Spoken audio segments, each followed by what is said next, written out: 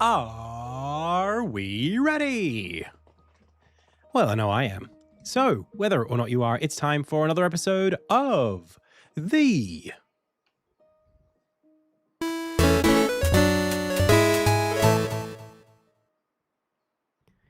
Indie Tales Game Dev livestream. Hey, my name is Adam. Ooh, you are the Pixel Pals. I've already said the name of the show, so without further ado, it's time to go. Welcome everyone to the... What the heck?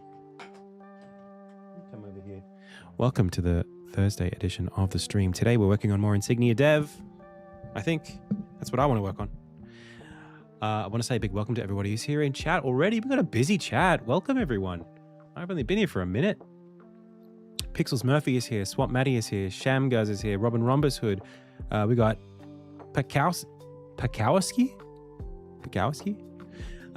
Virtue vs. Vice is here with the sub. Thank you so much. Kratash Fakir is here.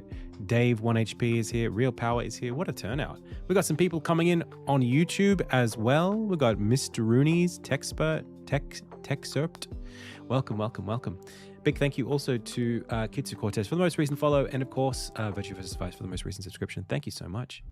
Wow. Everybody's here. Feels good. Hey Javine. Hey Robin. Hey gangs. 2 Robins.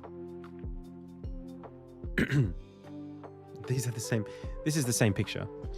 Okay, we're going to be working today. I got a lot of energy to do stuff, and I don't have a lot of interest in chatting too much. Do you want to see something cool that I made yesterday? It's probably more cool than it is even suitable for the game. But check this out. I just had a shower actually. Check this out. You see this flag? It's a new flag shader that I've got. Pretty cool, but check this out. This feature is too cool for what it actually does. But look at this. I've got procedural shadows on the flag. Isn't that cool? It's a little too much in game. It's just like, it's kind of distracting how good it looks. So I think I won't keep it. I just feel like it's too much.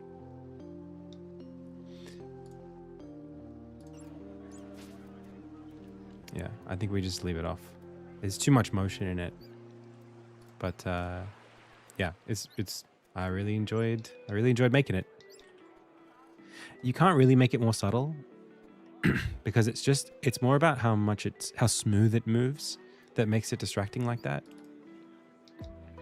Nothing really to do with with anything other than that.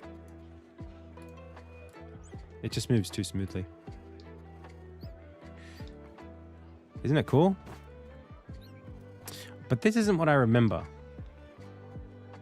Hang on a second. Is this what I made yesterday? Wait. Yes. This has become a little bit more... Isn't that cool? Look at the way that look at what I did, chat. It really looks like rippling, doesn't it? I think I wanted this to be a little bit more horizontal.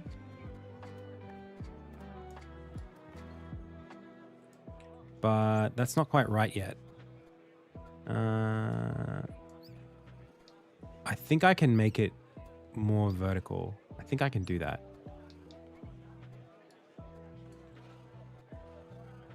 Is it this number? No, that's the resolution at that. Maybe we could even like do a rotate here. That could be easy enough.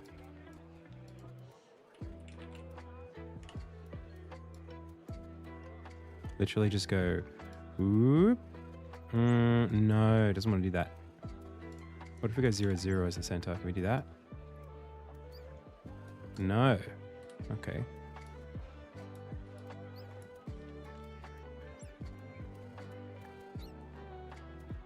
Yeah.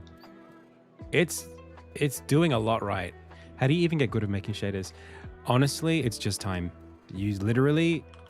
I spent so long being bad at it, and there was never a point where I got good at it. It was just a super gradual, slow thing. It was just like, today I'm a little bit better than I was yesterday. And before that, you know, and now I'm a little bit better than I was before that. That's literally it. So like, if I take this and go like UV, right, and pass this in here, I get noise, right? If I multiply this, if I split this, and then add it back together, so that this is X, this is Y, and then multiply just the Y. Can I not flatten this the hell out? Why? I wonder why it doesn't really go the way I want it to.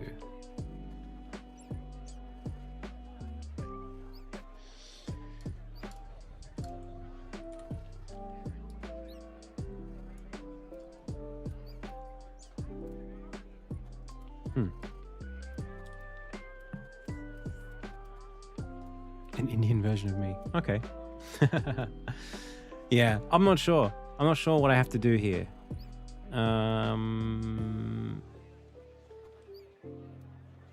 If I change the scale, obviously it gets smaller and bigger.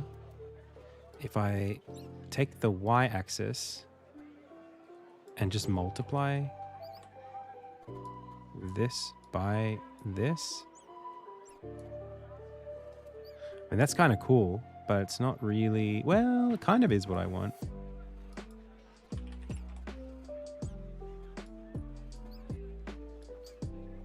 It is flattening in the direction I want it to. That's kind of right.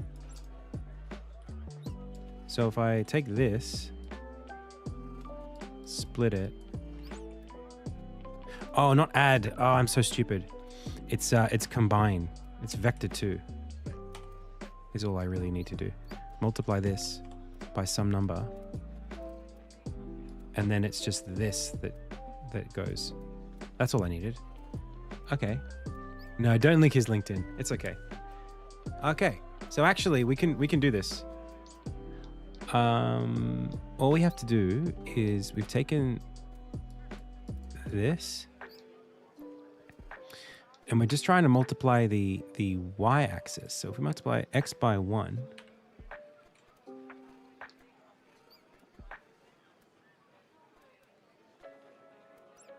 is it the quantization that's done this? I'm not sure. Let's see what happens if we pass in this into here. Ah, okay. So actually it's not as simple as that. What if we pass this in here? Oh, that works. So it's this thing here where we're adding 10 on the x-axis. What if we just don't add 10 on the x-axis? Oh, because it's moving across the screen. Oh, I'm so dumb. No? Okay. Well, now I'm confused.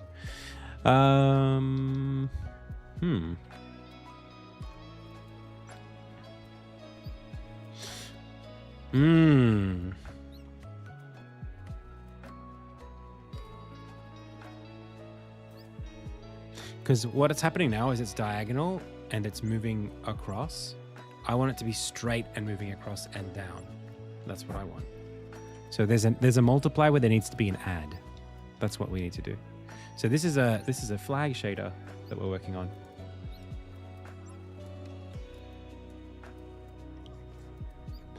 Just a slight update to the one I've already got, and I'm really close to getting it exactly how I want it. I just realized there was something missing that I didn't quite get right. So this works fine into here. That's great. So now this needs to go into, I guess we need to scroll the Y. So I'm thinking we do that like last. We add that last. So I could take this and then I add this into that and then do this here. And then we need to make this a 2D preview. That's what I want.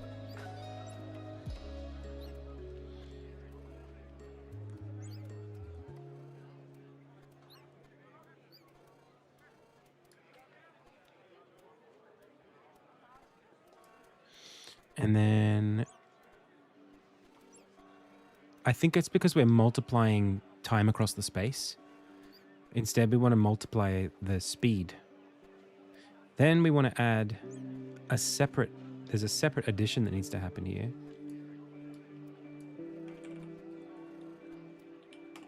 Which is just on the x-axis, also time. So like that. Oh, no. Oh, I get it. It's just the x. Oh, I see. So take this and then add, and then recombine there. And then this ends up being this number here as well, but just on the x. Is that what we wanted?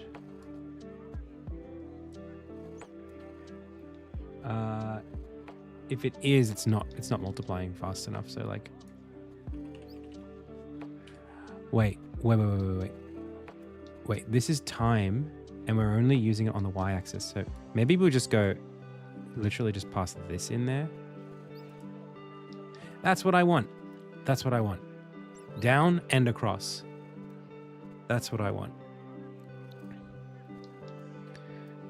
So can I then do that? Pass this in there. Delete this. This is fine. And then add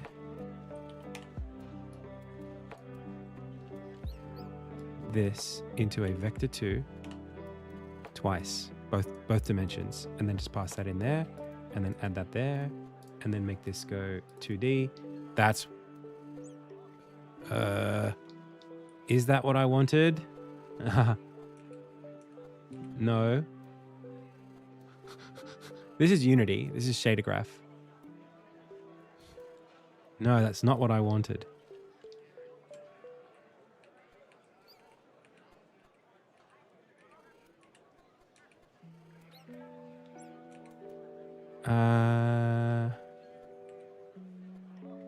Okay, I think that's right. So if I flatten this out, yes, I get what I'm looking for. And the scale, I can always do whatever I want with that. So let's just go like float, pass that in here, or whatever. Just make this like some low number, like high number, like 6 or something.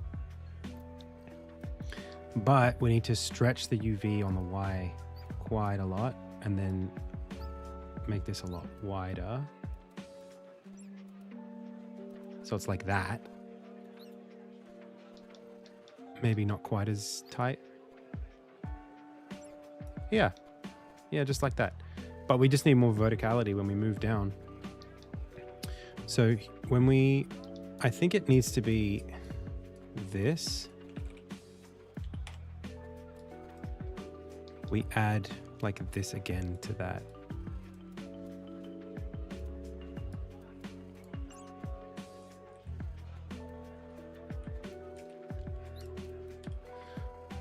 Or even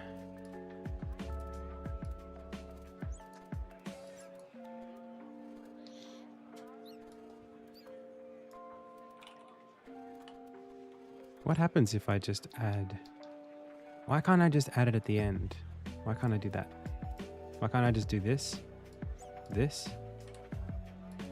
and then just say add this, and then plug that in? I guess that's what I've got. And then I just multiply this by some speed, whatever I want, really.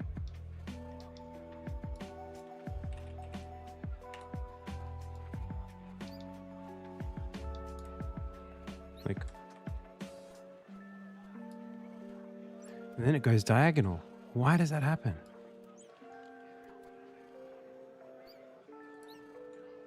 So strange. There's no way I can seem to escape the fact that it goes diagonal when I multiply it. It's perfect.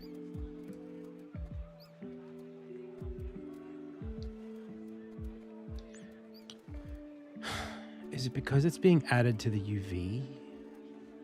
How would I correct for that? I don't really understand. All right, well, let's just try multiplying the x-axis.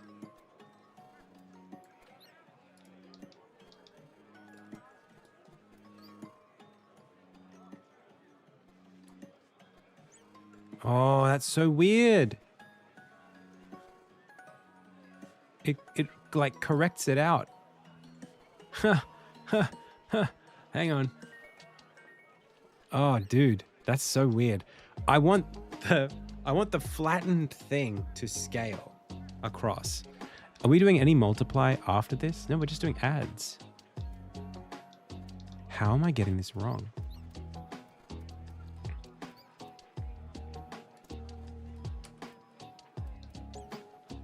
So confusing.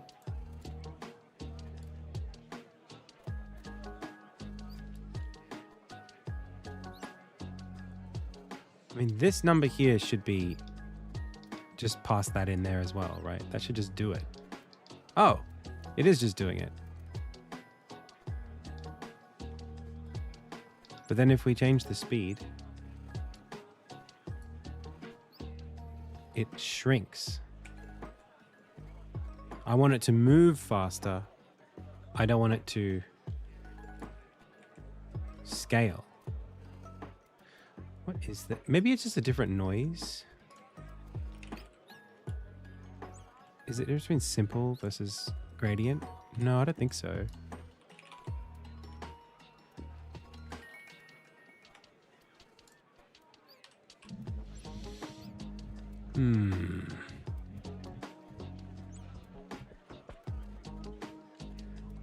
Very strange.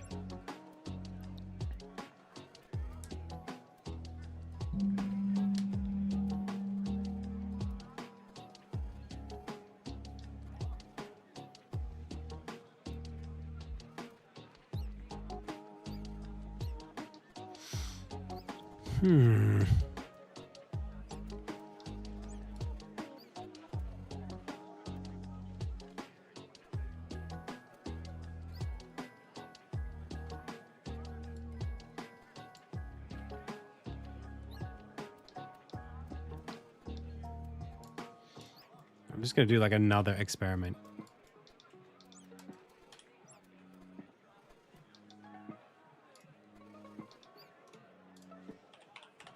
Let's stop the game.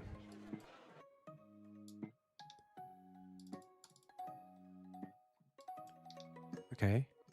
So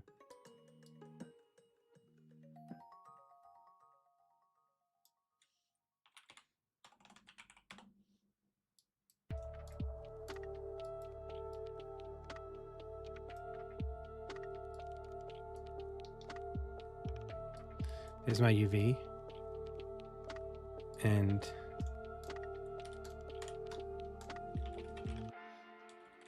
here's my vector that's going to add to this. This is going to scale. This is going to move. This is pan. And then this I multiply by some vector. And this is how squashed or squished it is. Squashed or squished. So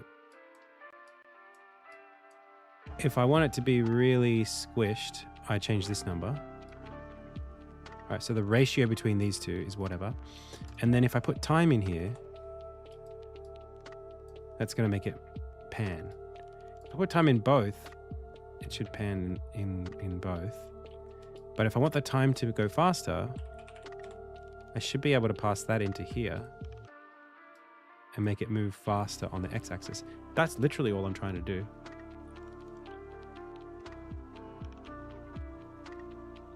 So what am I doing wrong here?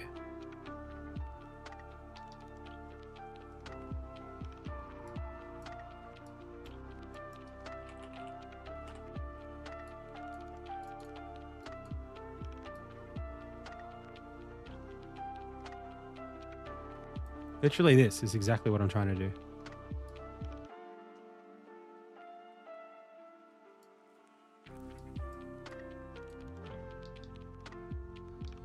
So if I take this quantize pixelate, pass that into the UV, now I should get a pixelated version of the same thing. That's great. Let's delete you.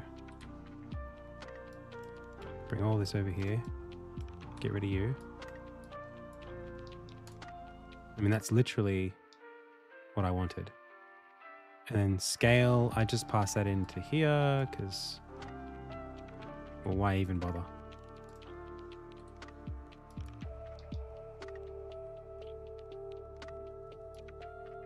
I must have done some calculation wrong somewhere that I wasn't really capturing.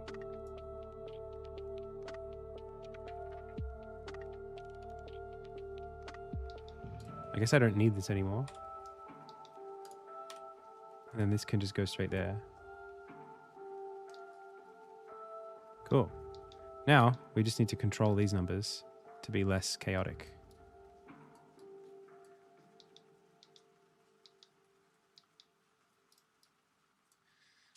First of all, we already have this time thing that we're doing. Oh, it might have been the world space position.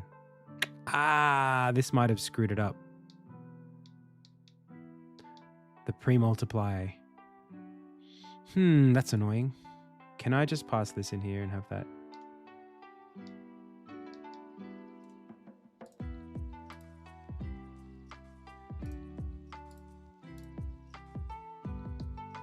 I mean...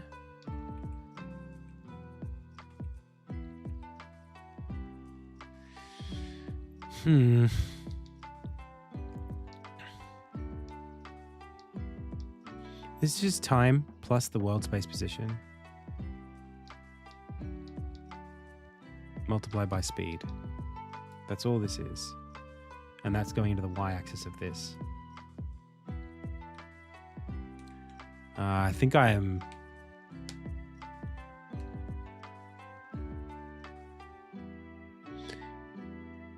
I think this needs to get added after.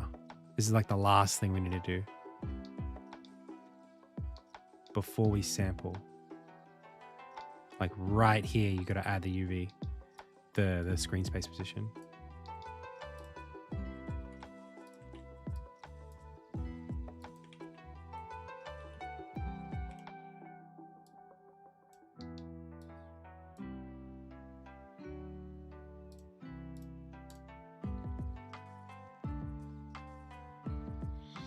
And if we don't do that, yeah, even doing that kind of flattens it a little bit. But it's not as bad.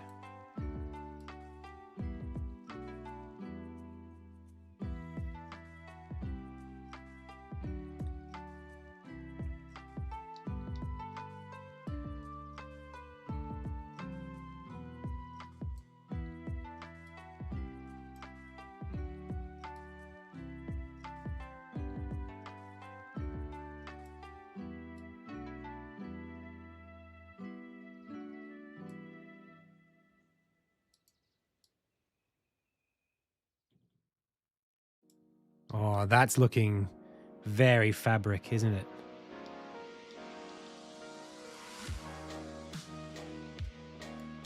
Look at that, chat.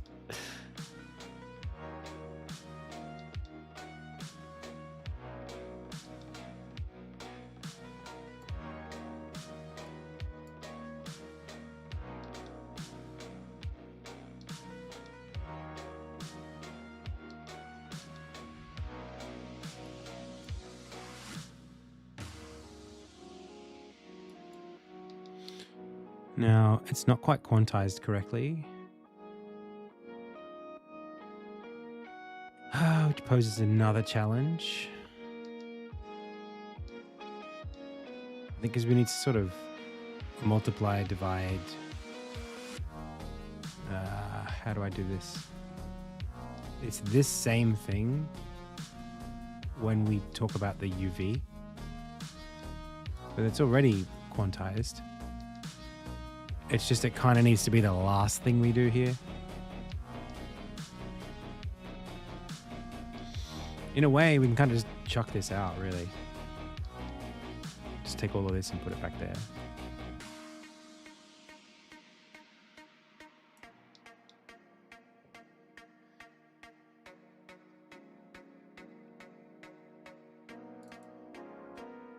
Take the UV, multiply, floor, divide by the width and height of the texture. So So we can do that. We're already doing that here. So why don't we, is there any way we can do that? It kind of needs to happen. The problem is it needs to happen right before we sample all the gradients. The exact same multiply, floor, divide.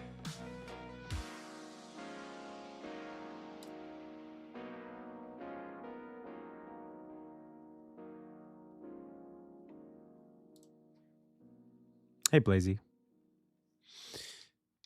Otherwise, it's going to do this thing where like you get these, it's not sampling on the pixels.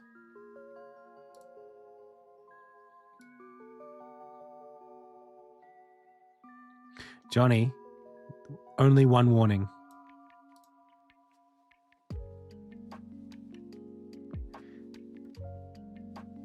Actually, you know what? No, you've had a few warnings. See ya.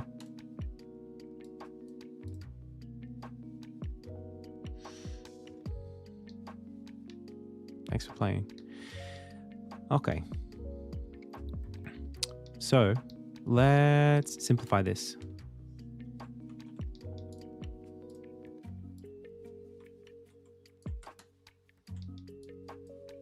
Let's just chuck this into... I don't need this anymore, but I'll keep it around. Just chuck it over here. We're going to take this all the way back out here.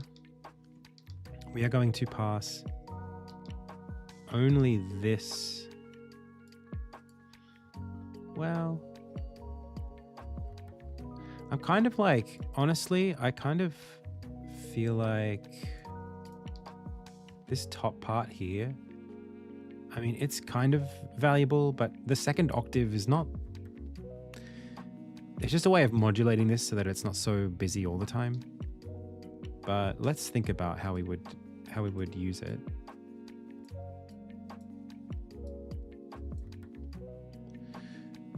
So we want to essentially do the same thing again, minus it's just this part that's gonna get squished and squashed.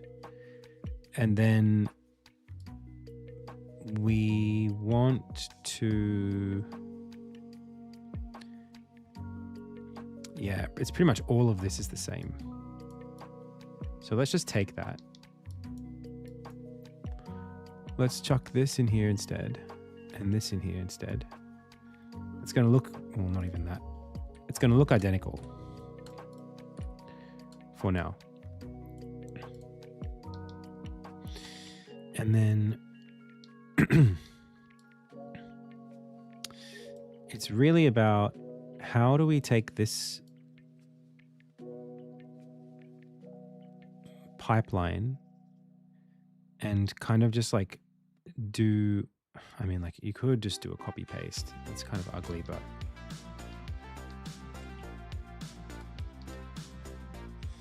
maybe we need like a subgraph at some point.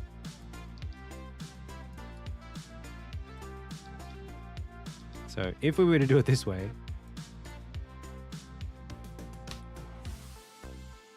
then you have two different versions of the same thing.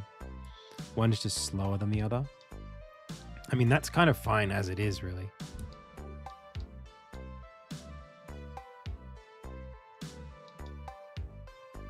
The only thing I would do here is maybe bring this up. No, not this.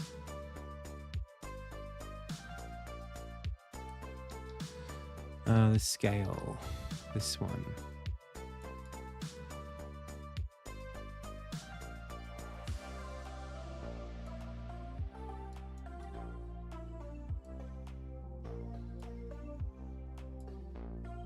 Closer to,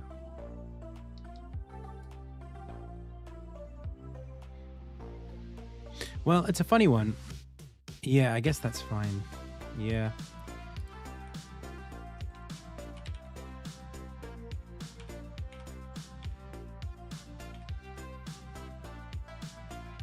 Nonetheless, same difference really.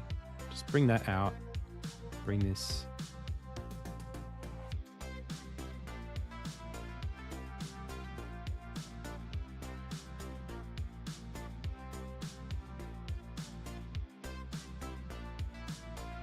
This is like how much wind there is at any one time.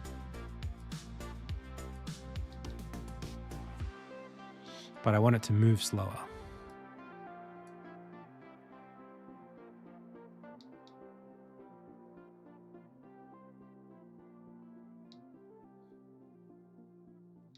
Yeah.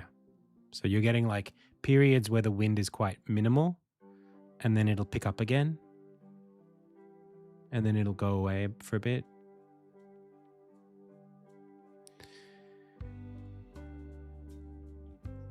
Now, the challenge is that this needs to be quantized.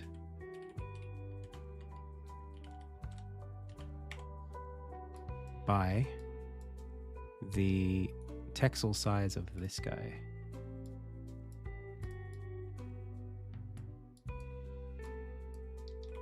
So we could bring this over here, maybe chuck that in. You go here, you go here, you go there. You go preview 2D.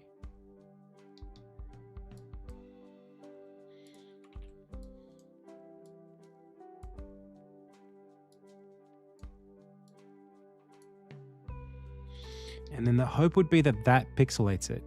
Did we get it right? I don't think so.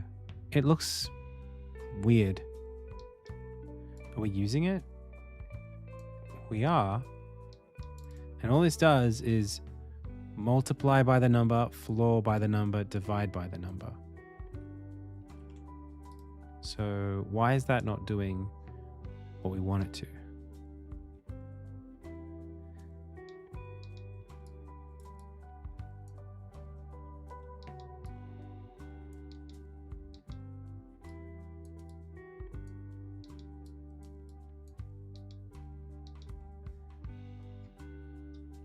I don't know.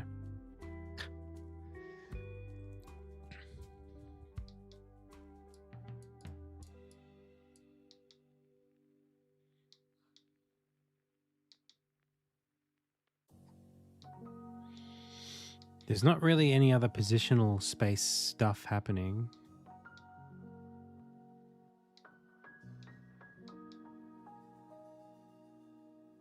Anywhere else. We could force it like this, literally do a multiply floor divide. But that's literally what's happening.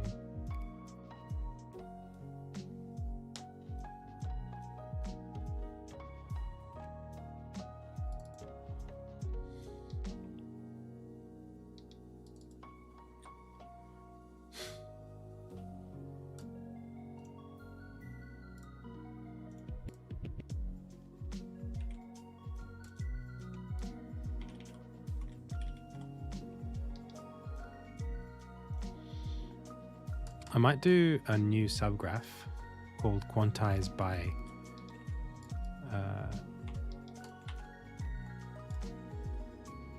so you got any number and you make any number and you quantize it.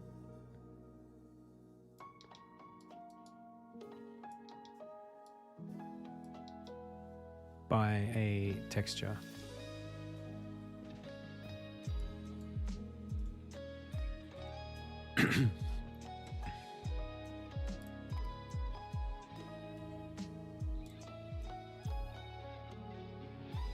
One sec, pals. Someone's at my door.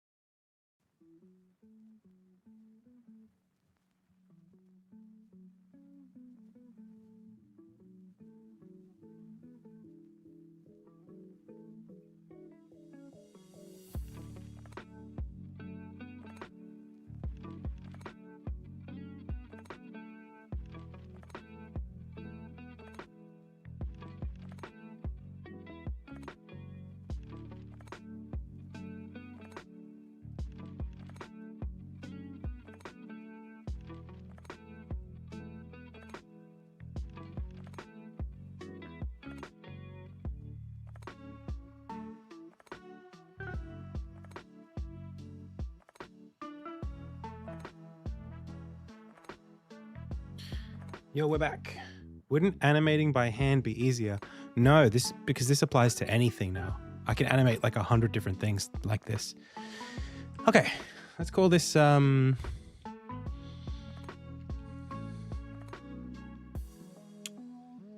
I have something that's called like subnodes or graphs or I don't know. We'll call this this is called quantize by to texel size.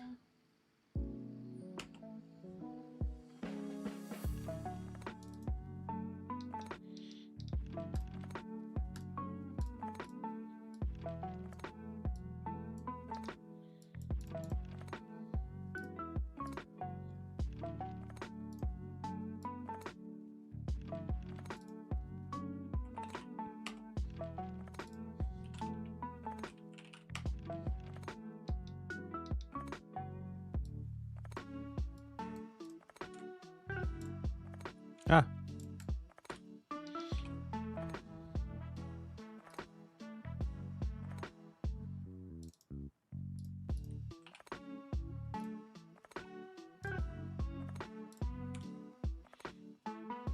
Okay. So the idea here is that this replaces that. So we should be able to just take the UV and then plug it into here. Get the same result.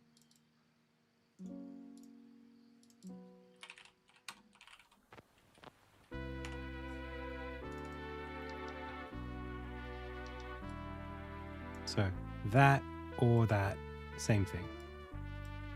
Which means now we can just get rid of all this. Ah, not all that. All that. But we pass the UV in here as well.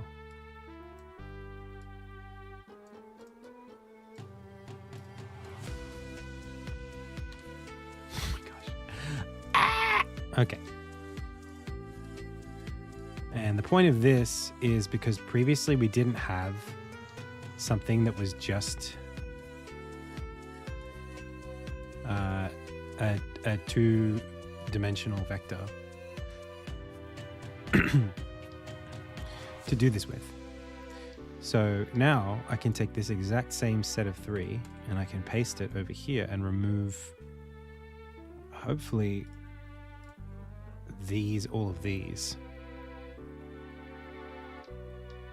So I could take this and go, you guys come with me. I can delete you, delete you, delete you, and get 2 of these. You go away. And then I just go 1 in, delete, and then 2 in, delete. Did it work? I can't tell. I don't think so. Why is that? Look at that. Look at how like diagonal it is. Something's not quite right.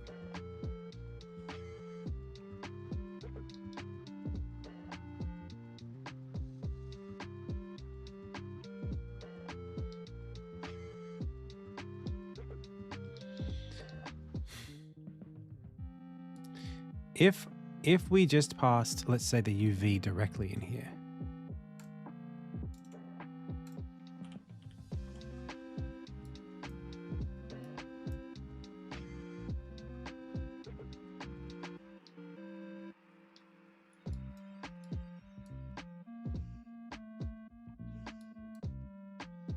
And maybe we just go like,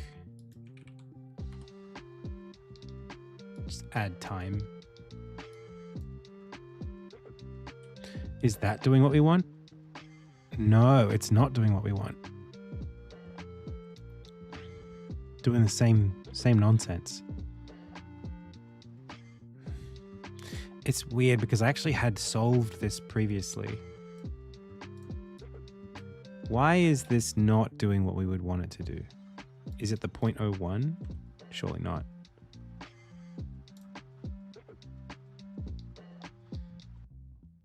Where is the break here in how this is supposed to work?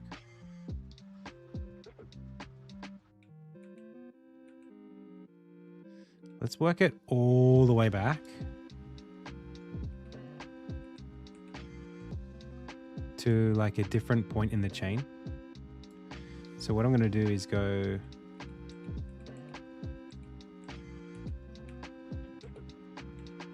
okay, that's fine there.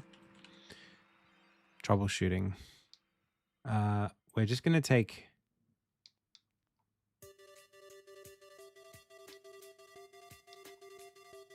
oh, that's not good. Oh, is it the stretching?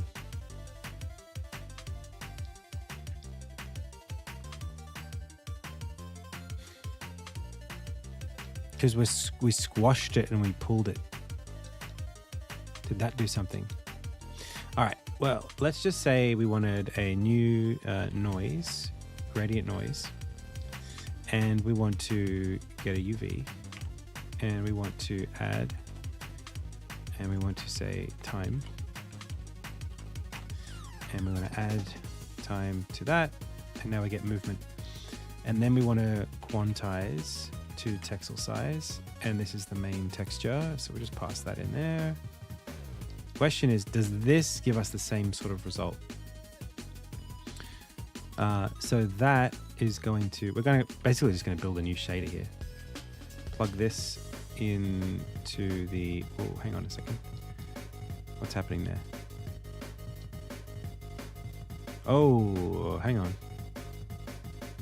We're adding that to the pixelated version of this. I don't know if we need to do that.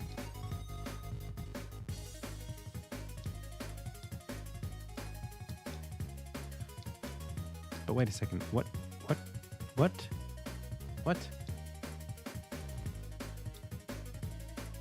My brain.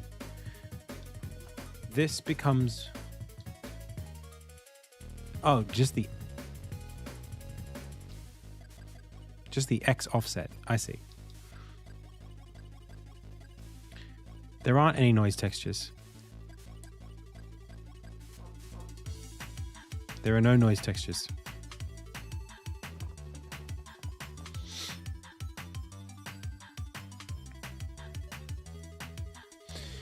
So,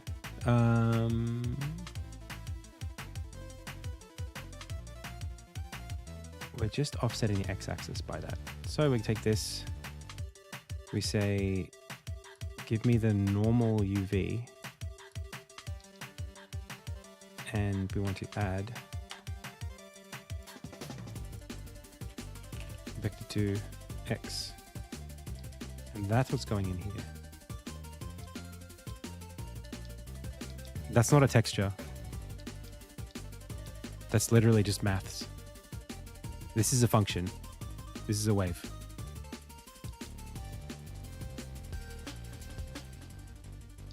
Have you ever heard of Perlin noise? There's no texture. Hey, Enirlo, thanks for the follow.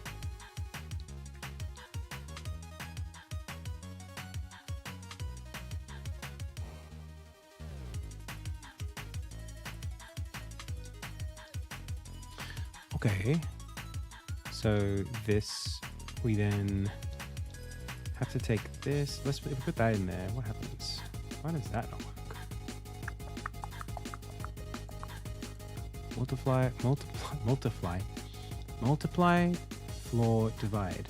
Multiply, floor, divide. Oh, because it's the other way around. It's this divided by this.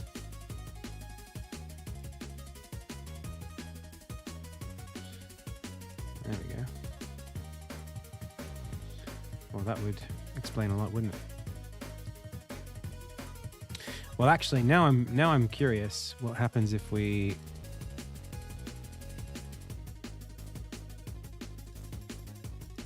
bring this back and we, oh, it doesn't like any of that. hello.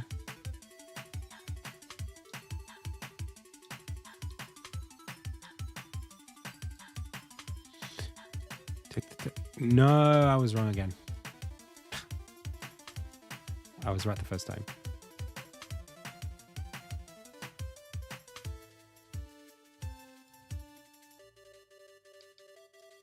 Oh, geez.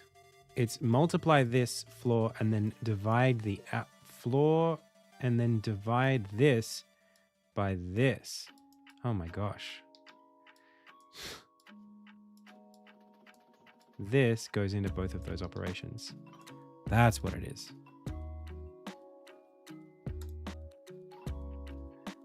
Whew. Oh, and not quite. Okay.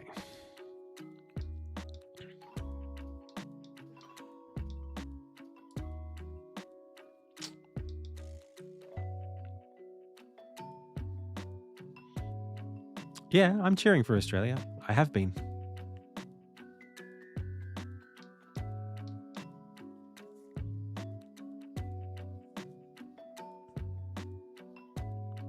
Sup, Tony? So, yeah, I don't know. I don't know what I'm doing wrong here.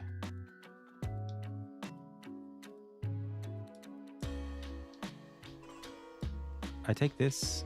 Why does that?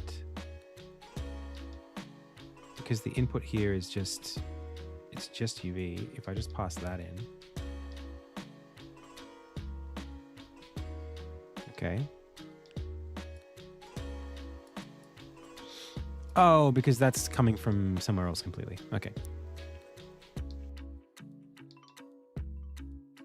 So this thing here where we're adding gradient noise, this could be position if we wanted it to be.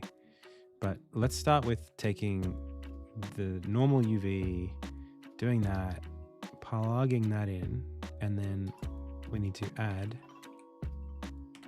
this. Well, again, the last thing we want to do is quantize it. So it's actually take the regular UV, add the nonsense you want to it,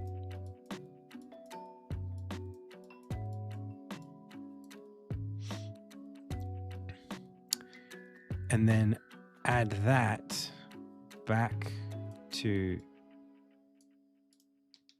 done this, you turn it into a vector, this goes back into a number that you add between this and this, and then this goes to there, and then you'll be able to do what you want to do. Cool.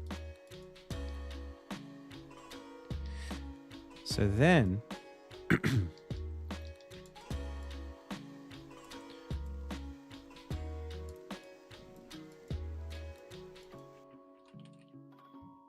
this is the scale. This is how much we want to do. Now also, why is this? Sure. Okay, so then we get this.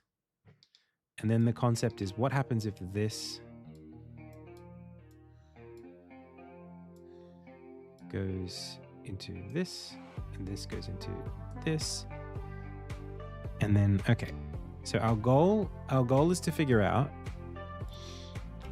why this strategy doesn't result in a properly quantized space. Like the offset on the x-axis that this creates needs to only move it a pixel left or a pixel right. But right now it's moving very subtly. And this is the thing that's supposed to do that. So if I deleted this and I went texture and I went multiply by vector 2,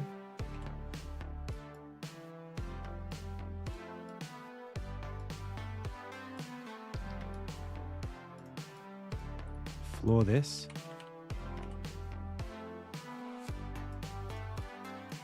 and then divided by the same number and pass that in. No. What the heck? Okay, well, what the hell? What am I getting wrong here? Is it the texel width and height? That doesn't seem right. Okay, well, 100? No. What's the number that I would have to do to like make this not be smooth? Oh, I see. That's sampling the output, but not the... So the UV is getting quantized, but not the noise offset. So I don't understand. This is what I'm really, really confused about. If you do the noise offset, the noise quantization last, you know, if I just go here and I'm like, do some maths, and then I say, and then quantize that, wouldn't that make it so that every number can only come out, you know, within those stepped ranges? Shouldn't that be the same as putting this quantization last? Maybe I'm just confused.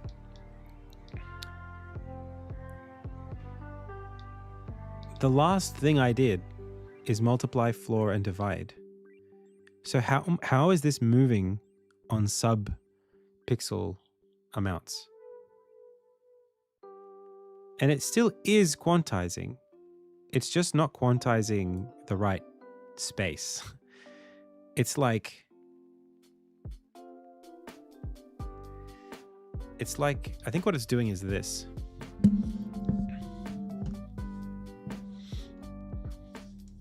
Which again, I still don't understand how it's happening.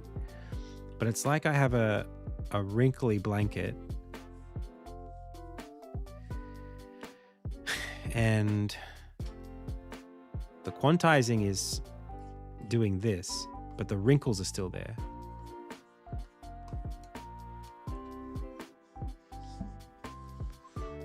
So what the hell, what did I do?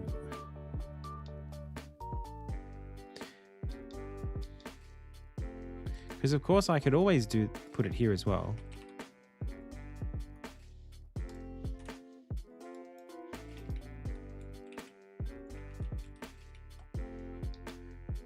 Right, put the main text in here. Chuck that in there. Still wrong though. What the heck?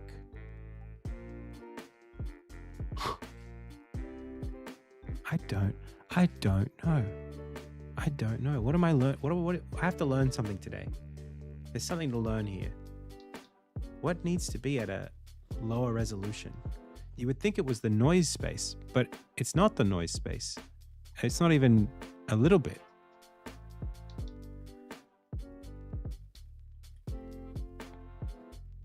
And I'm doing it twice.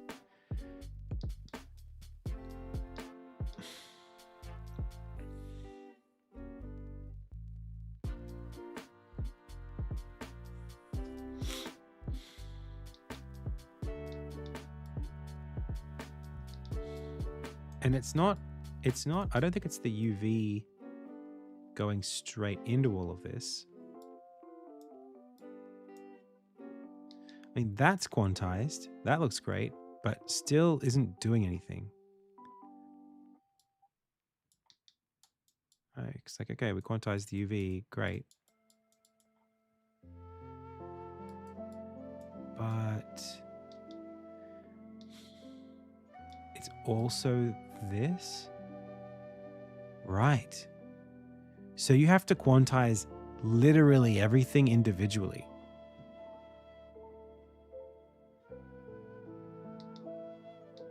Is that can't be right though. That doesn't seem reasonable to me.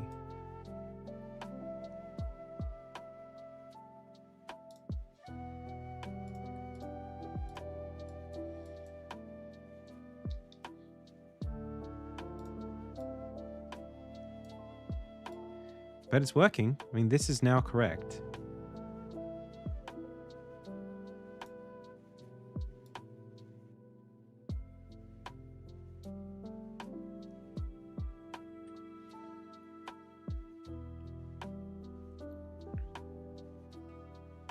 Looks so good.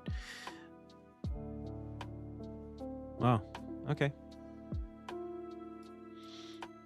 So it's upstream, not downstream. You have to quantize the UV and then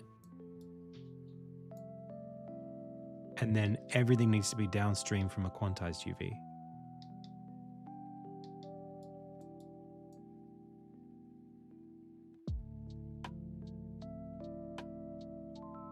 Okay, sure thing. All right, so we're doing some multiplications. This needs to be quantized.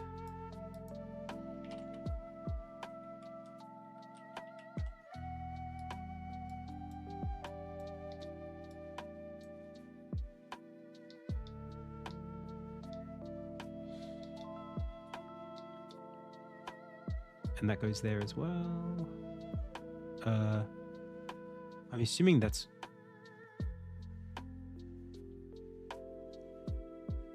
that.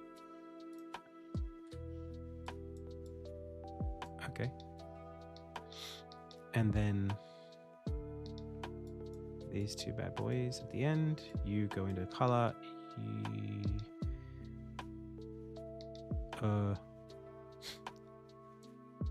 Where does the alpha go?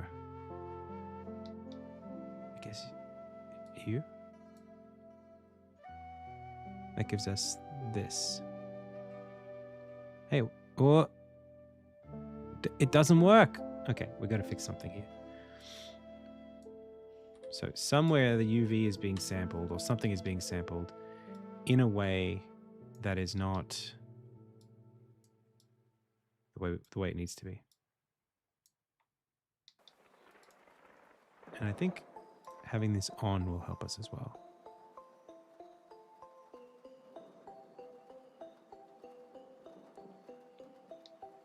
And actually controlling time would be helpful too. So let's, instead of time, let's just pass in a variable.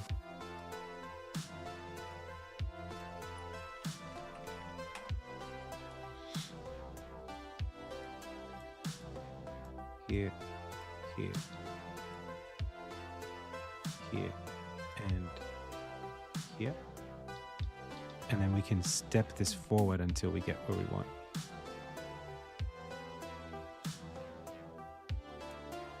Cool. So now we've got it paused in a place where we can try to fix this thing. So let's have a look. We are quantizing to texel size there, and that's great.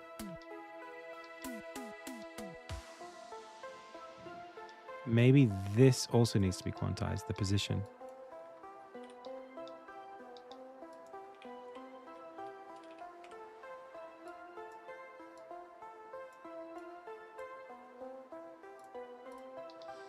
Which should be so annoying.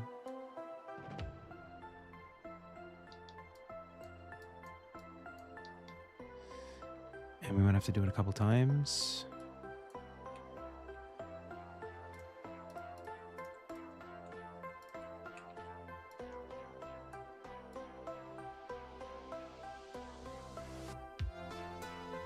Wait a second. It's the same thing. So we can cancel that out.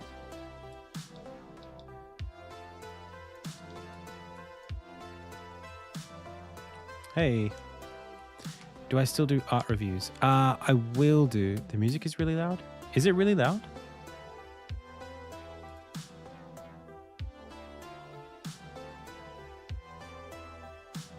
I can make it quieter. Yo, chat, is the music really loud or am I just really quiet? I could just be really quiet. It's a bit loud. This track may be a little... How about that? Is that okay? Seems balanced. I feel like maybe there... It did seem a little loud to me. Yeah, I don't know.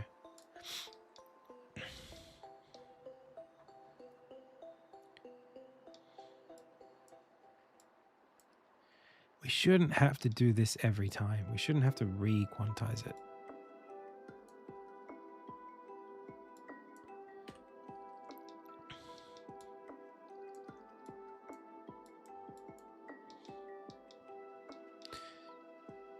we're doing so much here.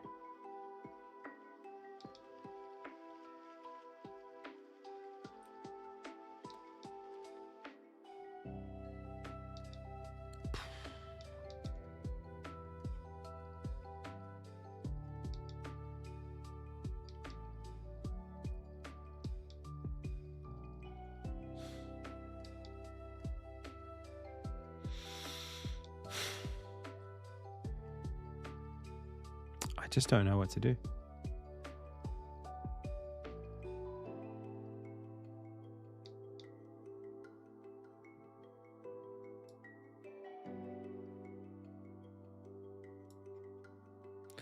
Could undo all the way until we had it back working again.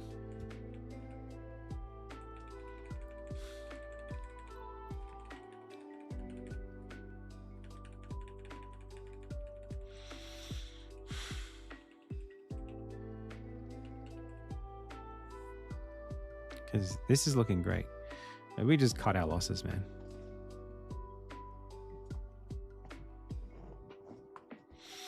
Or like slowly turn this into that. I'm a very patient man. I feel like I can get this done. So in this case, the gradient noise is also being filtered through the quantization. Let's do my little cheat here. So to fade with gradient, I take this thing here, I multiply.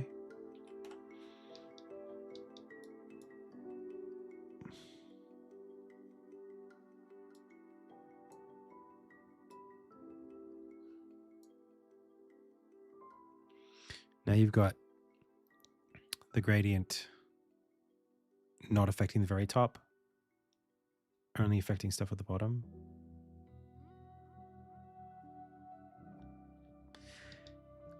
And then what we did to this was we flattened it.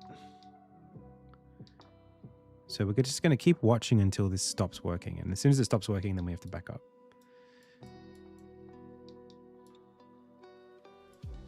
So what I was doing here was I was taking time and then multiplying it in two different ways.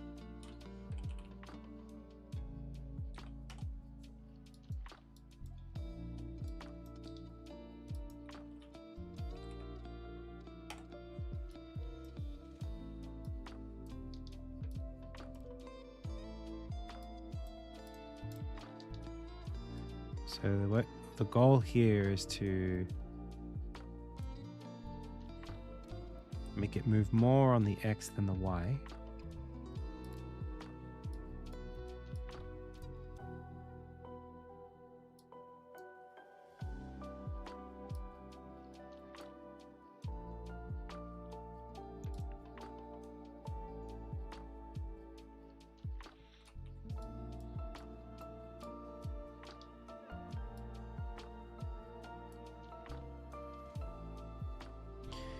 And then we also wanted to multiply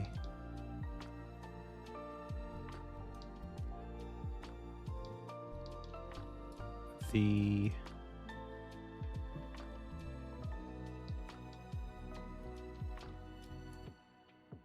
let's just really quickly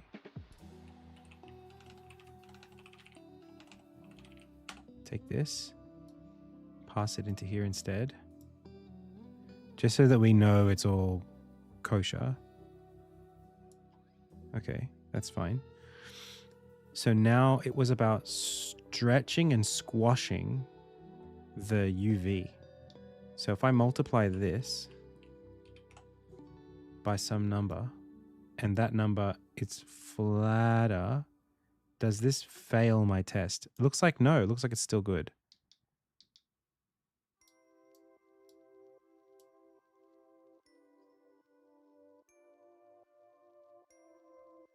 Okay. So that's fine.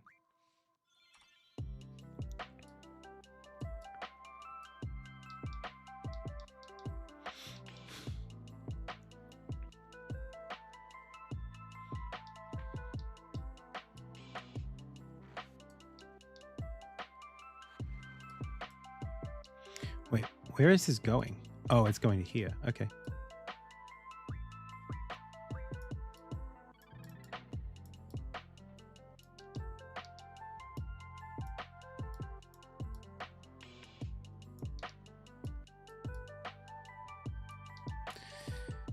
So we now want to multiply the amount of volume coming into here. And we can do that by multiplying this down.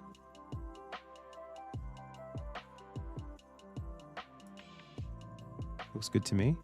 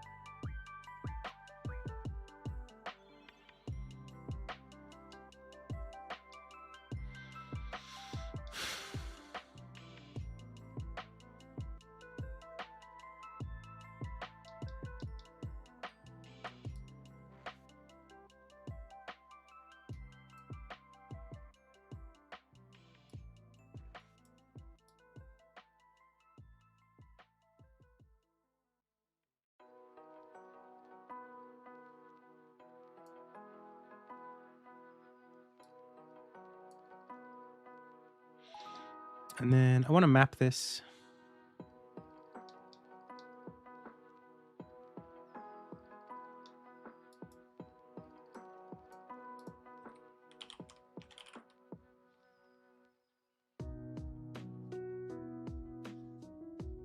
Still good? Still good.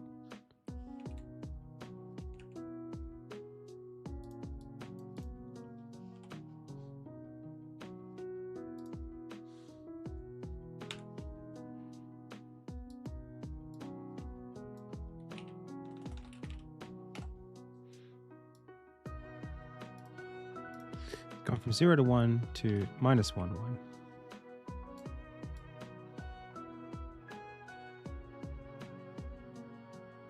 Okay. Okay, remap this and then pass it into there.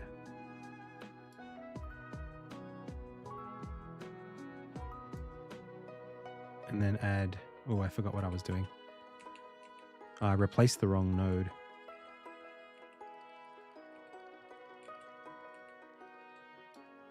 This goes into here.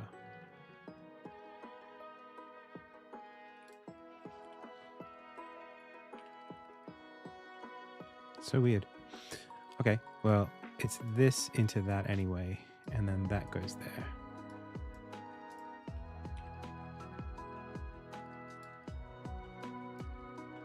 And then I did it again.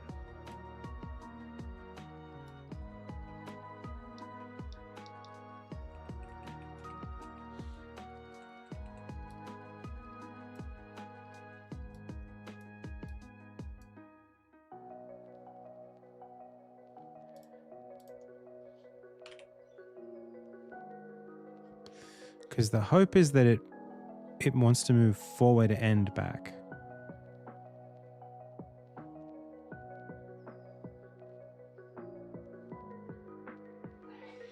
Yo, yo, yo. But it looks like it's just moving left again.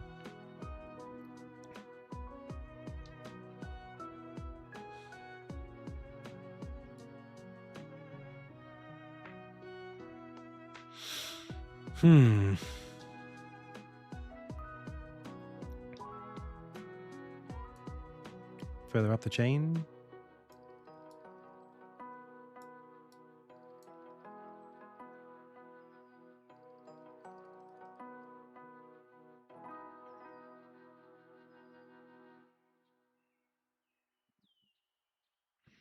It's not really right, is it?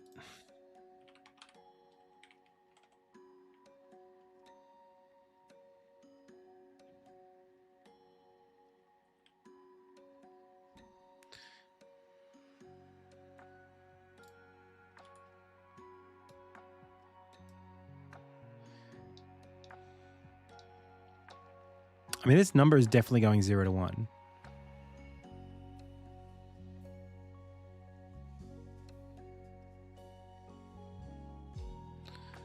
Yeah, I don't know.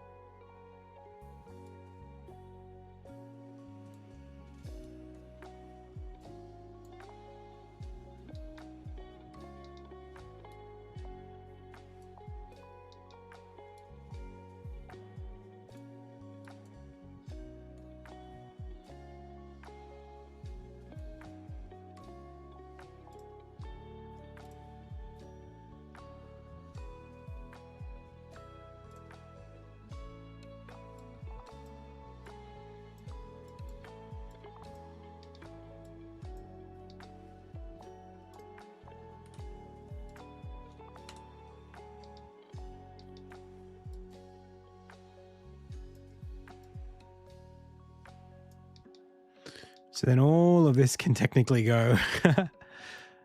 Yo,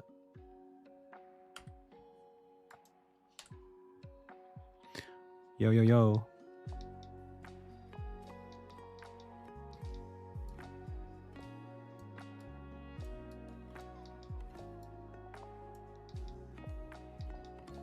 Actually, this needs to stay.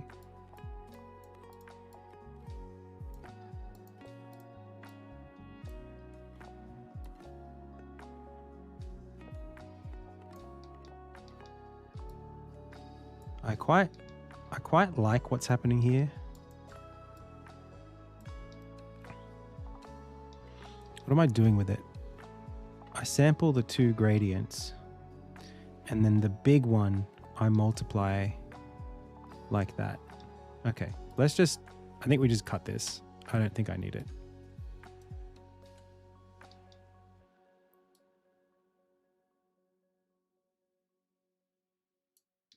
I think we can slow down that X speed.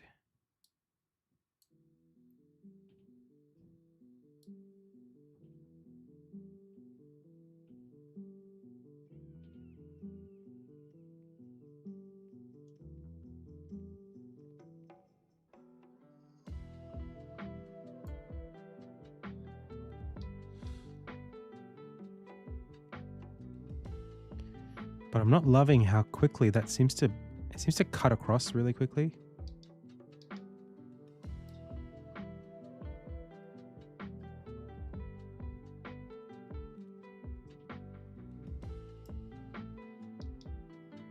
Could also be a Y speed issue.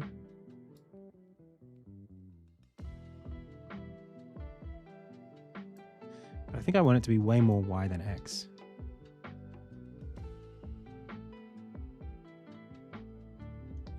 What if X was literally 0?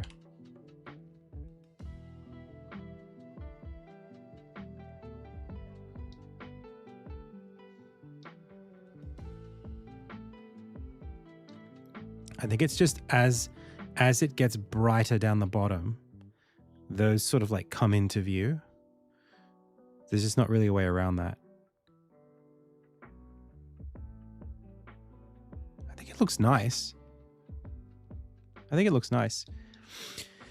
So now it's a question of how do I bring back what I was doing when I had the And I was able to do it before, but how do I make it so that it goes as far forward when it goes forward as it does back when it goes back? I feel like that's as simple as just saying like,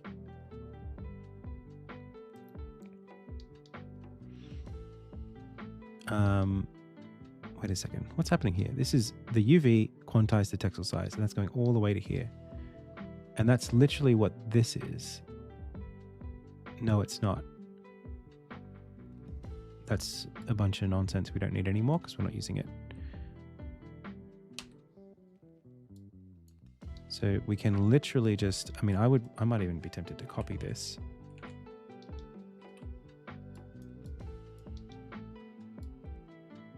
And then just save us from having to run that guy all the way over there.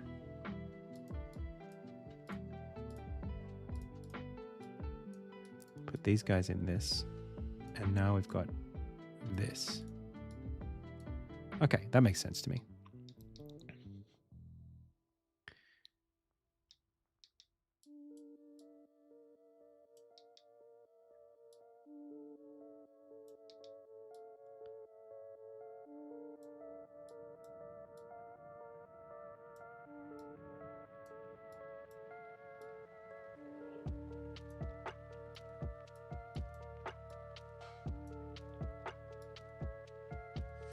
Okay, so it's lovely.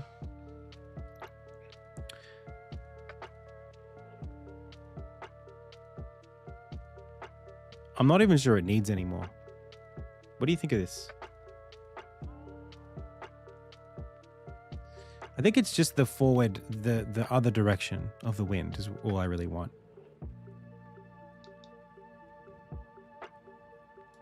If I put a negative number in here, what happens? Does it go back the other way? No, it rewinds, duh. So the wind direction is something we just haven't solved yet.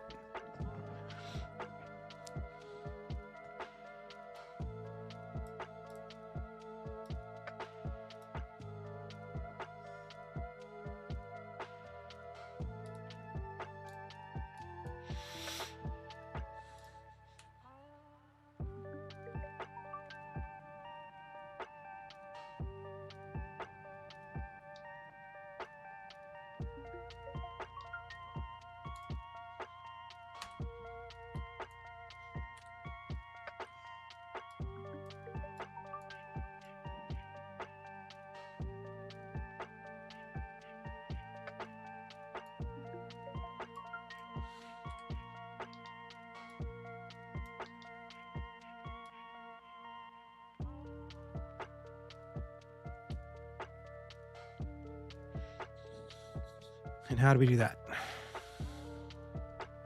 Surely it's this number here, right? If we go back that way. So this, I mean, I really think that we can map this. But just on the x-axis, maybe? Maybe that's the problem. But then it's literally this. Remap in and out. And if I just say this goes from 0 to 1 to -1 and 1, I mean, there's no way to get that to push. Well,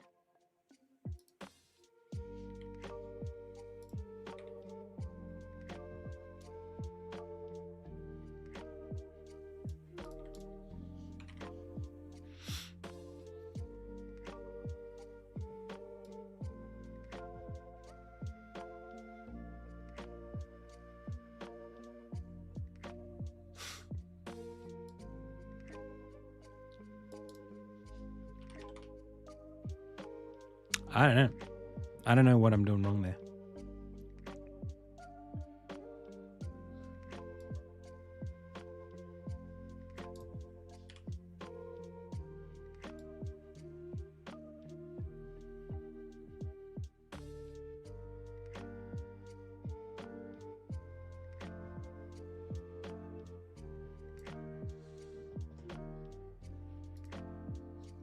I don't know.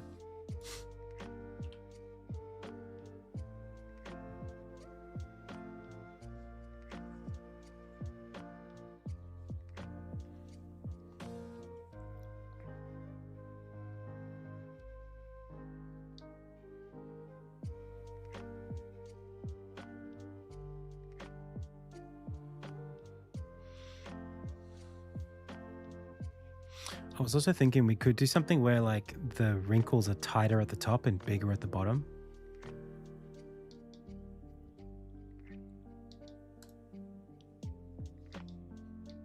So you could take, just as an experiment,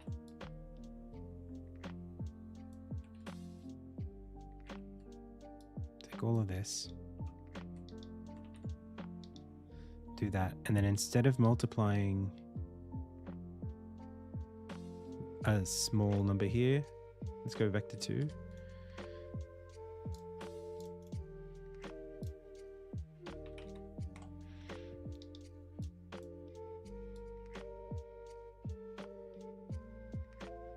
Point 34, 0.21.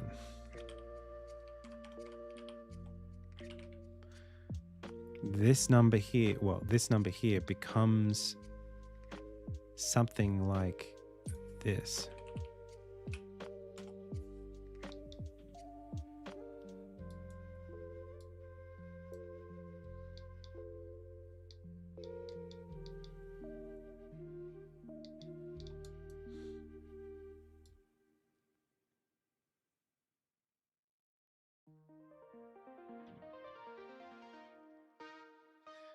So it's almost right,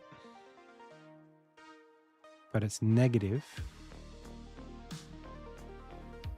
Not quite, but it's not far.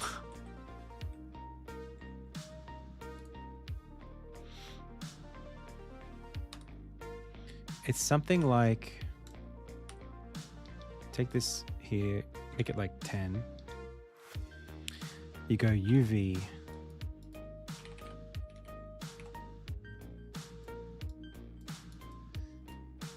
Pass that in there, that's fine. But now you want to multiply by, you split this. No, you split this. And then you multiply some number. And then you vector 2 and you recombine it. Maybe that's what it is. So if I do this, but it doesn't do, that's uniform. So is it exponential?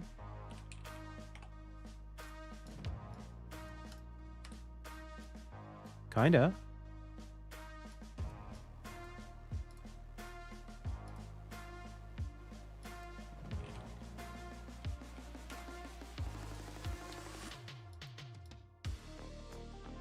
Yeah.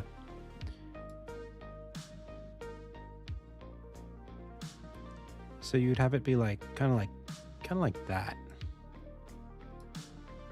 Maybe like logarithmic.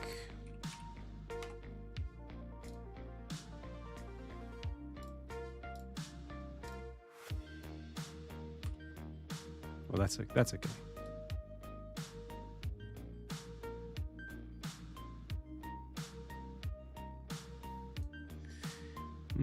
But I kind of want to like tighten this curve. It's a little bit awkward. So all I'm doing here is I'm making it so that the UV becomes scaled by a power of 2 on the y-axis. So it's literally this number right here.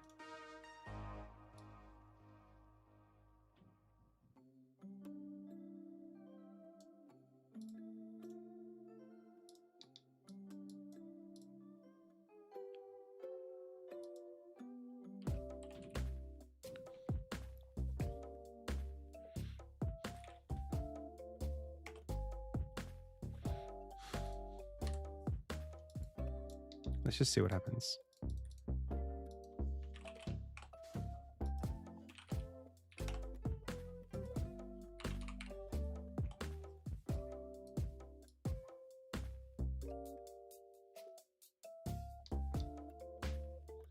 Yeah.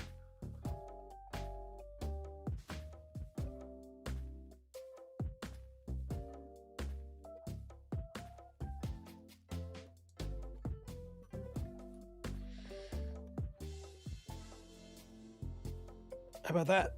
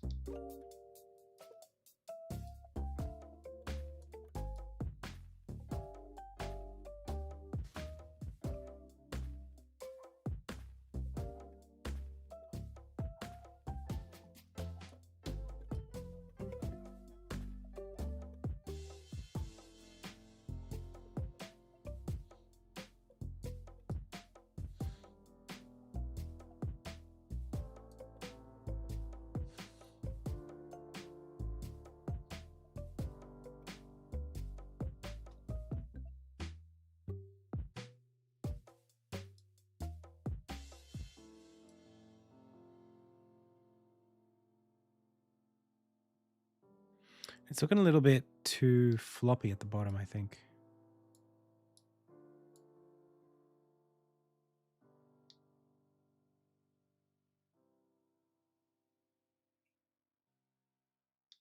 Maybe the noise needs to be a little bit tighter. And then a little bit less in scale.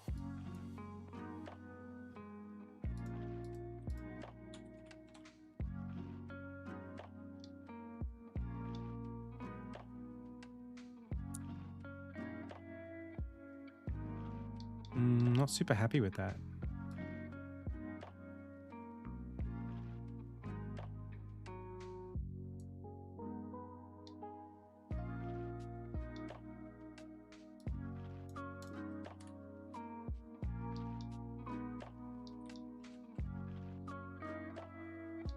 Pick up the speed.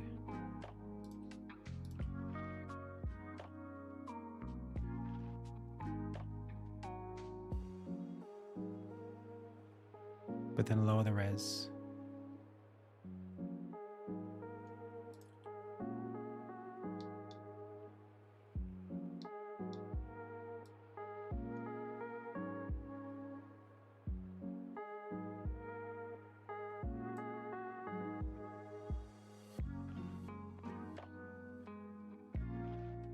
That's it right there.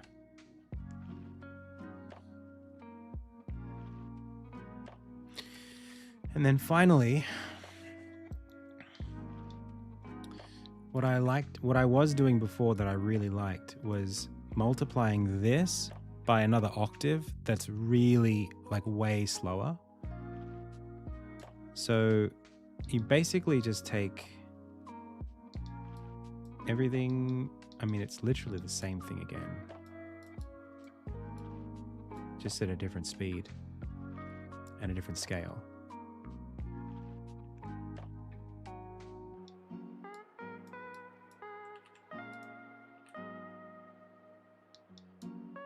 And maybe we can cut down some of the stuff that we don't need.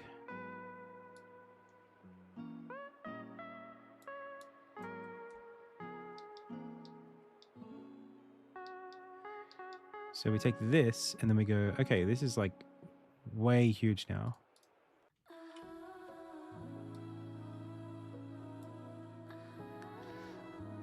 Slow it way down.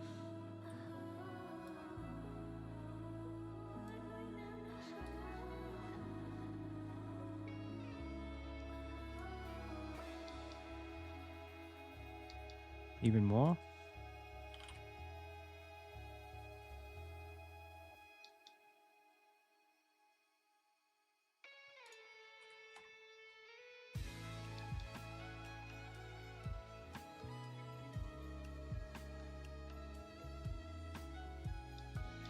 And then multiply this by that.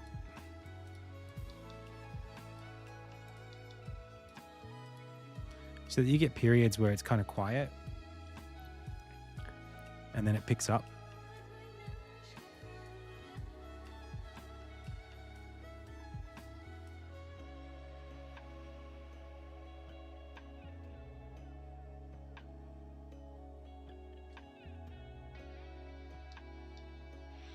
And then I think the speed could be a little lower, like 2.5.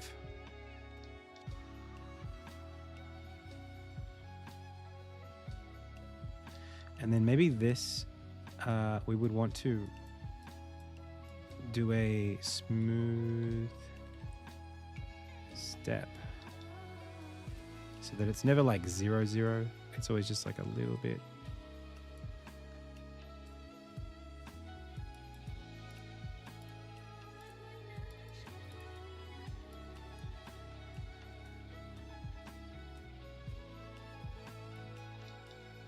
And then on the shadow, this I think also needs to be maybe a smooth step.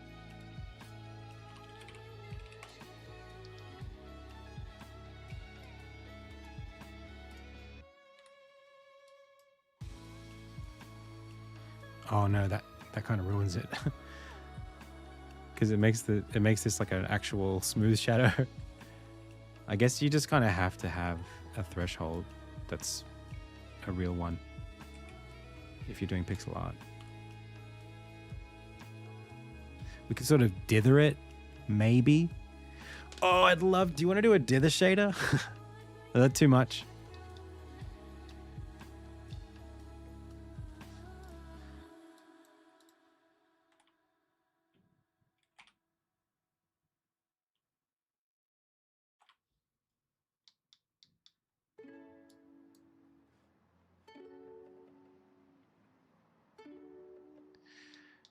Let's change the size of this to be much tighter.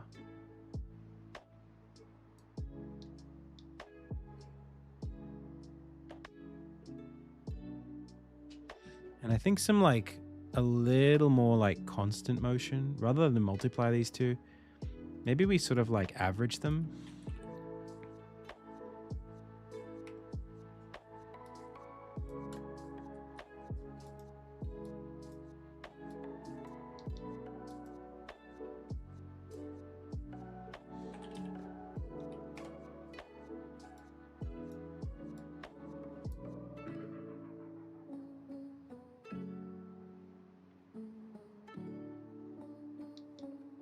And then pinch this. And then we need to move a bit faster.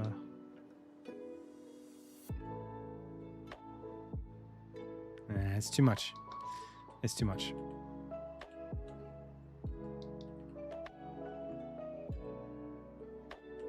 I think even the whole thing, the whole second row was like not that much of a value add.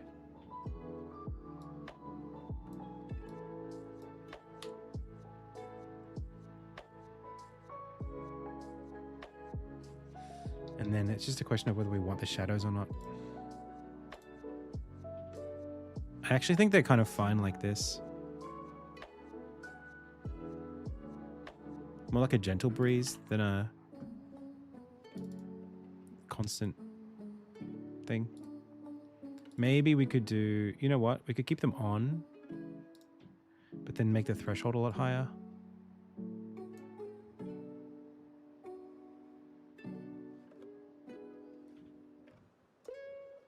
So that it's just the bottom that you see it on. That's actually pretty good. Let's leave it at that.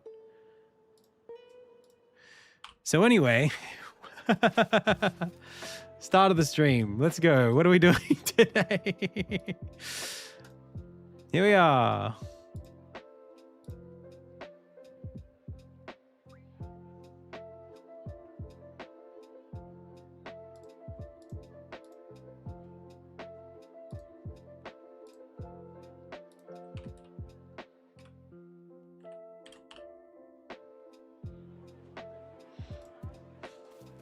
I think it looks good.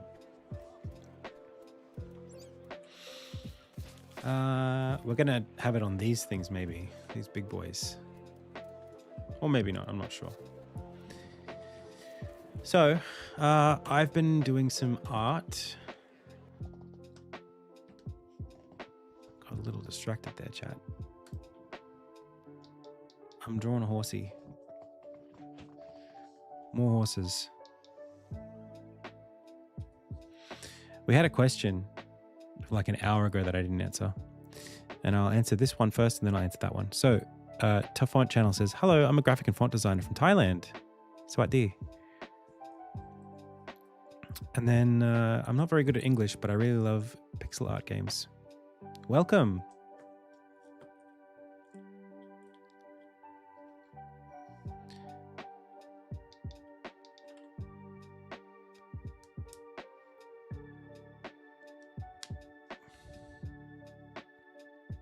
พูดภาษาไทยนิดหน่อยครับ All right. I don't really. I'm sorry. I don't speak Thai. อังกฤษ all right. So, yeah, horse time. Oh, I had a question from I think it was regular viewer of the channel.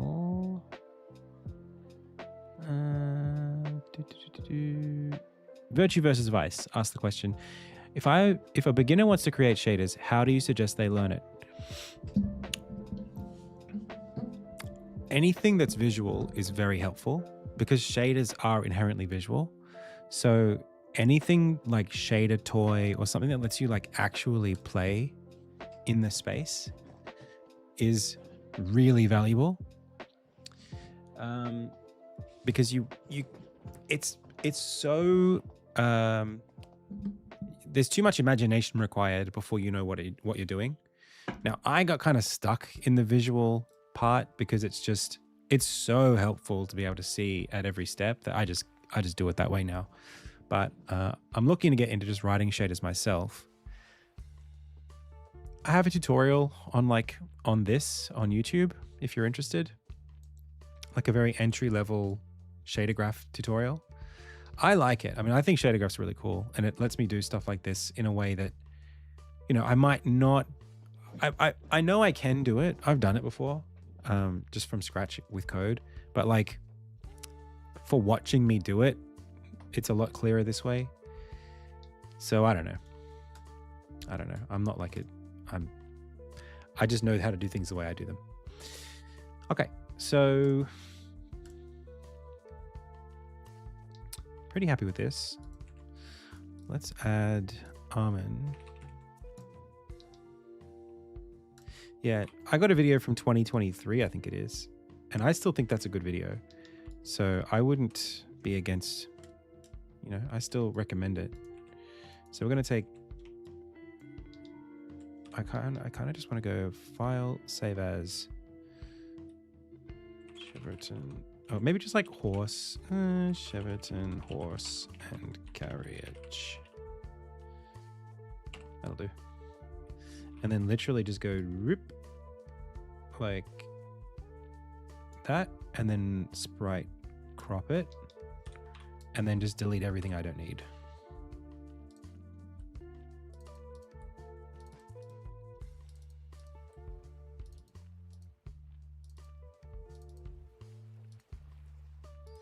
Just keep deleting until we hit something that we don't want to delete. Cool. Okay.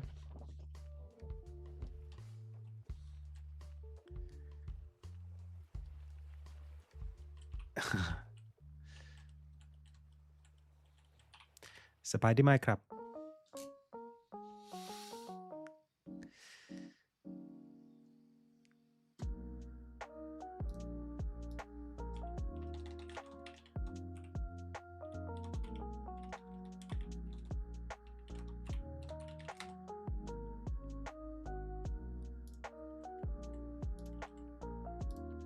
How are you? Tough on channel.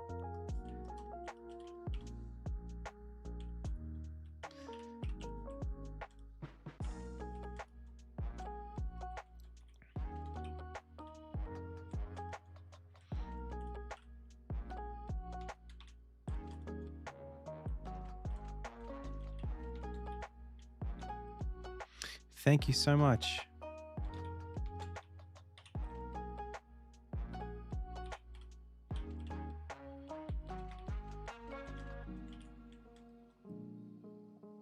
Sorry. I'm just enjoying my Thai, okay? There's nothing wrong with that. I learned a little bit of it. I want to use it.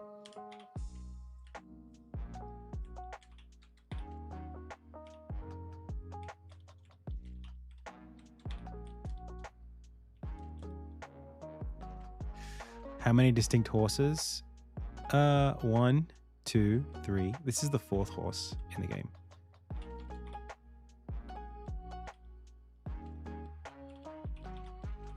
It's the 4th horse, man.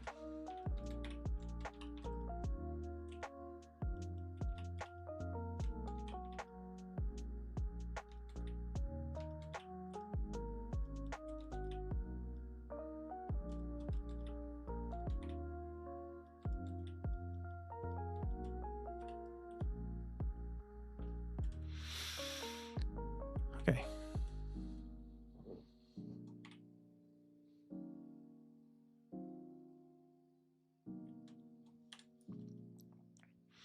And also not the first carriage either.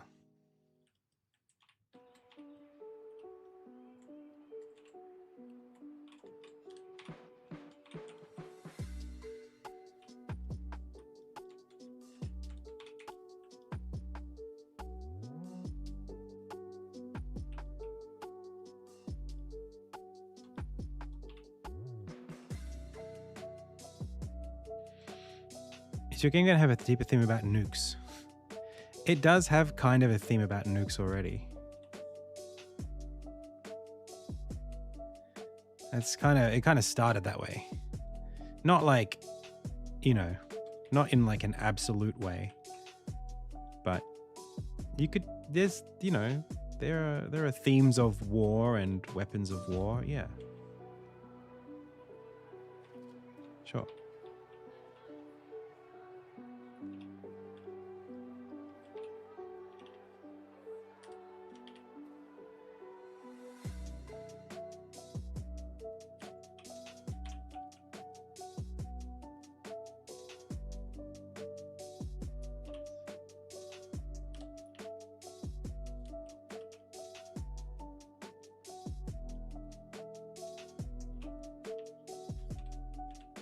Well, let's get these right first. Hang on.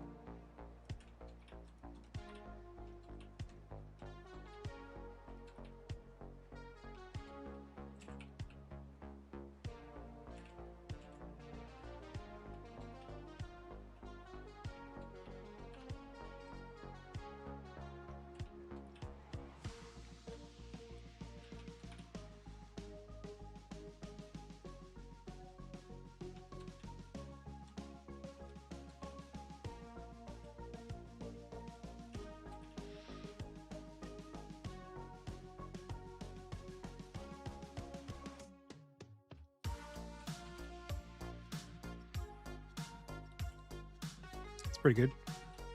Okay. And then we just go boom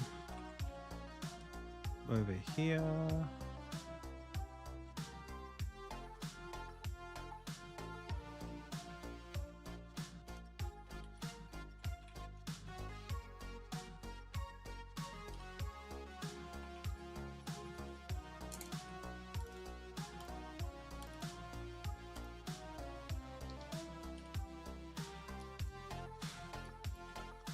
Both got a little bit too big then, didn't they?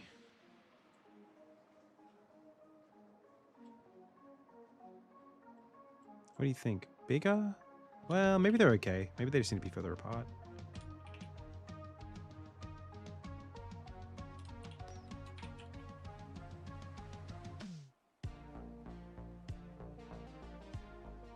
Not really sure what like an accurate wagon size is. I think I had one on here. Maddie, not medieval, like colonial cart and horse.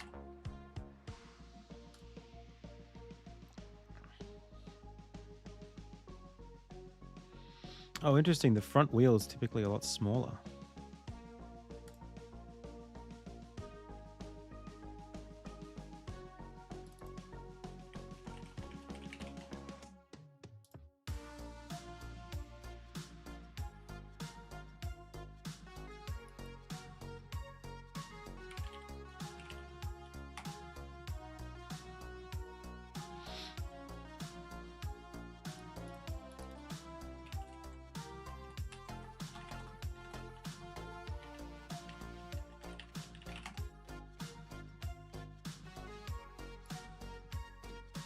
Depends on how far back we want to go.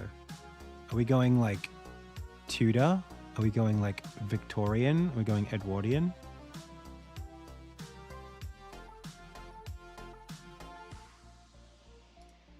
That's so freaking cool. This is 1890s though. I think I want like 1600s, 1700s. They had it pretty figured out by then, you know. It's crazy.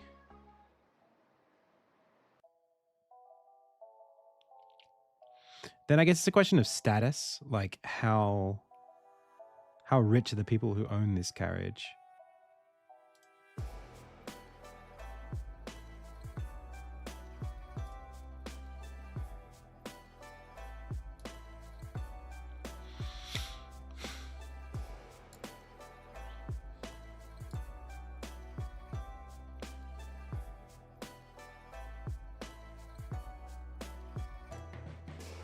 Quite like, this is cool. This is pretty cool too. That's like I'm thinking something closer to this, but older.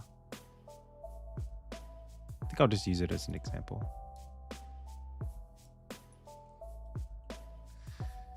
17th century is what I'm looking for. I think I'm mostly right. I think I mostly have it. Just make that front wheel a little smaller.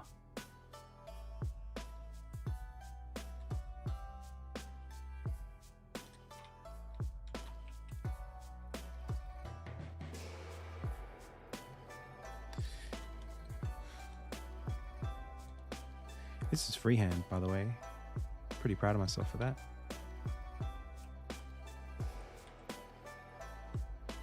And I think also like, I mean, maybe you'd want to see out of this window, so let's just put the window there.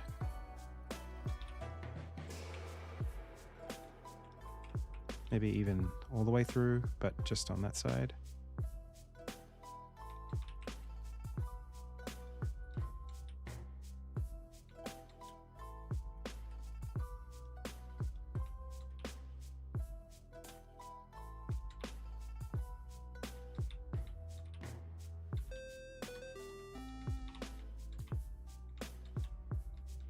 Hey, Saka, thank you so much. I'm not sure I pronounced that correctly, but thank you so much for the sub. Welcome.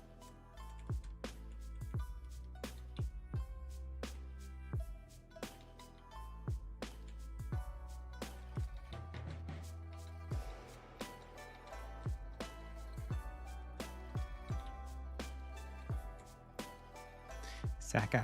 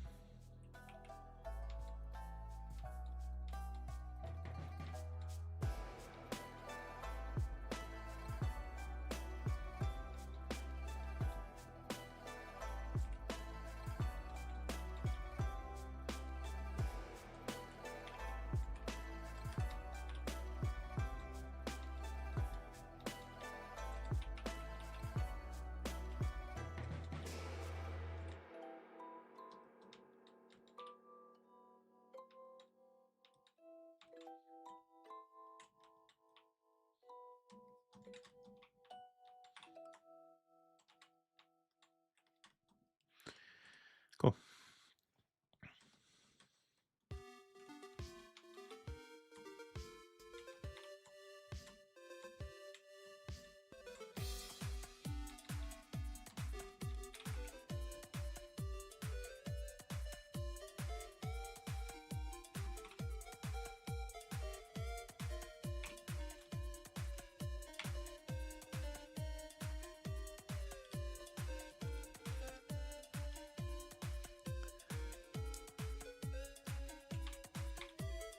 I don't want cowboy. No, it's not supposed to be American. No, I want like London 1600s.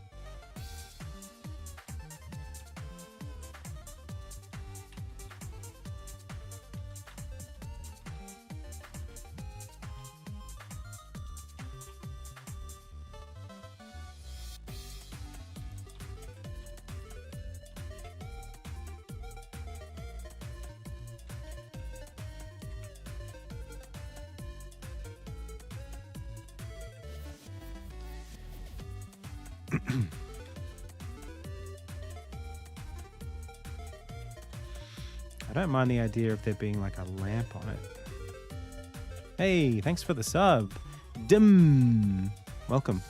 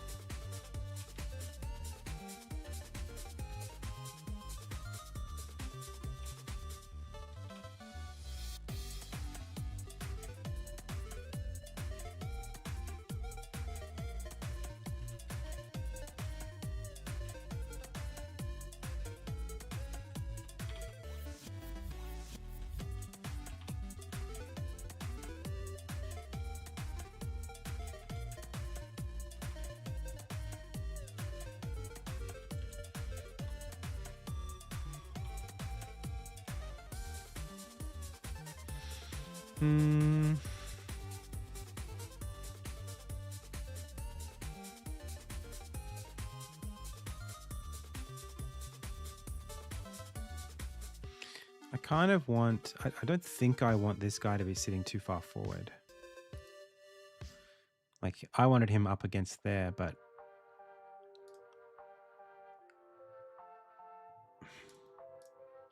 kind of more, yeah, this situation, he's just sort of sitting. Or like here, I don't even know how to do that. Horse,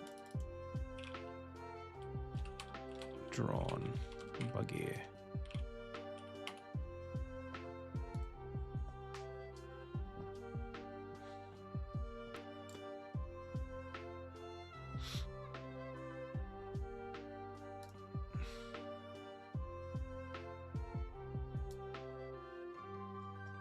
Okay, that's pretty reasonable. I think I'm in like valid space. I just have to make a couple more decisions.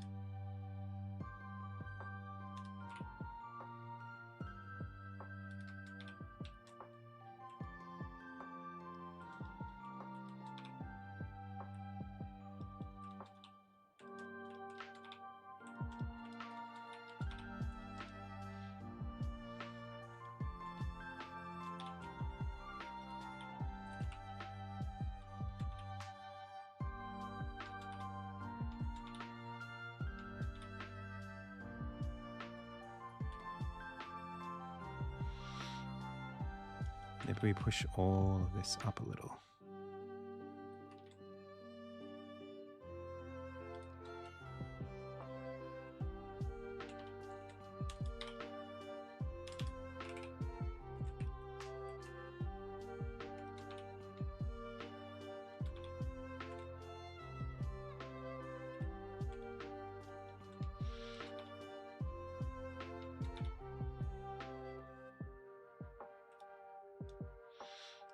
Okay.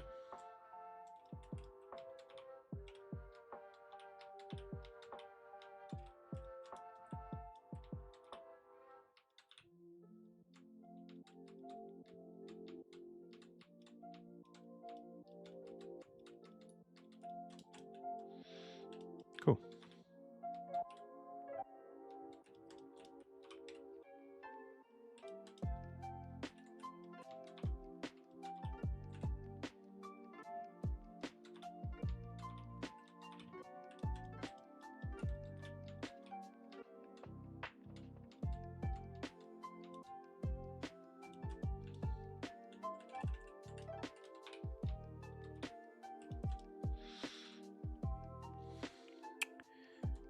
All right. And then, I mean, I do want there to be,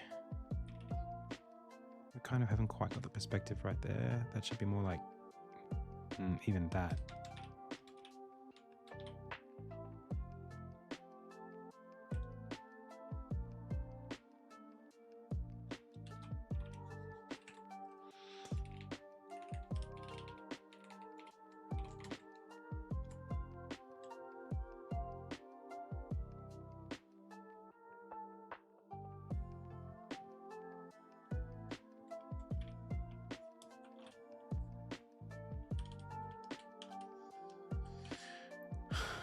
Okay.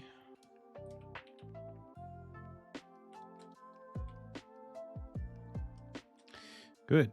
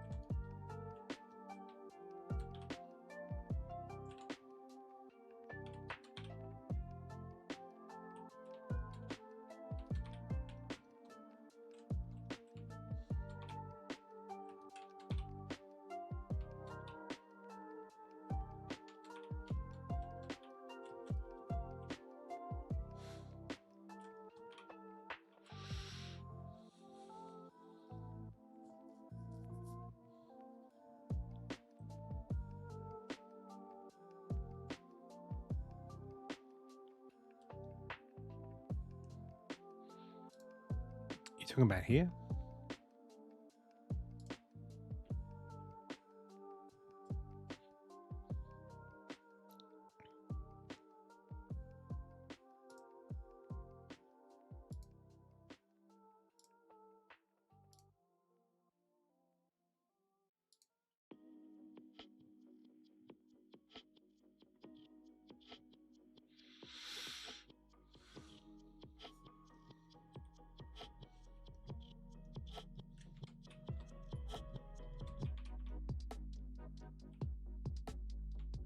in the reference image. Yeah, I don't know why it's like that.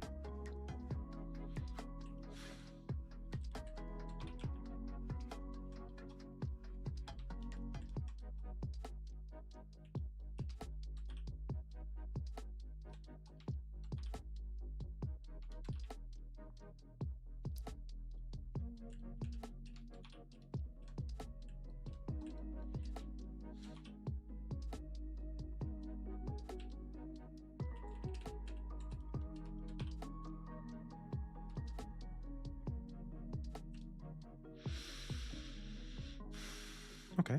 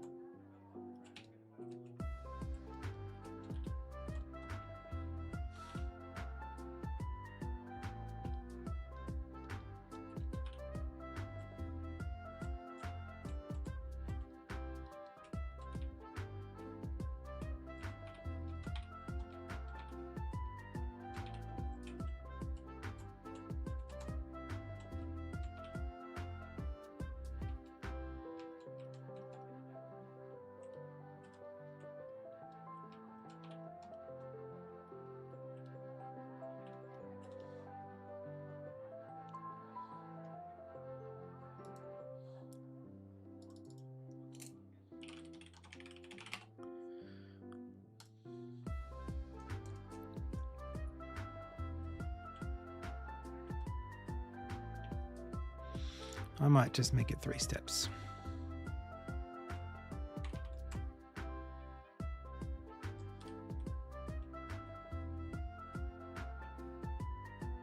Because they're so little, these people.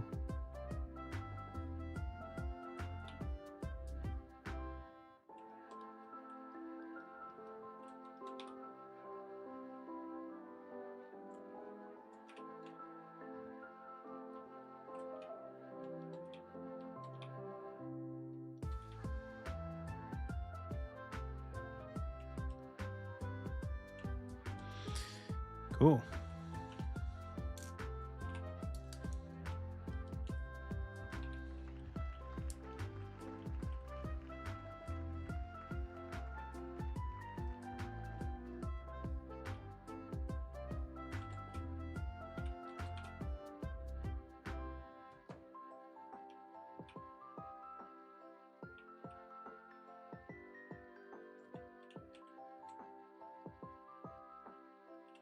Maybe not in the saddle.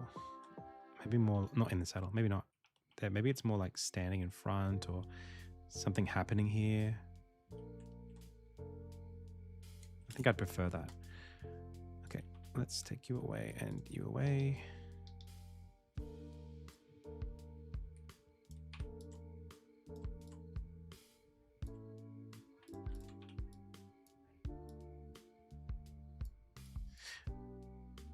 Lost Barty says, hey, sorry to bother. I had a question about something you said the other night about not using off number sized pixel sprites. I was curious, how come? I've got a video all about it. My last video on YouTube covers this exact topic. The short answer is that when you make them odd, it becomes very difficult to place them inside of a game engine accurately, because the game engine doesn't know where the origin of the sprite is. So imagine if I have a pixel, like an even number pixel image, right? It's like,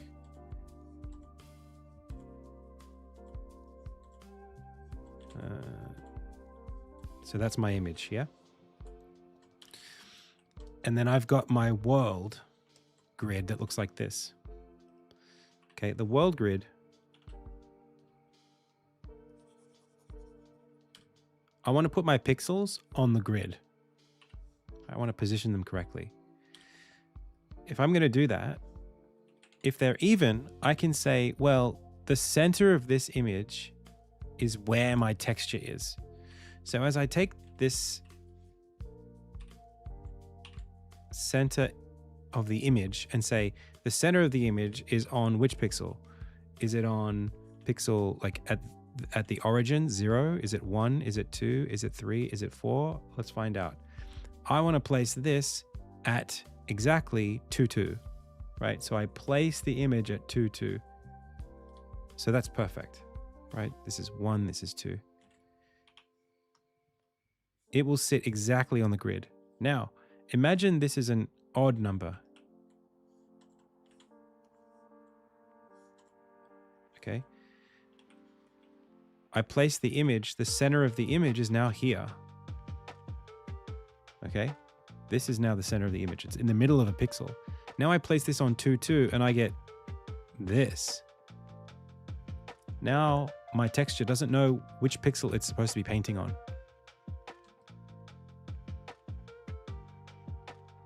Like, is this pixel supposed to be this color or something else?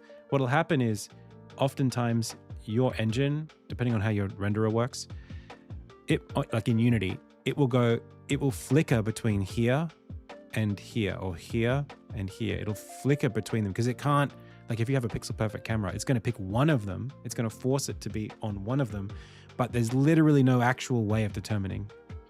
So it will flicker back and forth if they're odd, but it won't flicker back and forth if they're even, because even if it shifts a little bit, the result is always pretty, consistent. And that's why.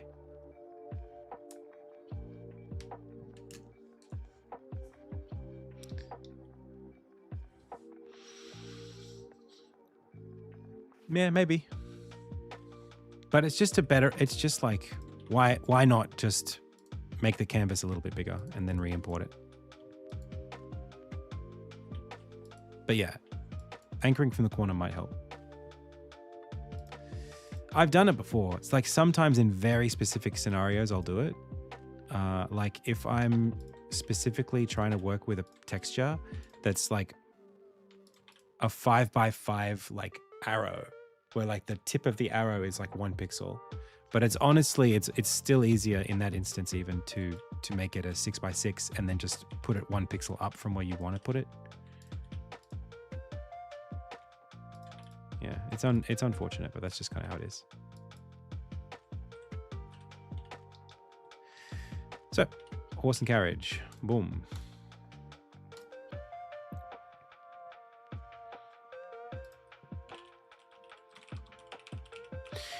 Oh, you were right. It is the 5th horse. I forgot about the horse that's in Orenstead, behind the Mr. Ed horse.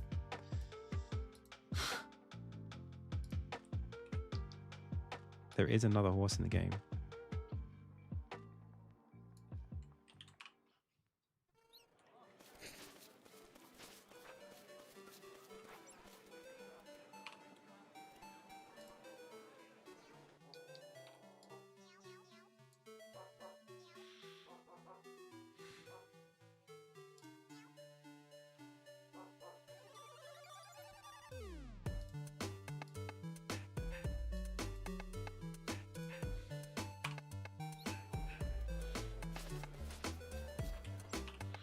I think with the carriage,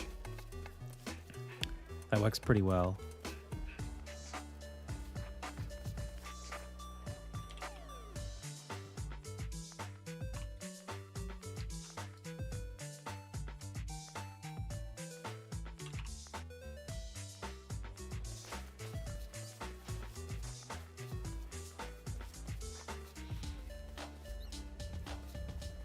No worries.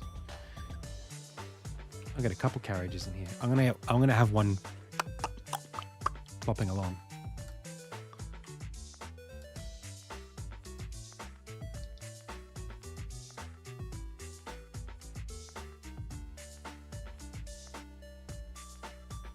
How do I stop redoing my game art? You tell me, buddy. I don't know.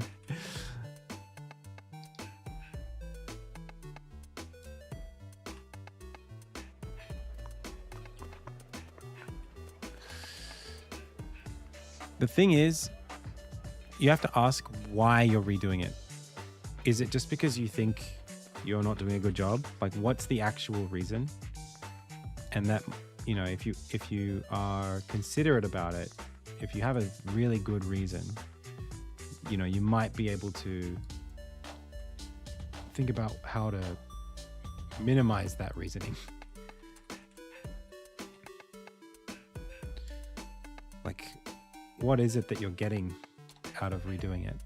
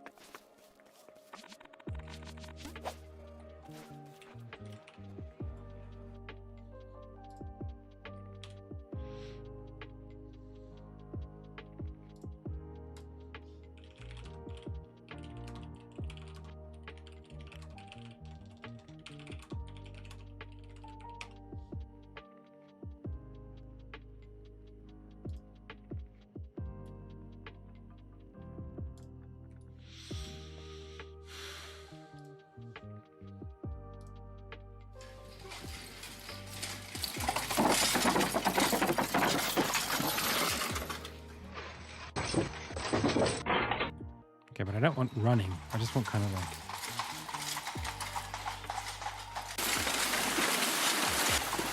Heads in those branches over there.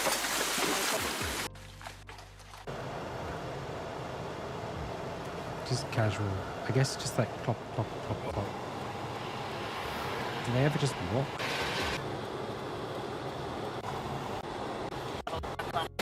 White railings on the side there, and this is quite a fast road anyway we're on, so you'd have to get...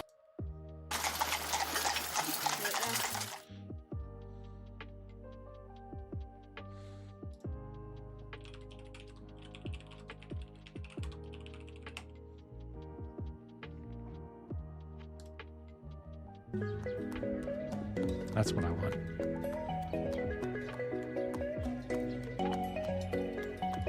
Okay, so it's just a walk. It's just what I would have expected a walk to look like. Chat, shall we do it? Do we animate it right now?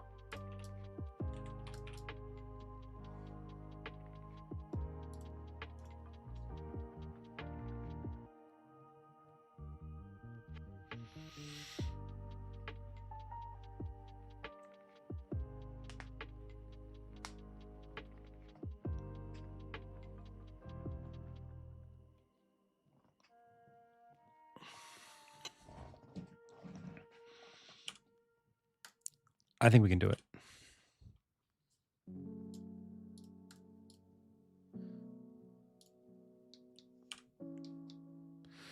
All right, let's ignore this for now. And this.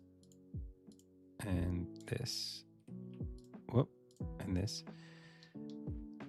And let's go file, new tag. No, file, new tag, tag, pull, or like walk.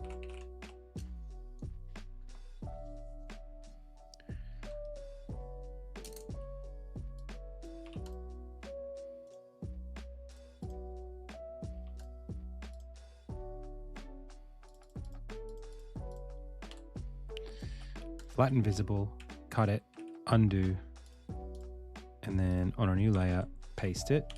Now we have this on one layer. We're going to bring this right down to the bottom. We're going to take this and this. We're going to do that and then go doot, doot, doot, doot, doot. Take this, hide it, hide it, hide it. Get rid of that. So now it's just that. We can make this semi-transparent so that we know kind of where it is without having to think about accidentally screwing it up. Can delete all of this. And then we want to draw this in its proper pose.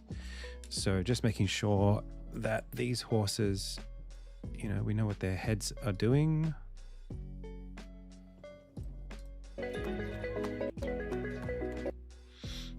Yeah, and that's what I would expect. Kind of like a dog trying to pull on its leash. Its head is more, it sort of doesn't really go up above equal. It sort of just stays quite low. So let's go for that then.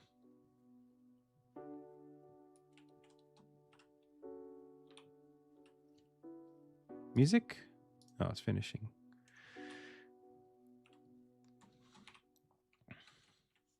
Posture looks about the same. They're pretty solid.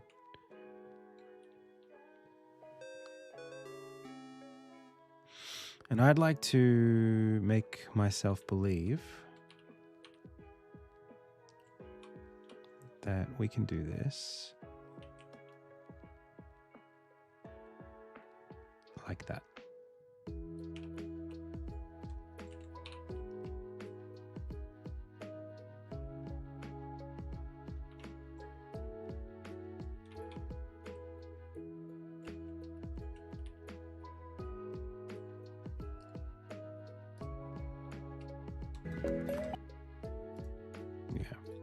The head gets kind of low. So depending on what we're trying to do, we can figure that out. So let's go. I think what I'll do is I'll just start with, we'll go like maybe like 8 frames. Tick, tick, tick, tick, tick, tick, tick, tick, tick, tick. The feet are 1, 2, so we might need like 12 frames. So 6 frames per leg step. And what I'll do is I'll just draw the top of the head here first. This will be our anchor point.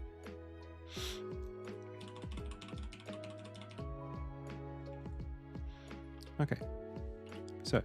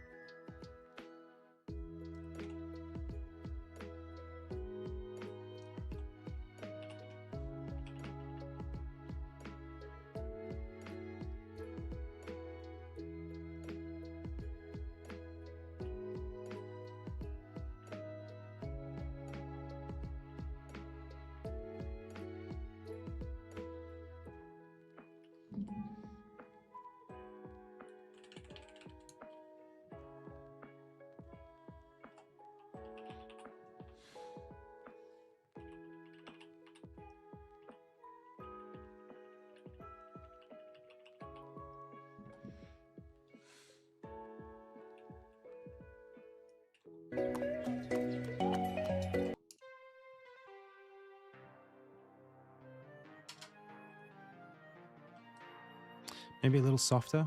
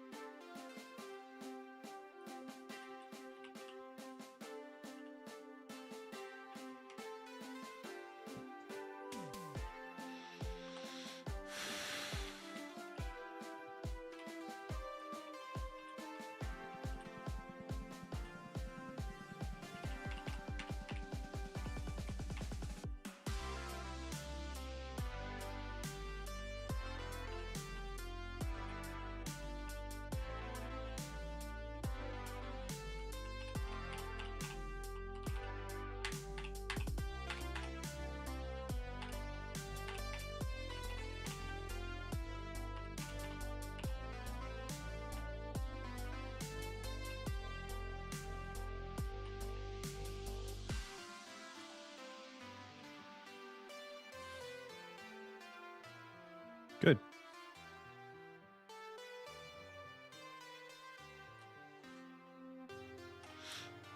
And then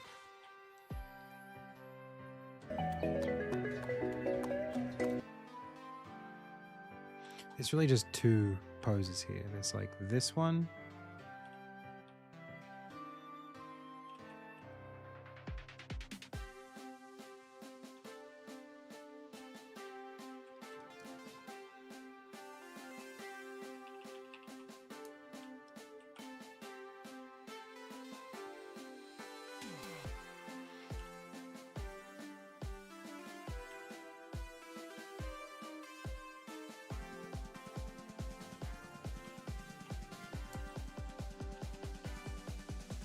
When does the head start tilting down? Kind of nods as it walks.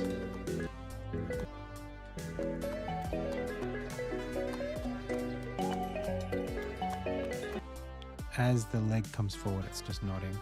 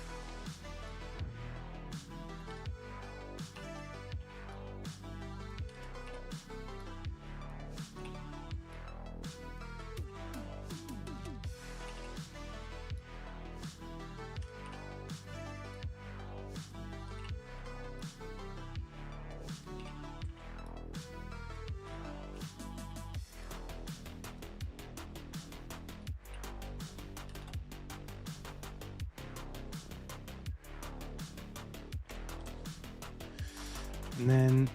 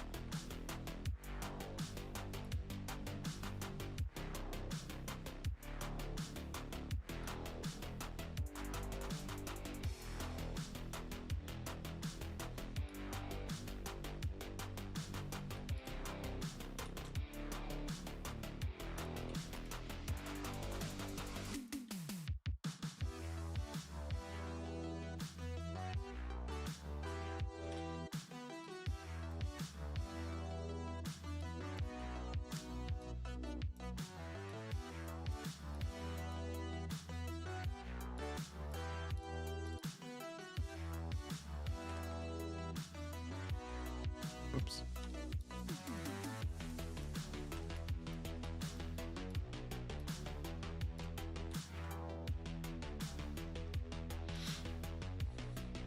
How did I land Thai? My wife and I lived there for like 6 months in 2023.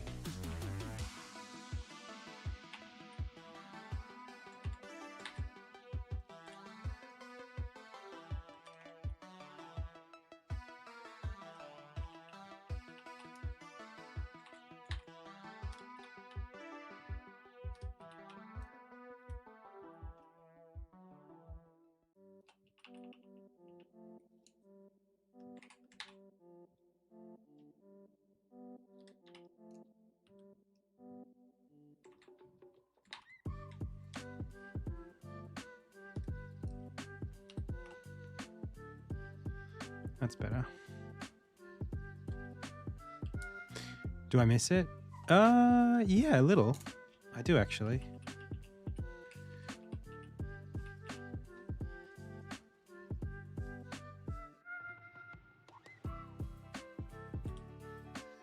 It was quite a stressful time. Like living somewhere where you don't speak the language originally, like it can be scary. And my wife has like a nut allergy, which is terrible in Thailand because nuts are everywhere. And it's just I don't know, it's just like when you're in it, it feels like, oh my gosh, how am I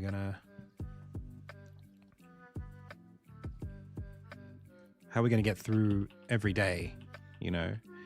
And once you're out of it, you go, oh, that wasn't so bad.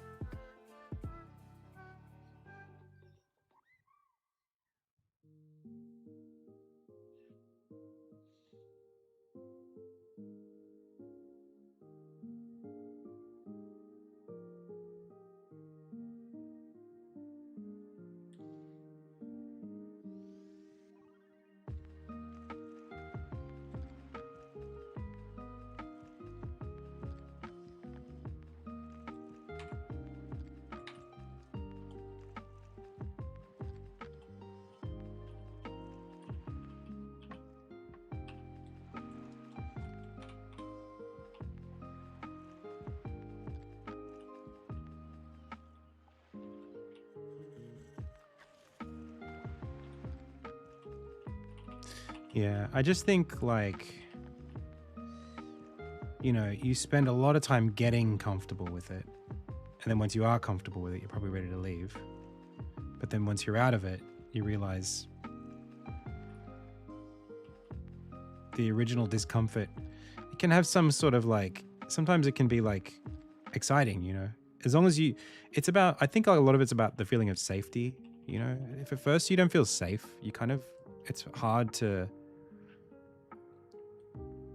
I don't know, hard to get excited about every day.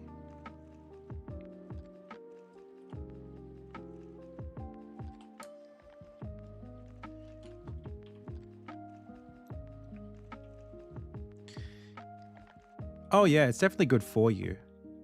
It's good for you. It just doesn't always feel good. And I think the not feeling good, when you know, it feels good to stop something that doesn't feel good.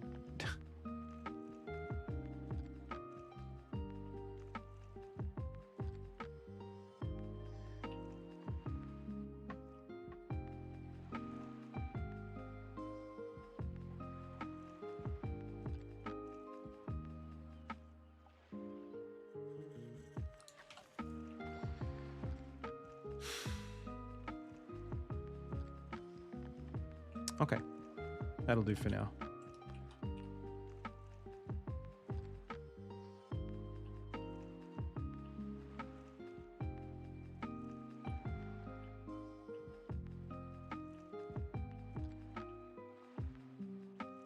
better way to do what I'm doing right now, but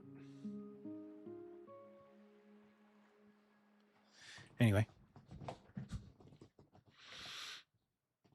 So, feet.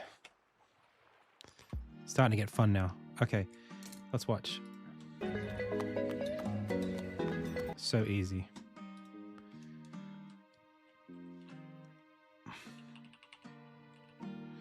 So we're going to do a full walk cycle.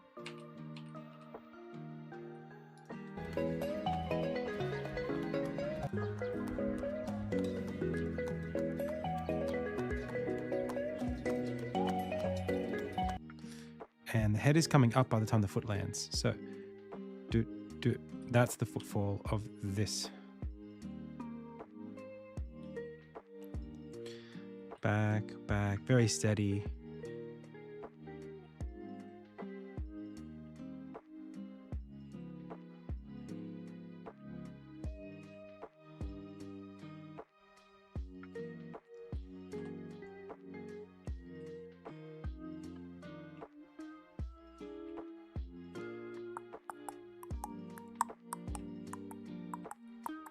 And probably too crazy here with the perspective, but it's all right.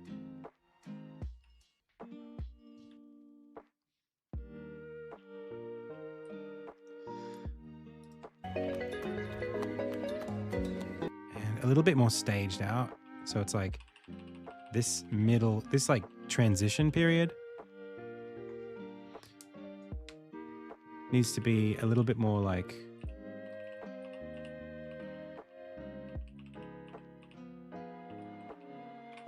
push this forward.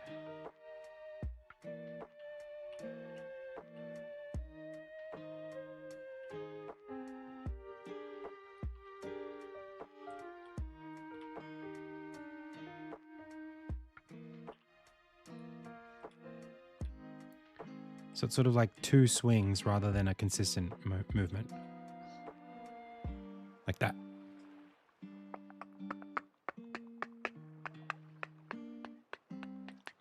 And then I still think that we're probably a little too far back on like 1, 2, 3, 4, 5 frames. So I'm going to take these frames and just pull them forward one pixel, even 2 pixels. So it's like, there we go.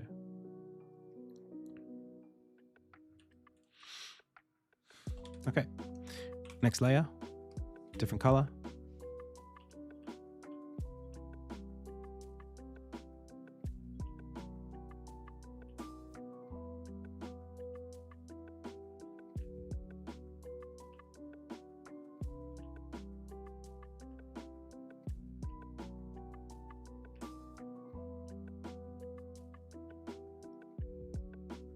Probably didn't get this right, but that's okay.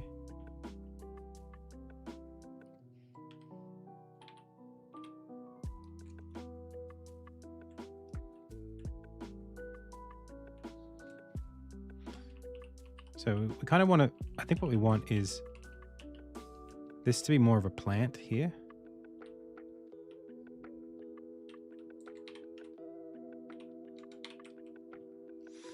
And then we want this to be really stable.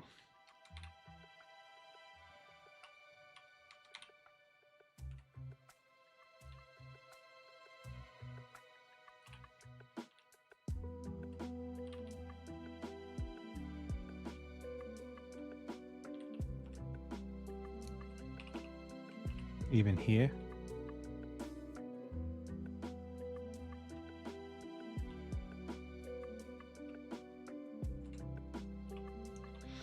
And only here do we start lifting.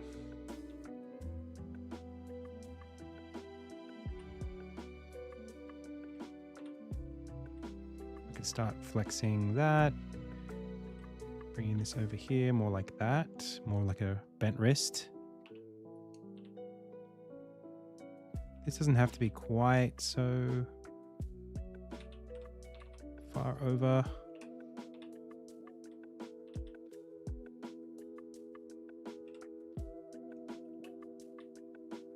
Then we're swinging forward. Okay. Maybe a little too a little too flaccid there. Yeah, not quite. I overdid it. I also think like we could, by here, we could be quite a bit further forward. We could be more like almost straightened out.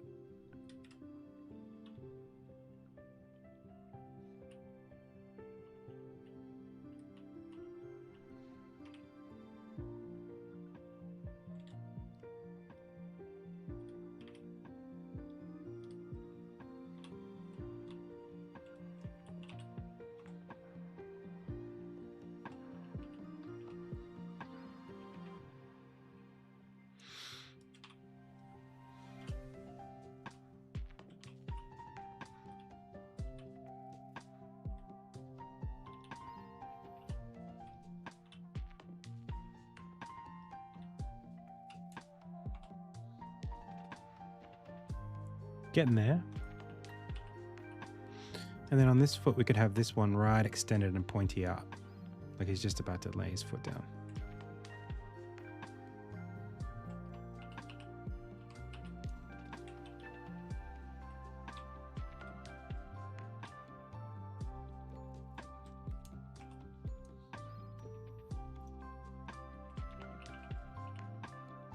Is the art of the horse in the back going to be linked up to the parts you're layering on top? Yeah. Well, I'm going to replace some parts and I'm going to... So like this part here is going to be gone. I'm just using it as a guide so that I know what the dimensions of the horse are. And I think now here, this needs to come forward more.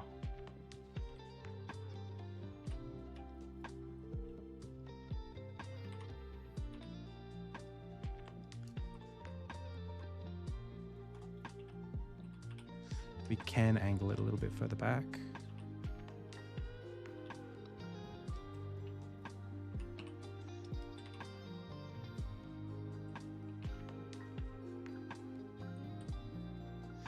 Not happy. Let's find out why. Let's look at this pose here. Look at how far forward that foot is. We're not even close. Well, we're kind of close.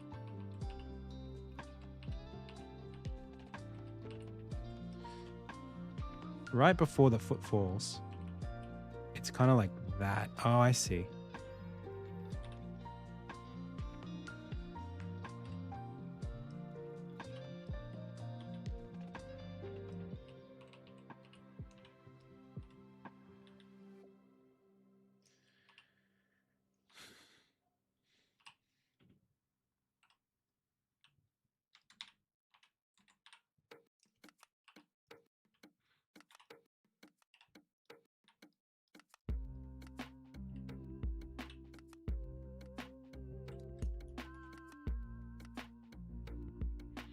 Almost.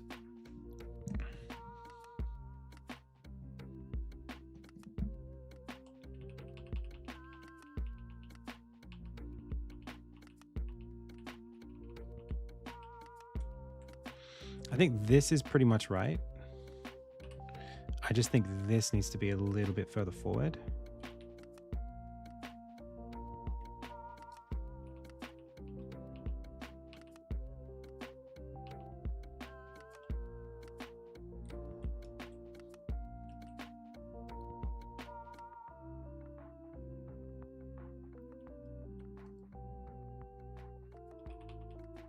Let's look at the back foot, or the back of the foot. So when it places its foot down, right? Watch this. Foot goes down. The other foot is still down for like a few more frames. The knee starts coming forward. It's only after the knee starts to swing and pivot does it do the sort of like backwards like thing here. So when we go to all the way to here, we're still on the ground, still, yeah, this is still technically on the ground. And it's only as this comes forward that we start to do this pivot.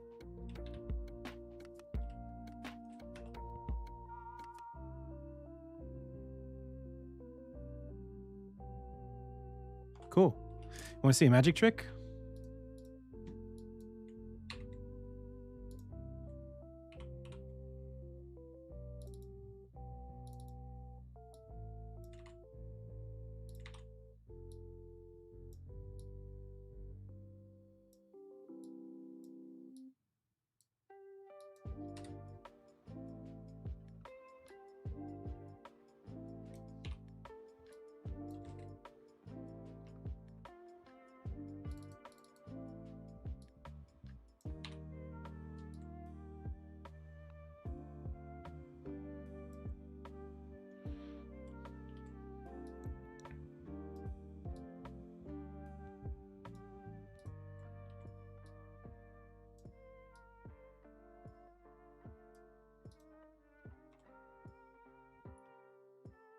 2 legs.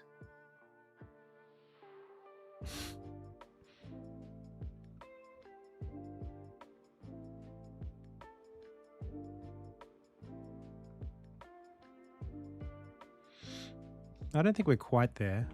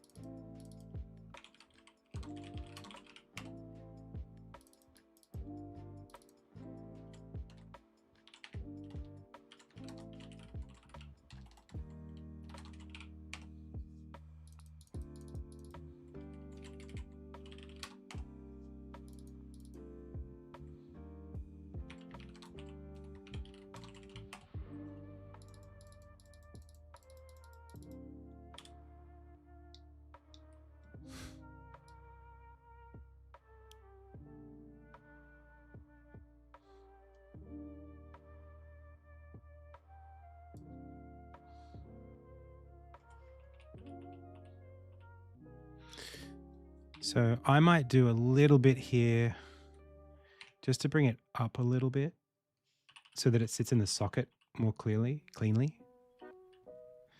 And then I might do a little bit to get the foreshortening of that perspective. Just bring it up a little so that it's not crossing over the same.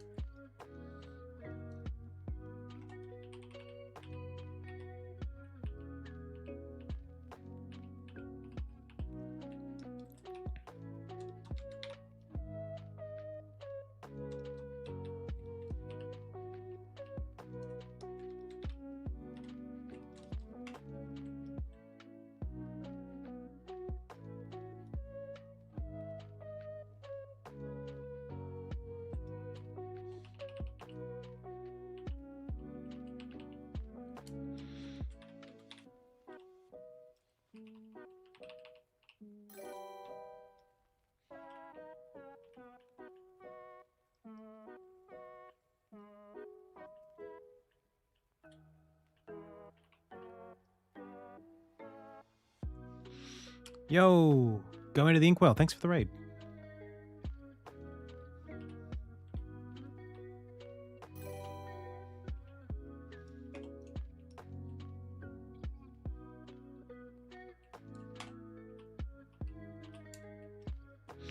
Let's look at how this works. As the step is taken,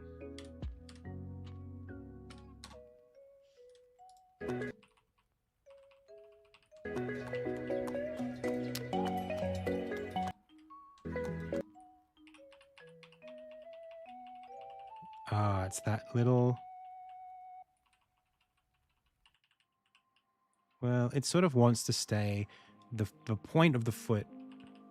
I kind of have it right, but it's like at this blockout stage hard to express, but like the point of the foot wants to trail at that point of contact as long as it can, really. There we go. That's so much better.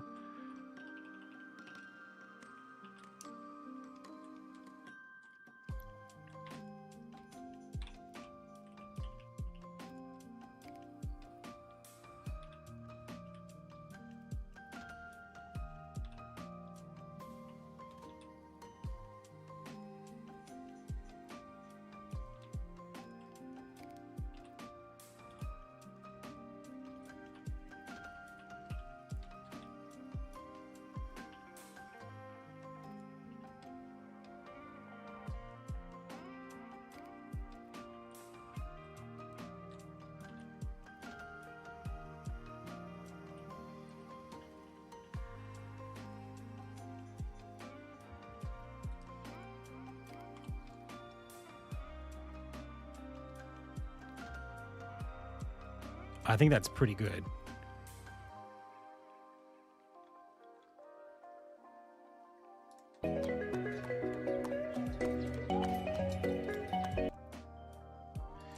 And then I think the ball and socket here, on the extension forward, it's pretty stable.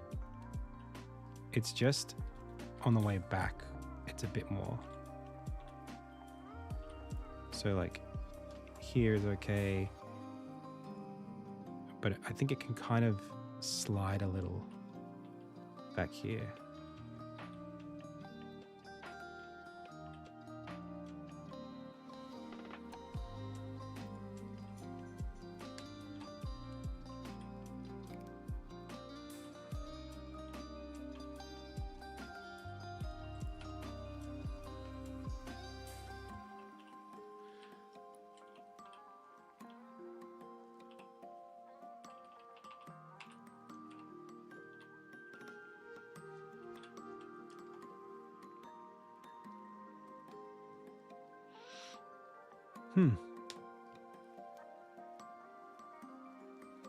Well, the thing is, so many animals have very similar skeletons. Actually, most mammals have skeletons that are really similar. They're different, of course, but like there are overlaps at almost like every... Oops, what did I do there? Like they all have the same... They actually have the same bones.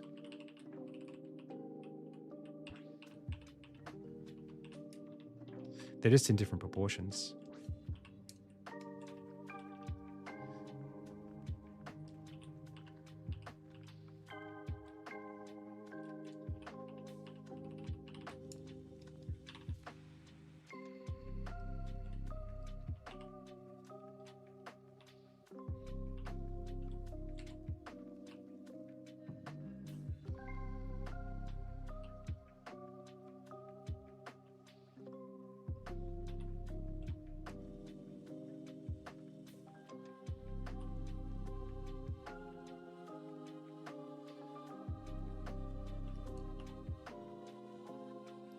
Cool.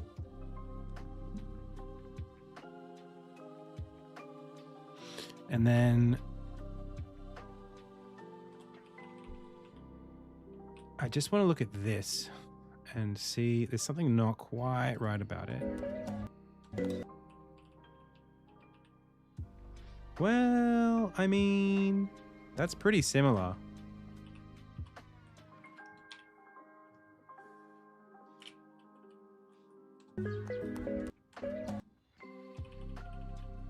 Yeah, it kind of like stands down onto it.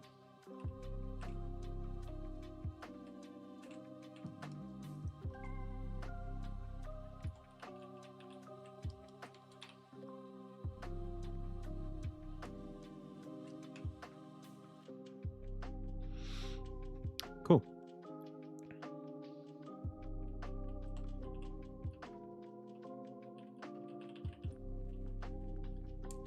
Maybe even just a little bit more of a point. Whoops.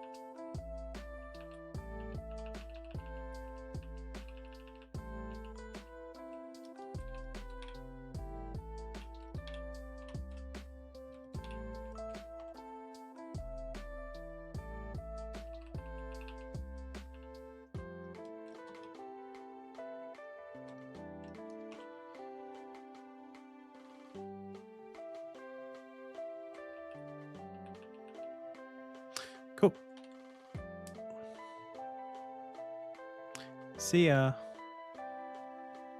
Thanks for being here.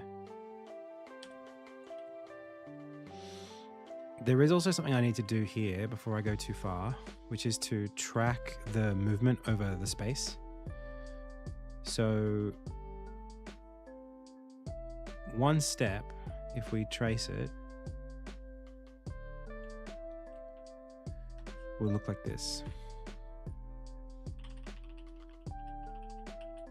Okay, that's the foot.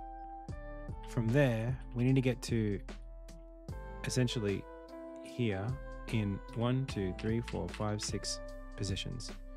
So then between here and here, that's the end of this tile. That's the middle of this one. So it's about here. We need to be about there.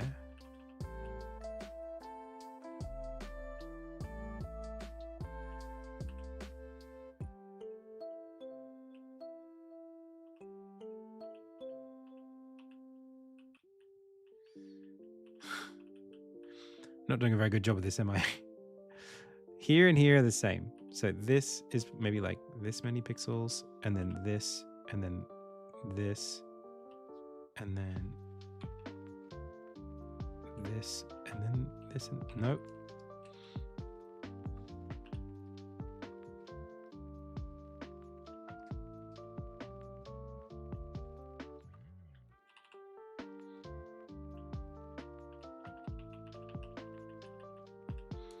So the question is it linear? Is the movement exactly the same every frame? Hey, Gouda, thank you so much for the 1,000 bits. So if we start here exactly, we should really just be doing it as like 3 pixels every time or something, maybe 5. Okay, and then 5 pixels here, and then 5 pixels. That's 4, 5, and then 5 pixels. 1, 2, 3, 4, 5. Here, and then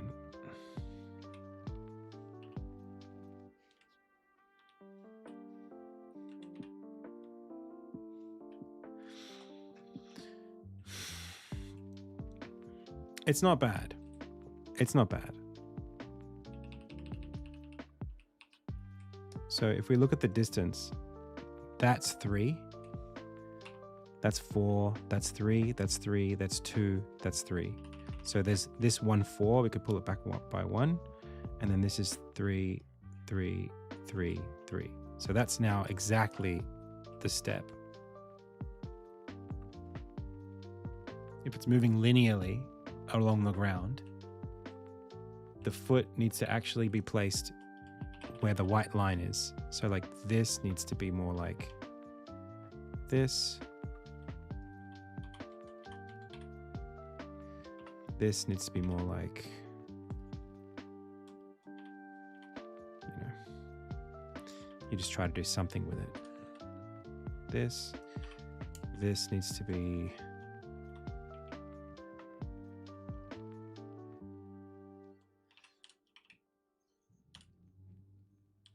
this might screw everything up. And if it does, I'll just undo it all. But otherwise it'll look like it's slipping. That's the thing I'm trying to avoid.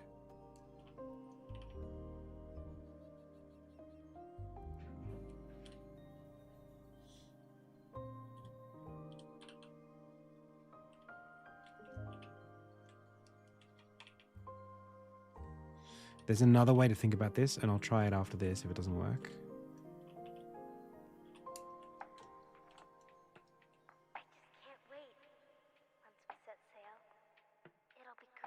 No, that's actually better. Damn. Okay. All right, well, we'll just have to make that work.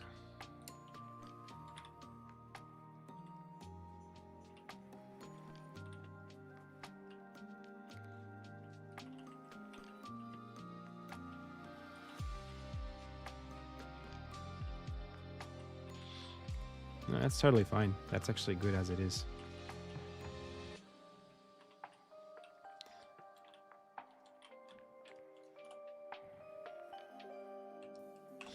And then we can do the same thing.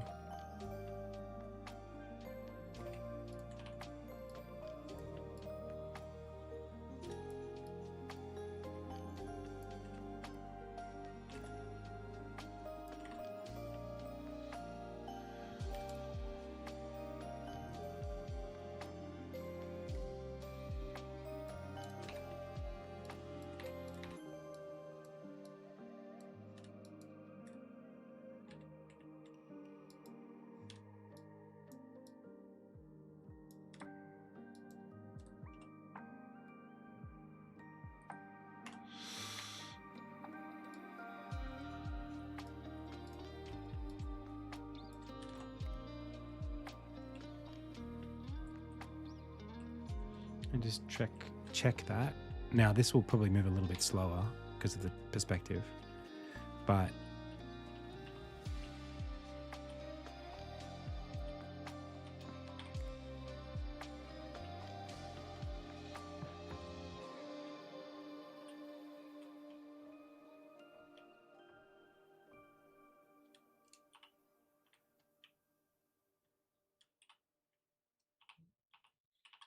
cool.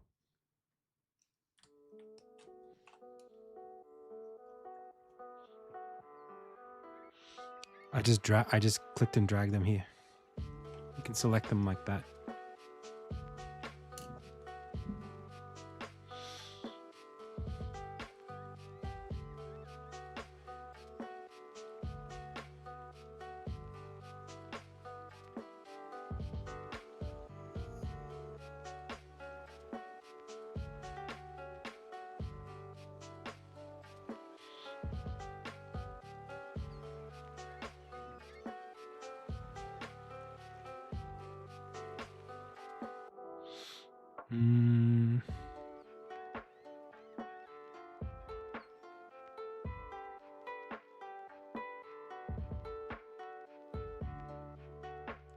Okay.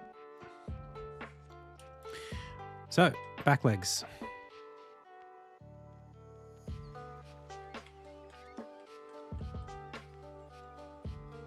Let's go.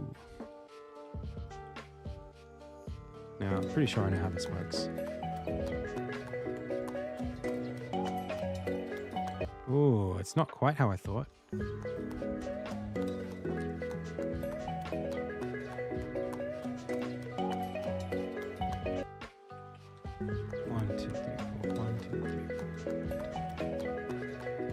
It's so perfectly staggered. Watch this. This one, this one, this one, that one. 1, 2, 3, 4. So it's like the back legs are stepping in between the front legs. So tick 1, 2, 3, land. 1, 2, 3, land. 1, 2, 3, land. And where are they landing? Oh, that's so cool. They're almost moving in parallel for these 3 frames. So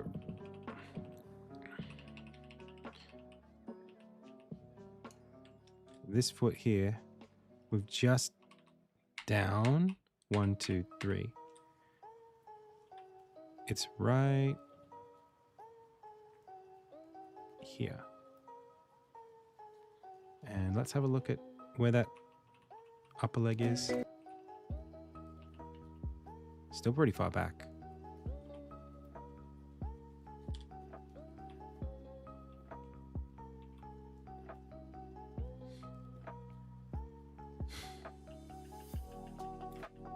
Step. Step. Hold. 1, 2, 3, 4, 5, 6, 7, 8, 9. Coming through, coming through. Too fast.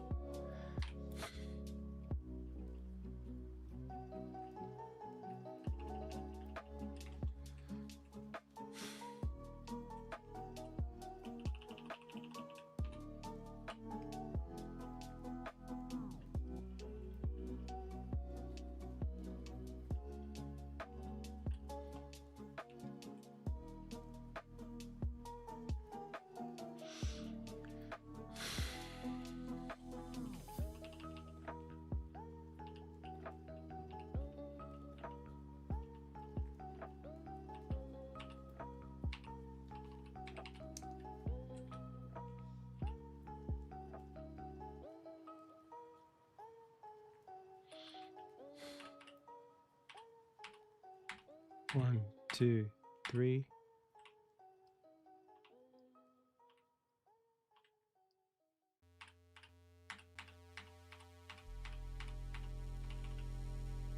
Okay. That'll do for now. Let's get the lighter leg in there. Oh, I hate that color.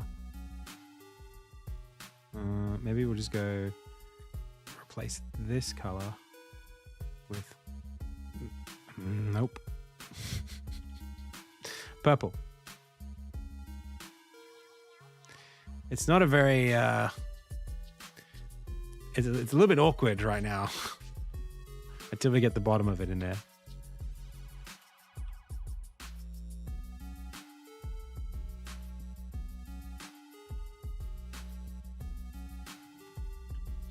It's just a foot, everybody. It's just a fourth leg.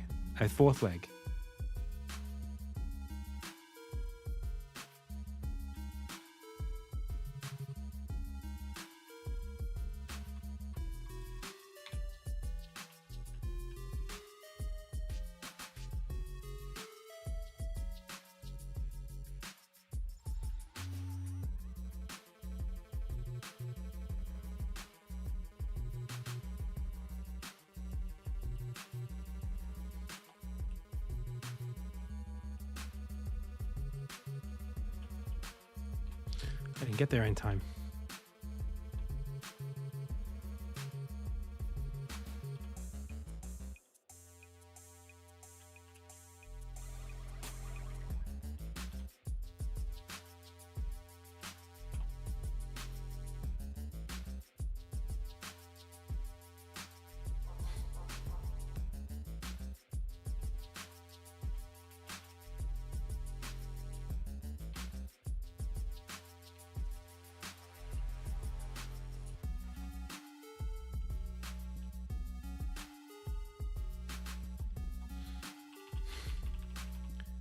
Step 1, 2, 3. So then this needs to be more like this. This needs to be more like that.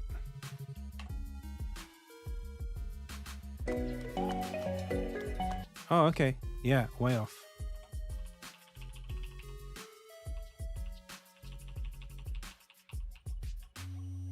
I don't think it even does that. No.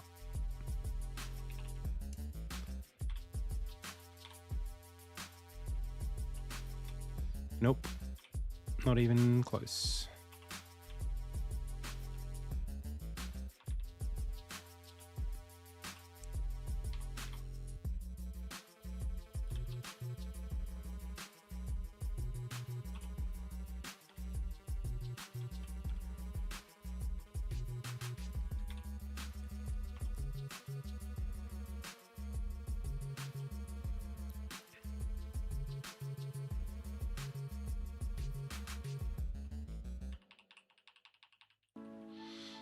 So, look at, it's quite far back, and then it creeps all the way up to almost where the toe is of the other foot.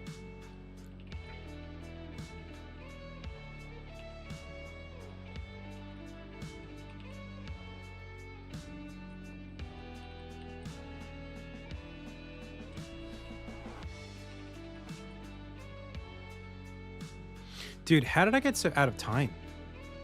How did that happen? It's not even close. I'm 4 frames off.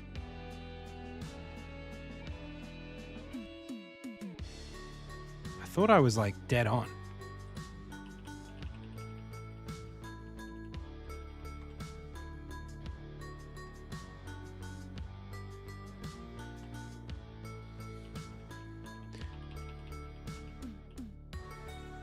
Well, you would think, because if...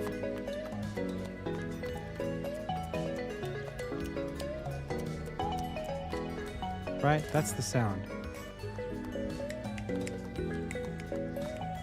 Hang on. Right, I'm listening to 3 different soundtracks. Yeah, it's equidistant. It's...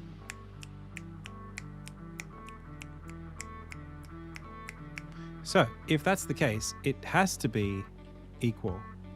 But that's not really what it's looking like. Step.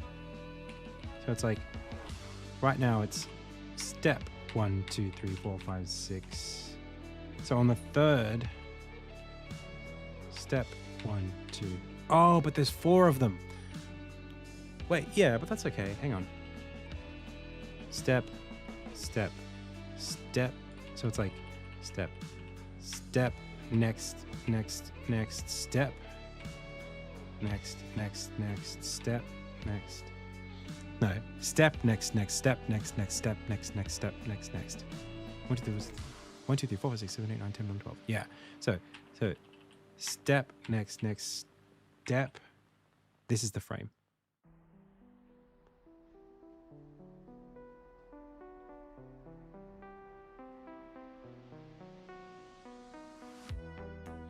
It's like step 1, 2, 3. This is the frame it should be stepping down. So I think I needed to undo that. I think I went too far. Step 1, 2. And it's after this one, right?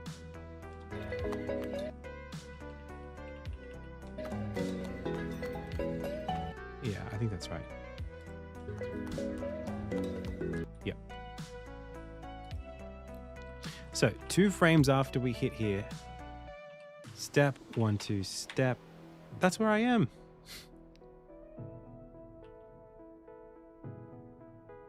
But then what is going on? Hang on.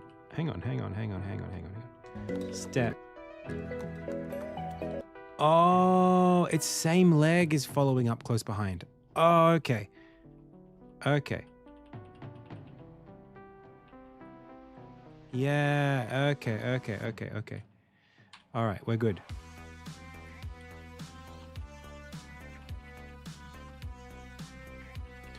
Bing, bum, bum. Step.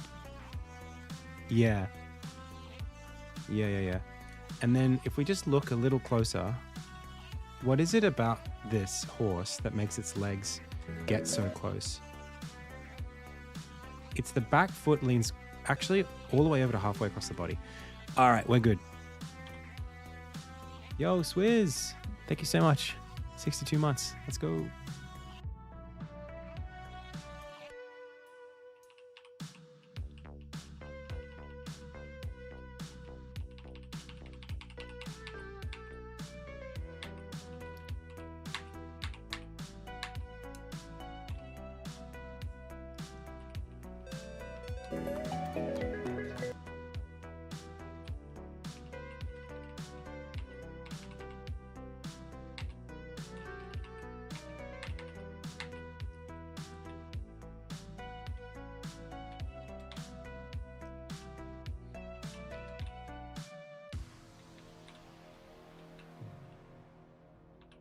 I did have it right.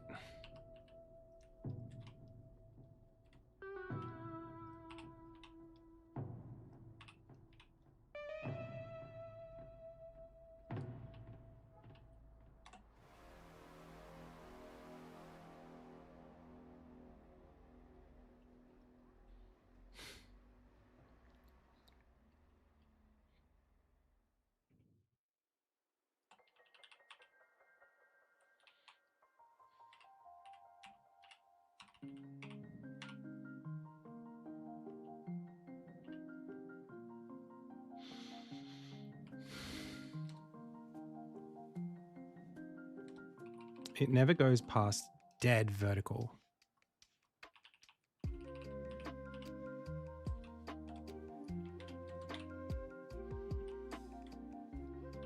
But I think it does move forward quite a lot.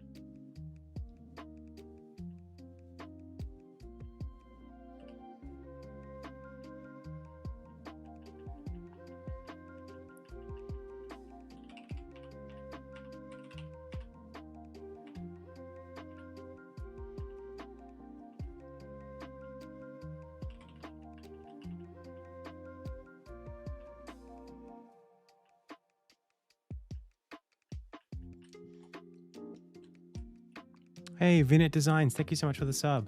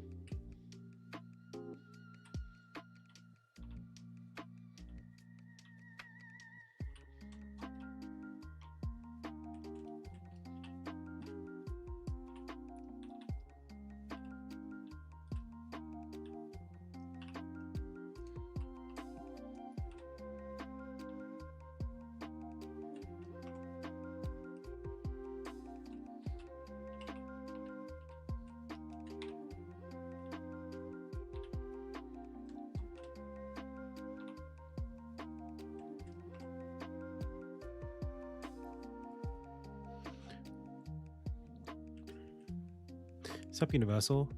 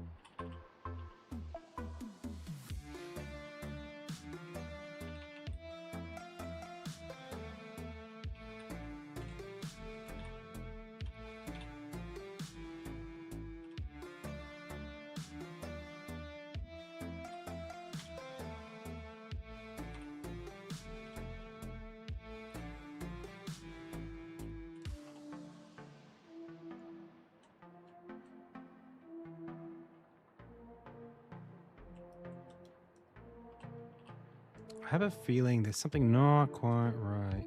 No, man, it really is just like that. Damn. They really don't like swing forward very much. By the time they're like almost this back leg here, watch this. It's like already coming back over towards us. Like, look at that. All the way back here, it's already like this. It like comes in to land. There's a little bit of swinging, but not much. It's pretty much like ready to go. Like this dark pink here. Like I want it to go like this, and then like the pressure to like bend that little wrist. So it's like when it lands, but they sort of don't do that.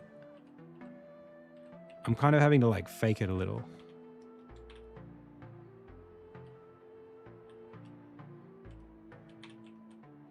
Like I watched Jurassic Park last night, and all the dinosaurs have that really lovely like, you know, the way the feet. It feels better when you can feel the difference in weight transfer as the foot lands and the pressure goes down into it. But the horse is, I guess, because it's got so much evenly distributed weight, it kind of doesn't really need to do that.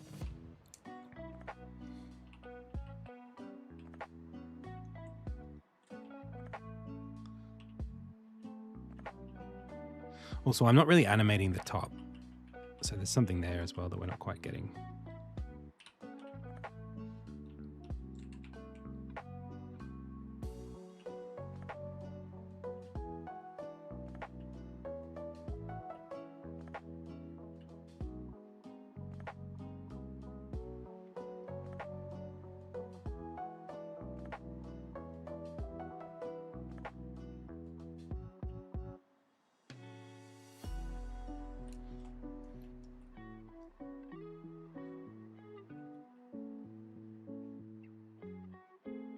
Good.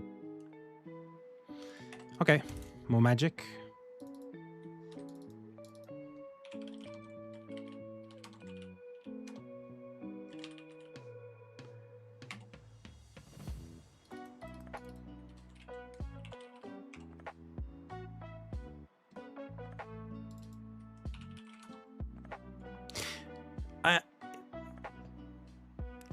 it's not about what joint it is. It's more about like letting it relax versus firming it up to take the pressure down, you know? Like this, if you were like swinging your finger, it's the same sort of thing, right?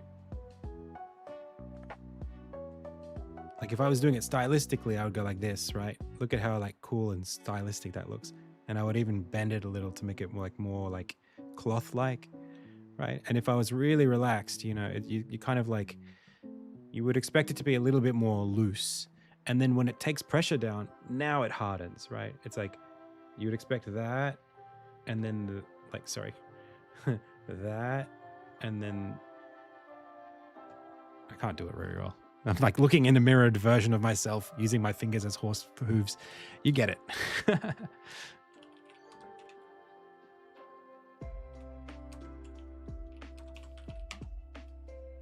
That's the upper, isn't it?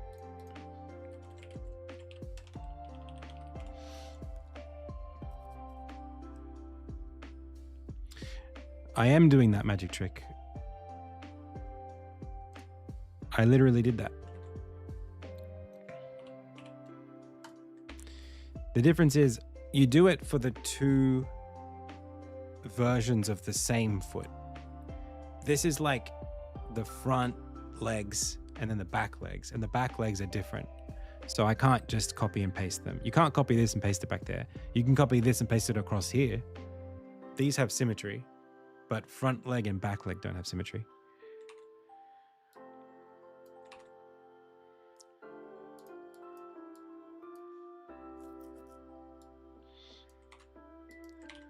But we're literally about to do it right now, so don't fret too much.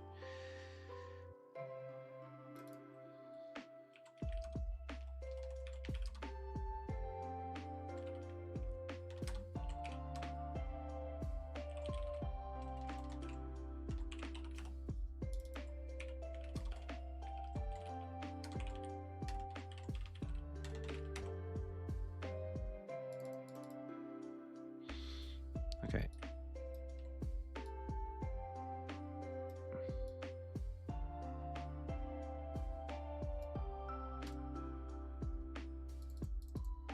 Damn it.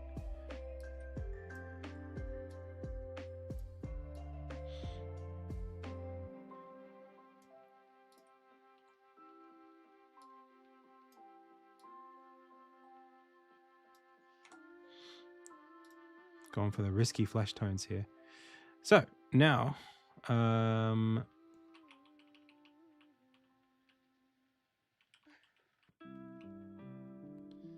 this guy needs to be 1, 2, 3, maybe even 4. Ta-da! Do you usually start with the limbs or hips, core when animating? I actually animate. I have a concept that basically it comes down to, hang on, let me just do this first. I just want to try something.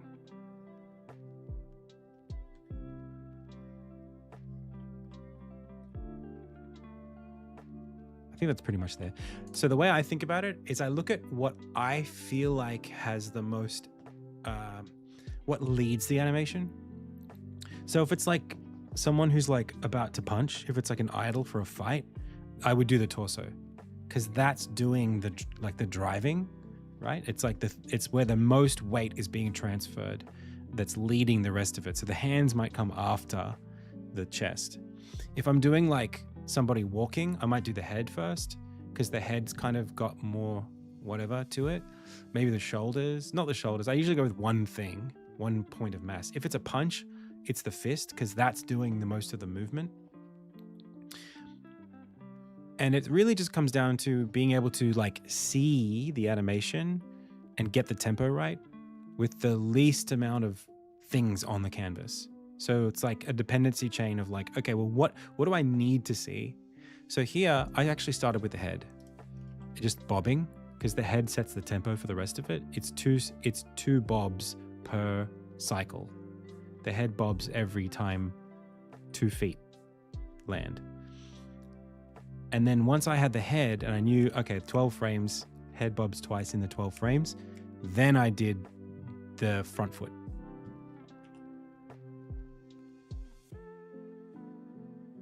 So it's just about validation. It's like, what can you solve first that answers as many questions as possible to then dictate how the rest of it should go.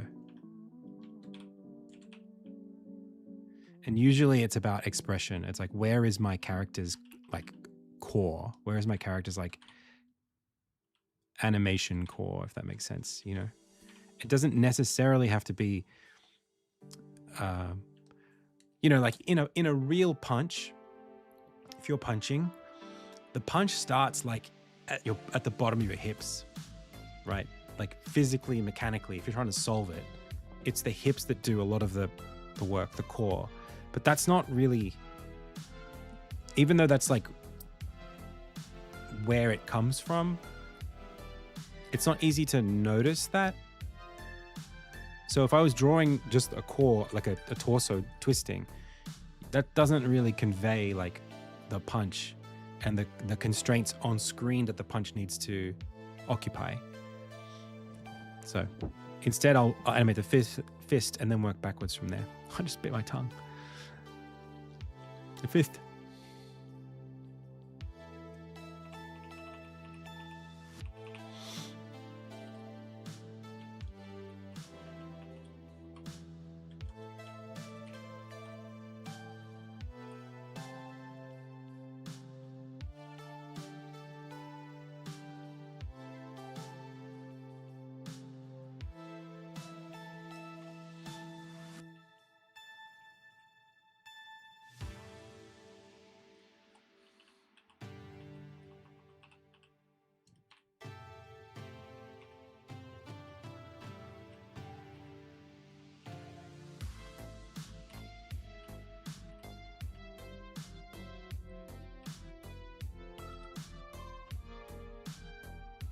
I think that's pretty good, chat.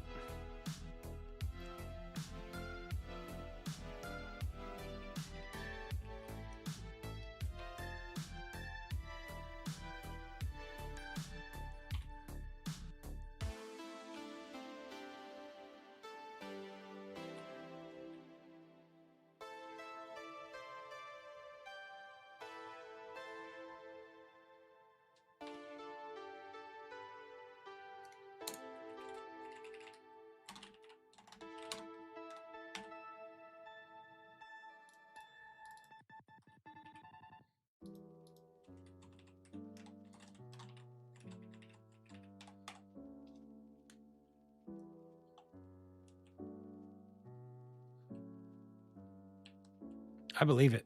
I'm sold.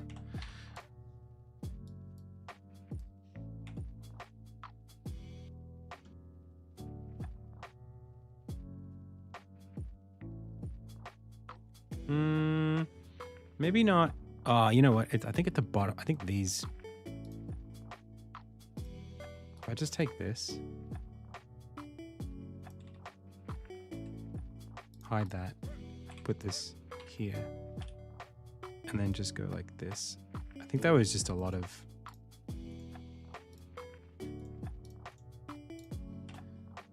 noise there. Yeah, I think so. Obviously we'll have the body rolling a little bit.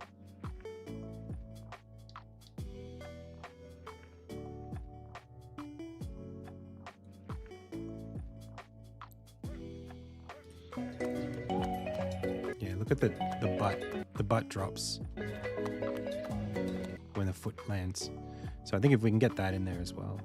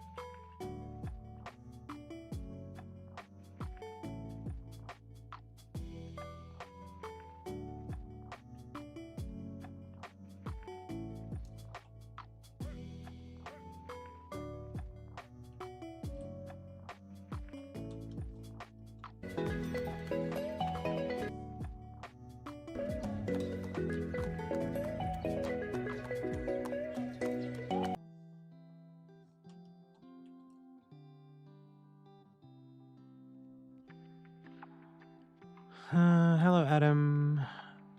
How are you, my friend? Could you help me with a question? I'm trying to make a military perspective game. I don't know what that means. Perspective? But now I'm not sure whether to learn to learn this perspective. What is a military perspective? I've never even heard of that.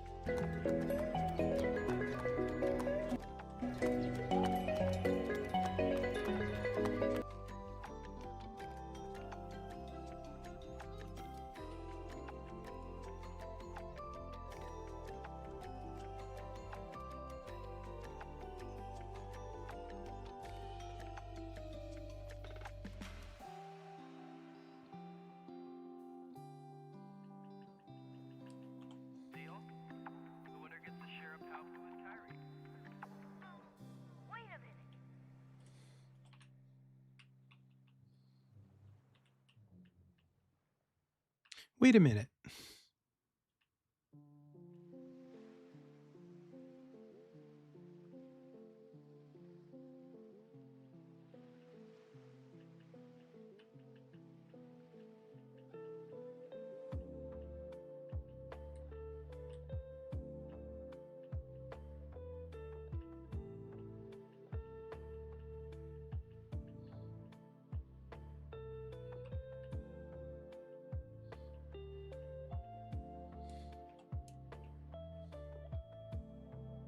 I might need to invert that.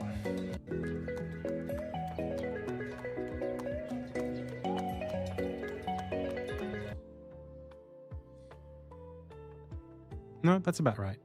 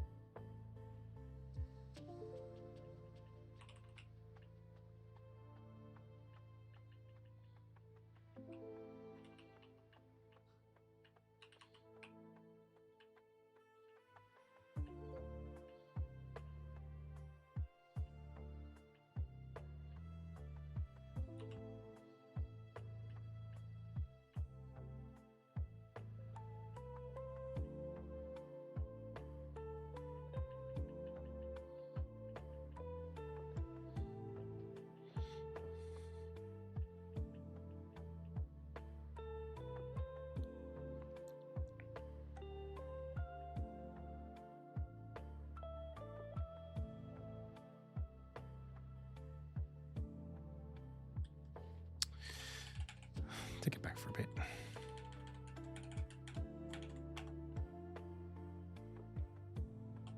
Does the butt really go up when the head goes up?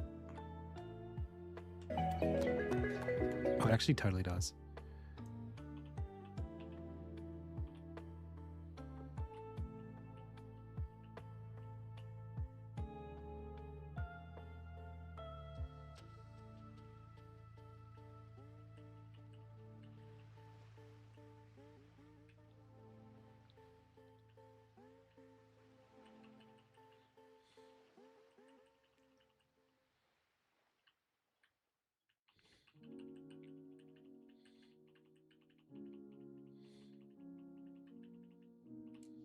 Cool. It's feeling pretty good right now.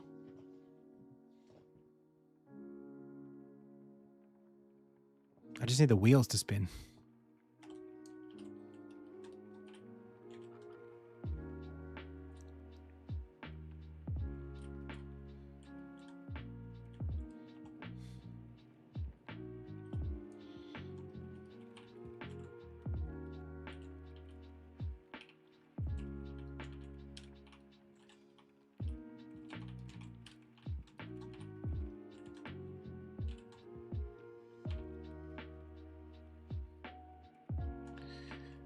How fast do the wheels turn? Oh, quite quickly.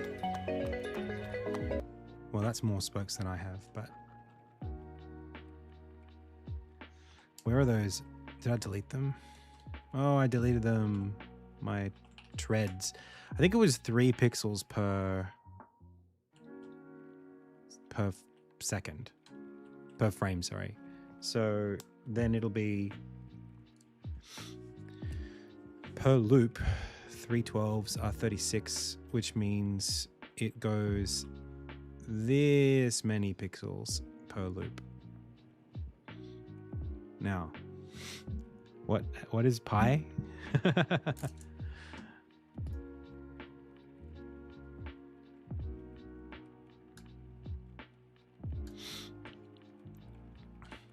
I think this would be a lot bigger than 36.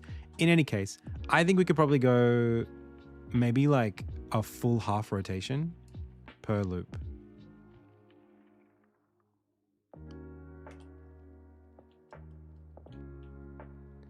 And I'm going to try it. Hey, Lathe. What is pi? 3. All right, let's try it. 1, 2, 3, 4, 5, 6, 7, 8, 9, 10, 11, 12. That's too slow. Wow. That's like obviously too slow.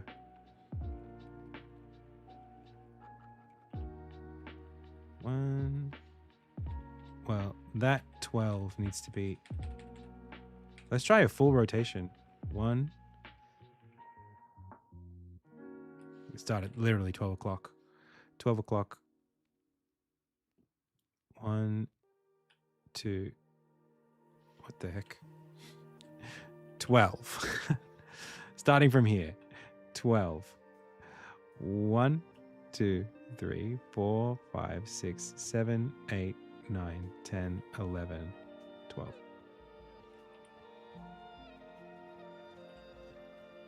Feel tonight, hard to let it go.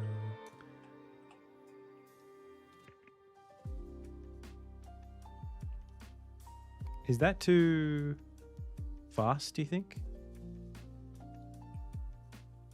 It kind of feels too fast now.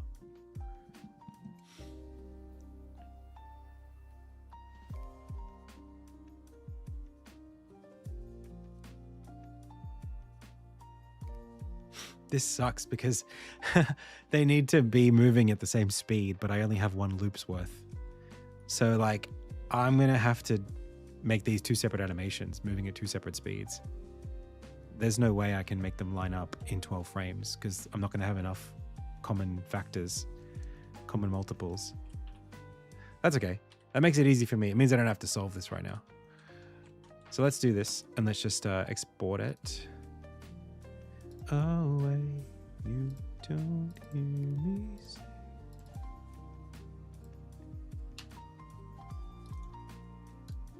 Idle.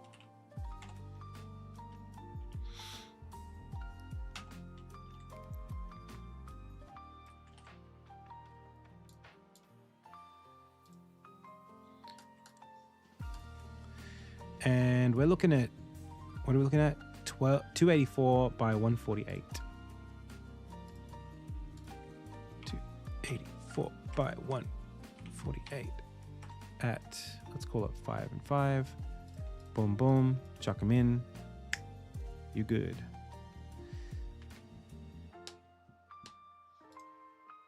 Save it. Done.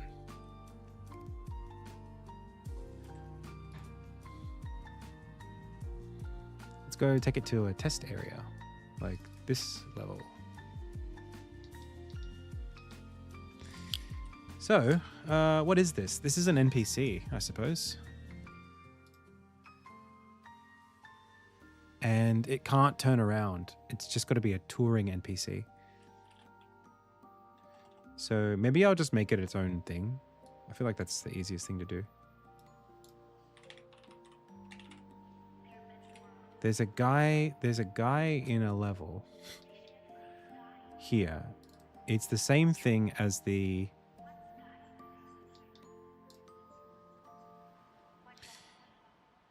basket guy. He's got a citizen script in tour mode. All right, that'll do.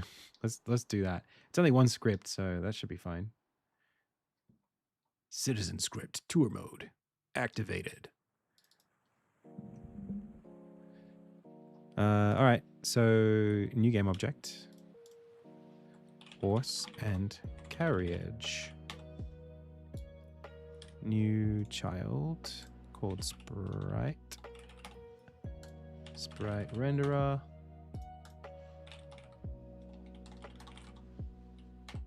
Horse and carriage. Put him on the foreground layer. Bring him in. That's facing the wrong way. That's better. Okay.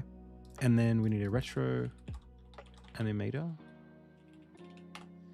And this citizen in touring mode with the walk of carriage. Walk and an idle of carriage. Idle. Speed 1, frame rate 12. Animator is this one. Sprite renderer on the animator is this one. 3, 2, 1, let's go. Okay, no good. What are you missing? You are missing component in parent touring bound. That sucks. Oh. Okay. Public. Touring bound. Touring bound. If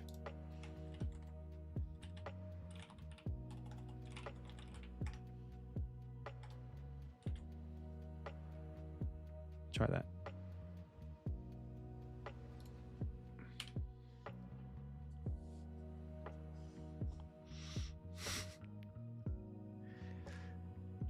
Okay.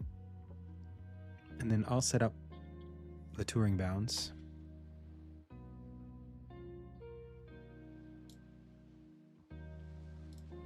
Yeah, the point was that it was supposed to be, I don't even like, this was from 2017, that code. Let's just, we don't even need to figure it out. I don't like using get component anyway.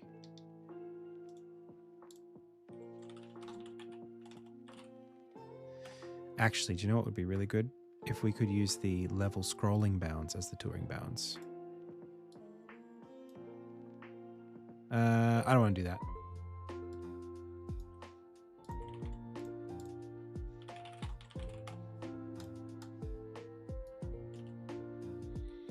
And then, like, why do we need this tourists list?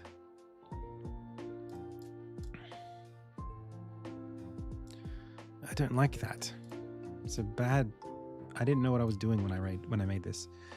All right, so touring bounds. Let me put you here, or maybe like it's 0, 0. Oh, that's a terrible place for 0, 0 to be. Whoops. Sorry, video game. I failed you.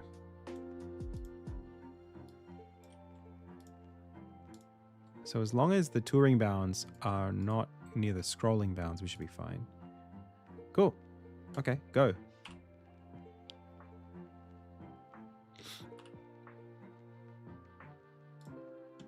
Now what? Why must you always disappoint me? Oh, I literally didn't plug it in.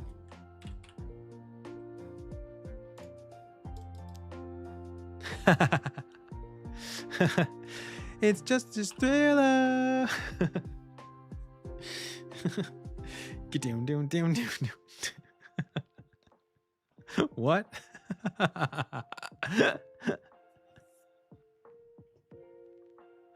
Oh, he dancing. Where's he gone?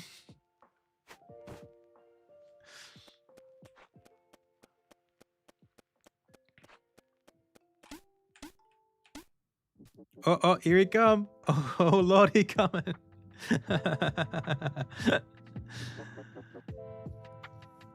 You know, if it wasn't for the moonwalking, I feel like it would be perfect.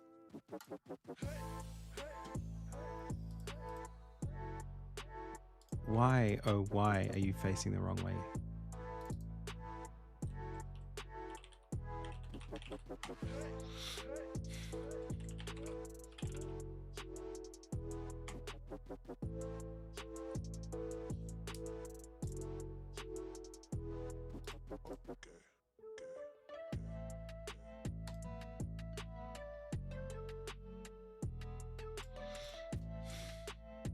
So sprite's okay. This is wrong though. And it really wants to be -1. Did I make it face right? I didn't have an option to do that. So how did it determine that we were going to face left? Well, direction is if position X minus destination. Direction, man, this is so complicated. Okay.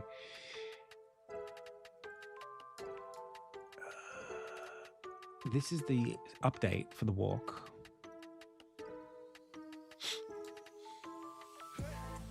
If my position minus my destination, it should be the other way around. What even is this variable though? This is so complicated. What's the times 0.001 doing there? What even is this? I'm so, it's like, who wrote this nonsense? Position equals position minus. This is doing like a, this is trying to do,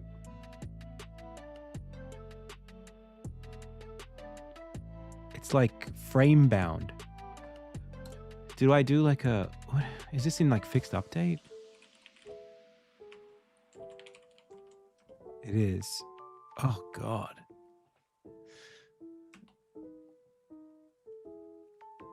Well, this is only, there's only one guy in the whole game. No, all the NPCs that roam around do it this way. All of the base NPCs. Honestly, I would be happy to swap them out. I don't know how many of them use this exact set of scripts. I think a lot of them are proper characters now, and characters do different things. They have a completely different way of determining where they are and how to move. This is like a different set of things, but I guess you're right. I could probably... The thing is, this doesn't have a rigid body on it, so it probably needs to do it this way. In any case... This isn't even like normalized though. Like what even is it doing? Like the direction equals my position minus my direction, which is wrong. It should be direction minus position. So that's just straight up wrong. And then it's that over the absolute value. Like what the hell even is that, dude?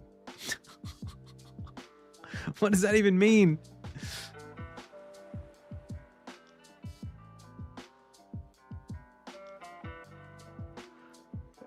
There's no world where that makes sense to me. I have no idea what that means. Why am I using a fraction to determine the direction?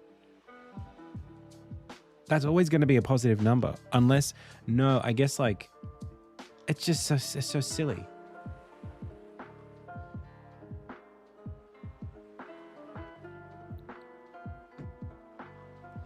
I don't know what he was doing. Yeah, but why am I? But this, I'm getting the absolute value of this number, so it's gonna be positive all the time. This will never be negative if it's an absolute value. So what?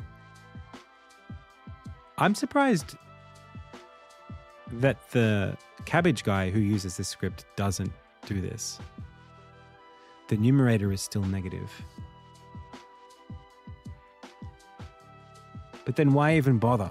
Why even bother with this at that point?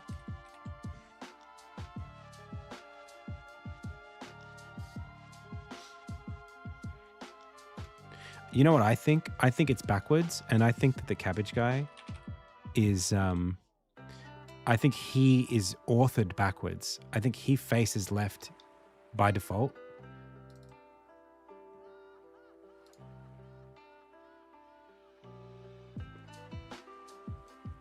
Is that what I'm trying to do? Am I normalizing a 1D vector? Yeah. Well, he's already -1. Basket guy. Basket guy is drawn. No, he's facing right. Wow. Wait a second. But am I flipping this? Nope. But I do have his sprite negatived. So I literally just got it backwards. I wrote it wrong, and then I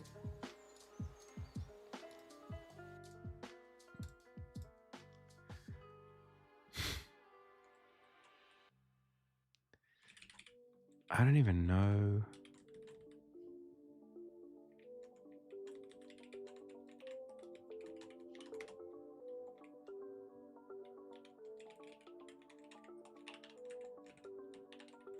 I mean, obviously this is supposed to be that.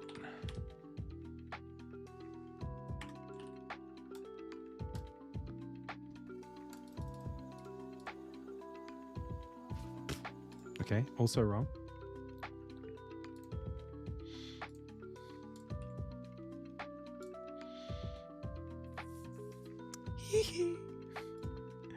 I'm just going to keep watching. Unless face left. No, that's correct. Okay. Why is this wrong? I mean, I could just do that, and then it'll be... and then it works.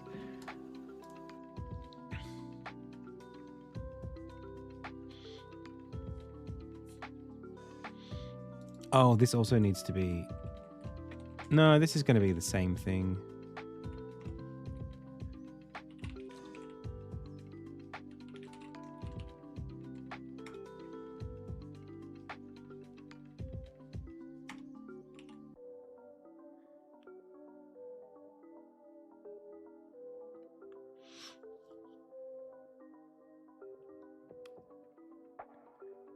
Direction equals value over the absolute value, which gives us 1 or -1.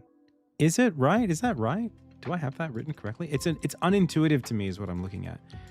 Because yeah, mathf.sign is what I would have done.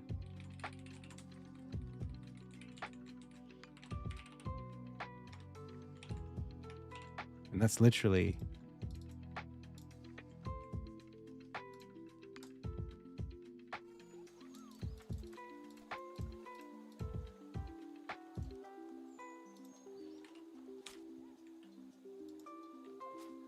Then why...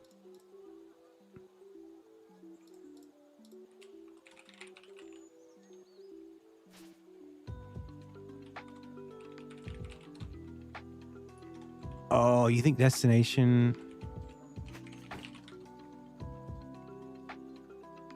No.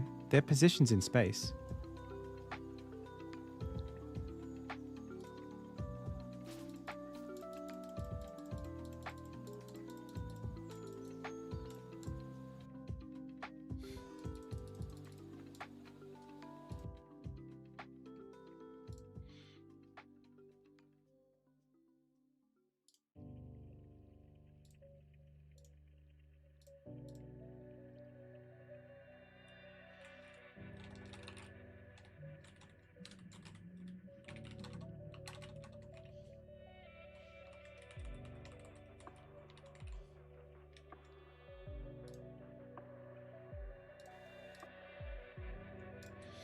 Basket guy, his destination, let's do it like this.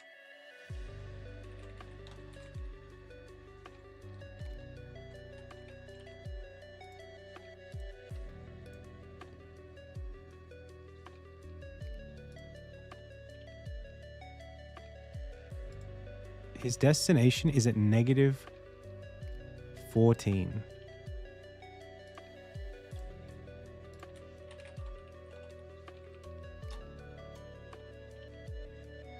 He's moving literally away from his destination. He's moving in the opposite direction.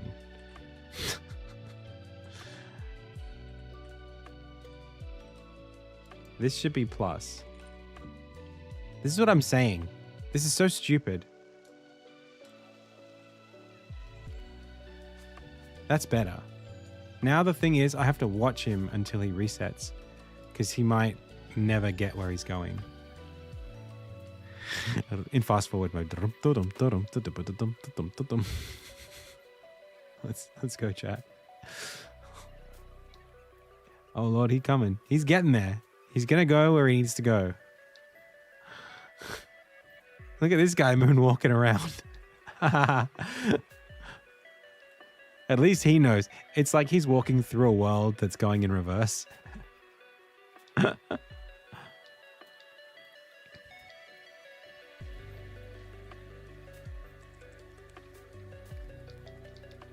Yes. Okay. Still good.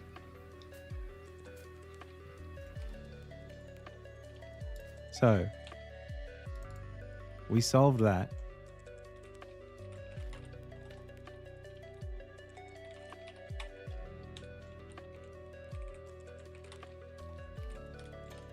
Now we just have to figure out why everybody else is walking the wrong way.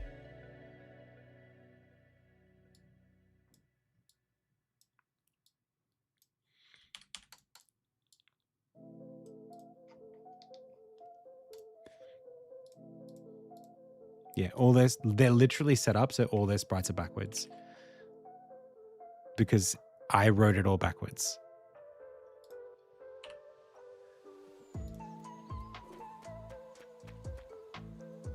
No. Wait, he's okay.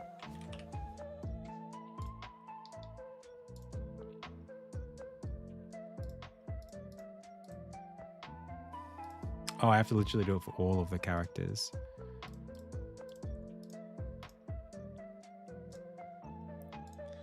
Oh, that's really annoying. Well, it's better this way. This is way better. Even Lord, all of them.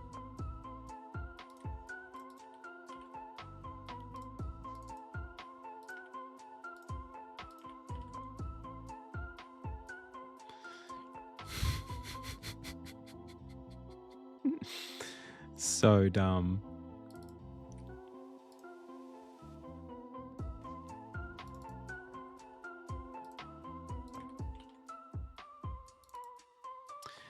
Imagine imagine the game comes out and it's like really good, right? And then people go back and like look through the code to figure out like, how did he do it? How did he make that game so well? And then they find that. I'm just trying to throw them off. It'd be like an episode of like Boundary Break or something. They're like, actually, in the game, everything is programmed backwards. We don't know why he did this.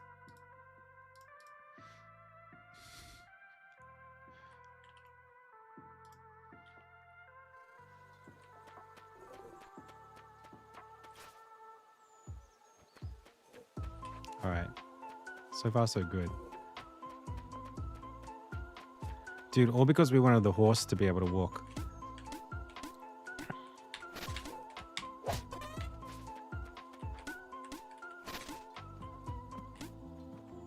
Well, at least it works now. The way that it's supposed to.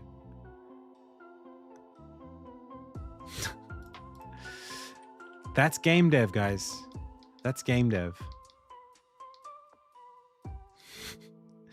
And now we should have a horse walking the correct way. Dude, look at that.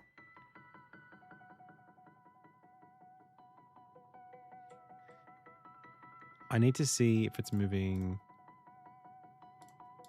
at the right pace. He'll be back. Okay. Let's watch. Okay, we need it to not slide. Okay, so it's you watch the point where the foot falls, and then we step forward, and I'm going to place my finger on my mouse. Where no, I need to be my finger. Sorry, chat. Okay, so it's like this point here. You should see a couple of pixels there. Okay, so it's not animating fast enough for the speed that it's moving at. There is a way in elsewhere. I've got an enemy that knows how to do that, like to correct itself. But for now, we'll just say we need to move. We need to either move slower or animate faster. I think we can animate faster for sure.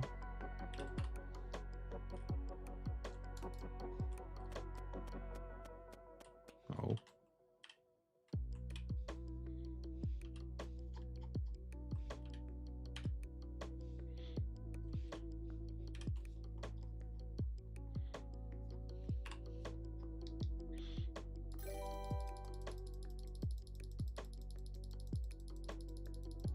Faster even.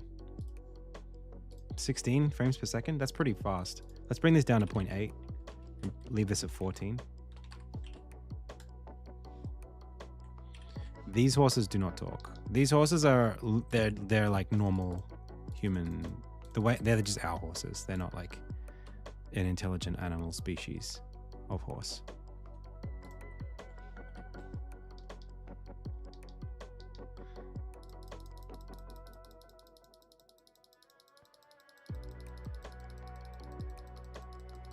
Man, he really needs to move even faster than that. Let's go 0.6. Surely this speed is slow enough.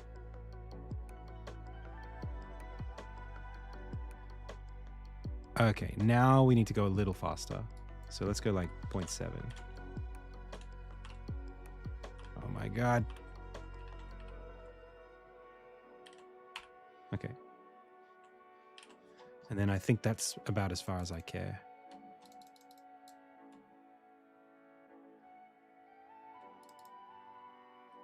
Yeah, sweet.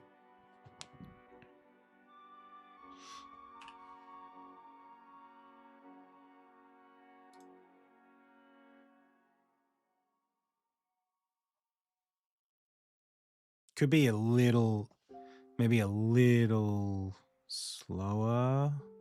I don't know. Yeah, I think it's fine. It's not really sliding in a way I could notice.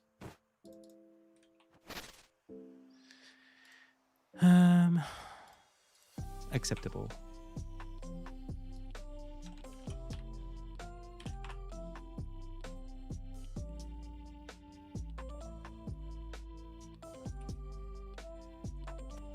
The only alternative would be to literally shift the wagon forward every pixel that the foot went forward, which is not like impossible, but not important either.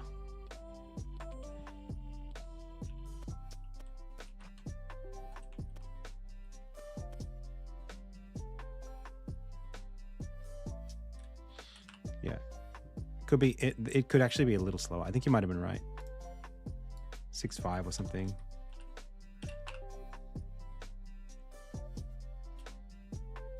That's really good there.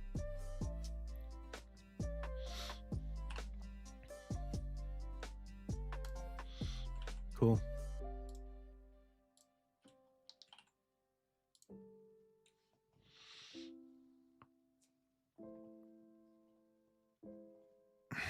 Now, what I'd like to do with these touring bounds is actually just use the level bounds, but have it be some extended distance.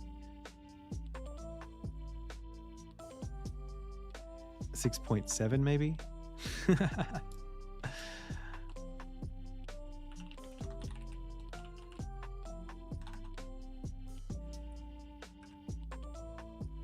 Let's call it like, let's call it 2.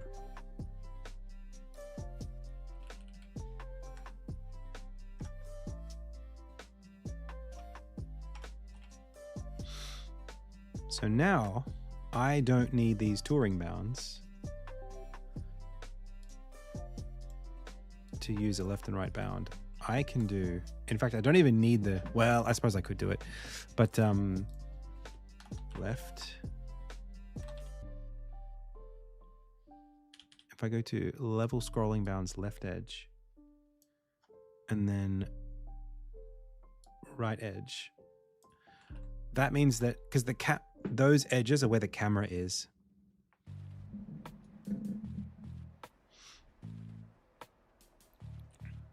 So the camera can't look any further anyway than that, which means as long as the camera can't move further, as long as I place him on the other side of where the camera is, it should be fine. Except where is he? Oh.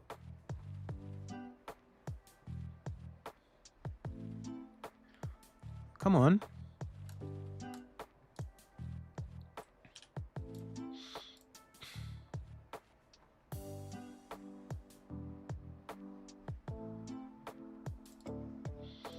If I'm beyond the right bound plus the buffer, place me to the left bound minus the buffer. And that seems right to me.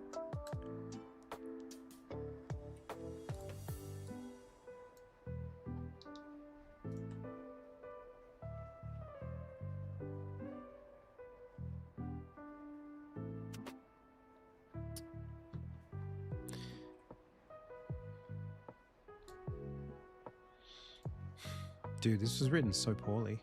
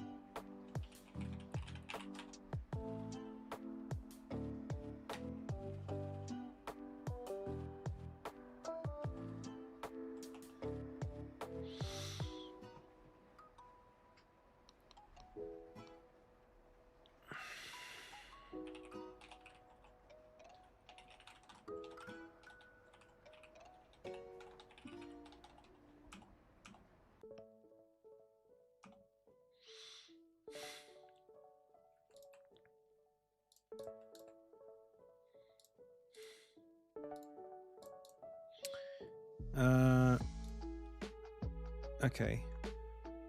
This is also bad.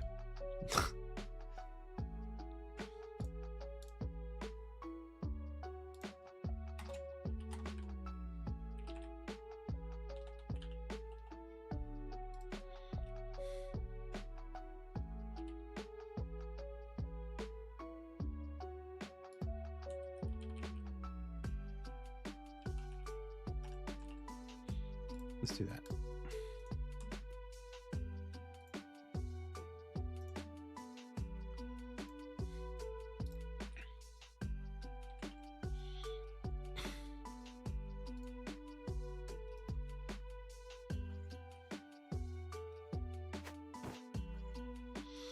Sack guy did loop, but I'm trying to extend the feature to use a different thing, and it's not working.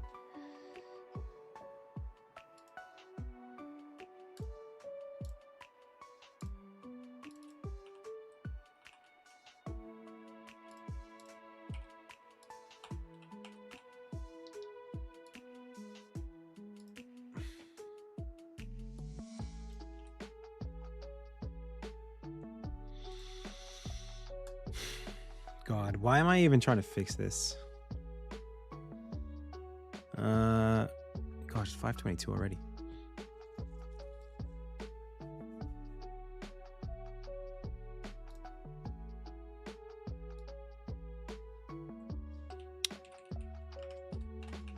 Oops.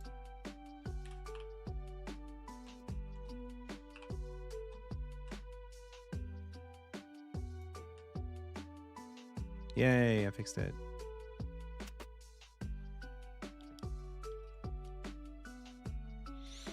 But it came on this side, right? Well, that's no good.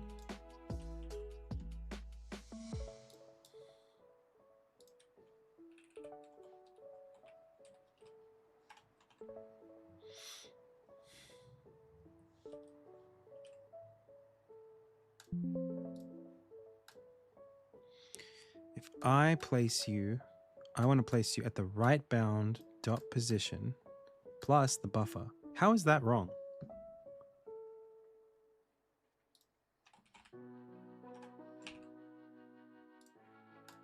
How's that possible?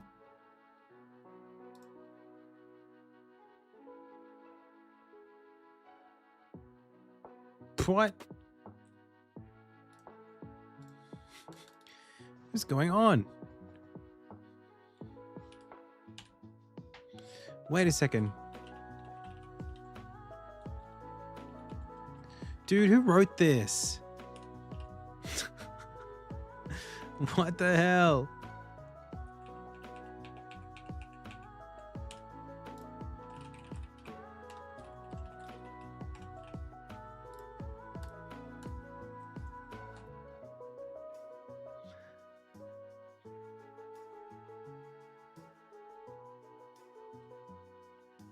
What are you doing?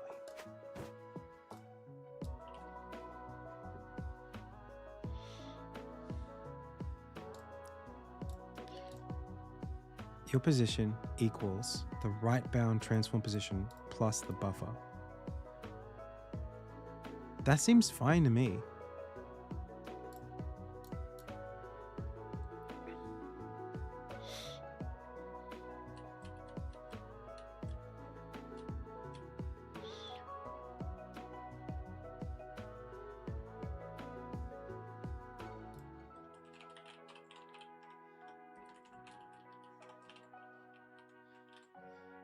Am I crazy?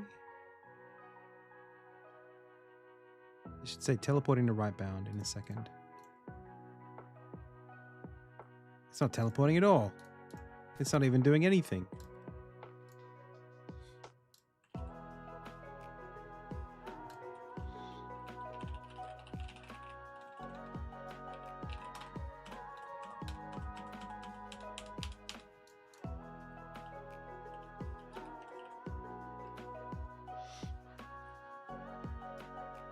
Aren't you teleporting it to where it enters the next if statement? Eh? To where it enters the next if statement. If I'm left of the left bound, oh, maybe you're right. Then teleport me to right of the right bound.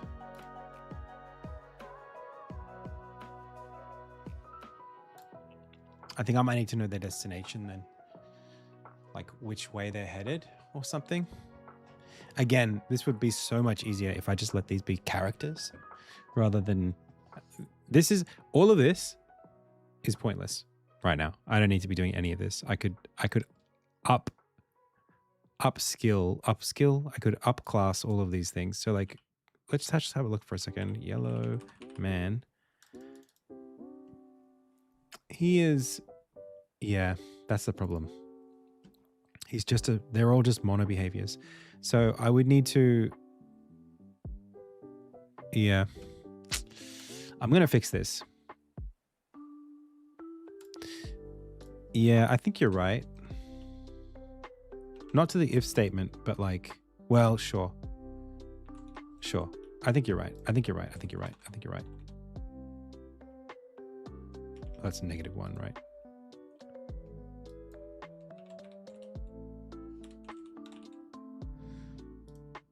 You're probably right. But even then, where they were going was not where I expected them to go. So it's not, I don't think that's like the whole story. But let's see what happens.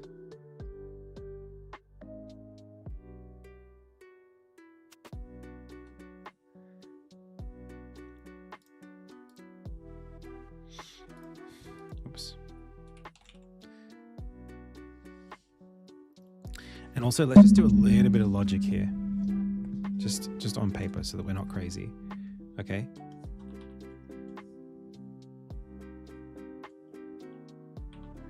If this is my left bound, this is my right bound.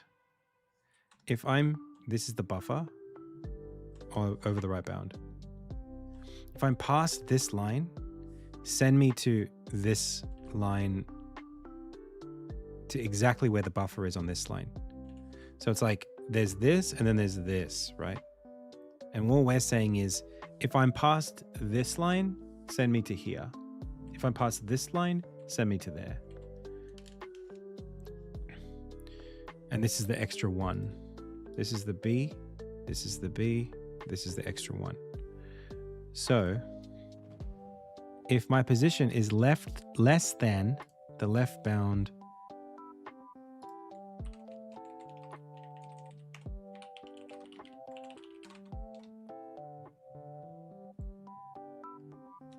it's this.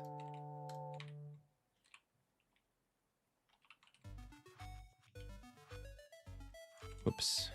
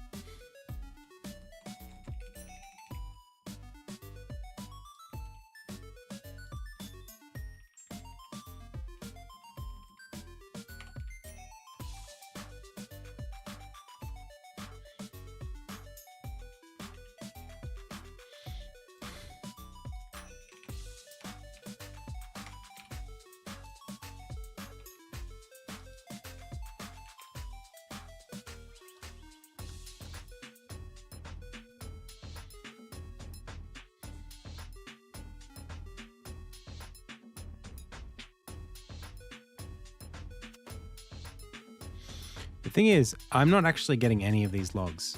This is never happening. So I actually have no idea what's happening. I'm very confused. Yeah, I mean, like, it would be calling that, but it never does. So actually, we're kind of like, we're stuck somewhere here. Something's happening over here that's like...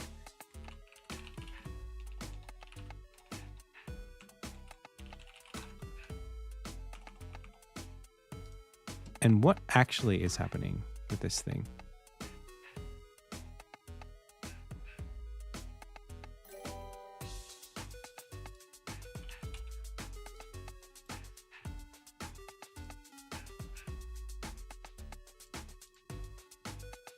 Okay, the sprite's fine. It's the position... Wait a second. Look at this. Look at this. Why is that? What? The sprite is off in no man's land.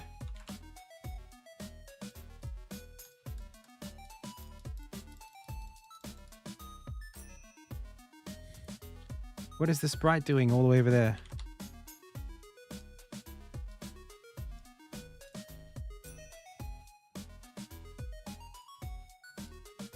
All right, well, that helps. I don't use Trello. I actually use Figma for tracking my tasks.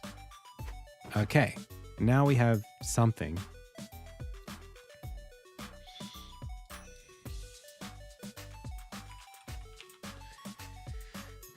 And then I think this needs to happen, like, not when we do walk, but when we start walking.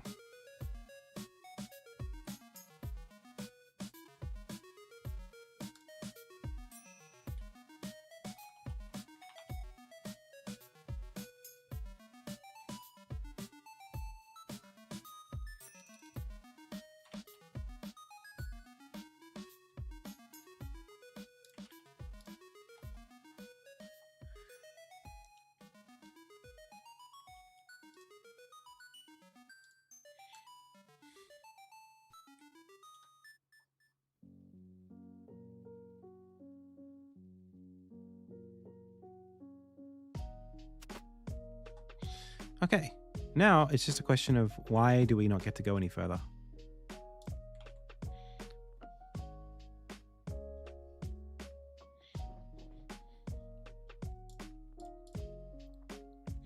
It's probably this objective complete.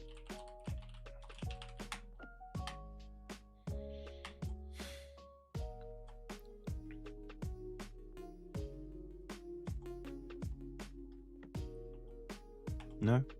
Okay. Then what's going on here?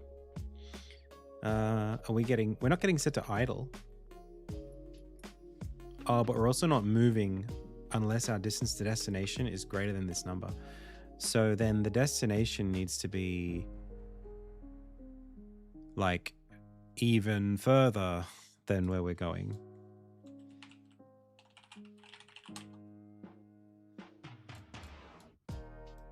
Yeah, it's like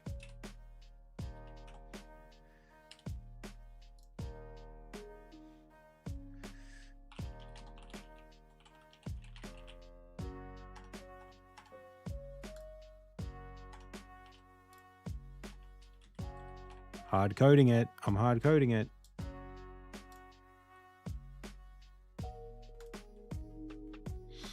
Actually, there's a better way to do this.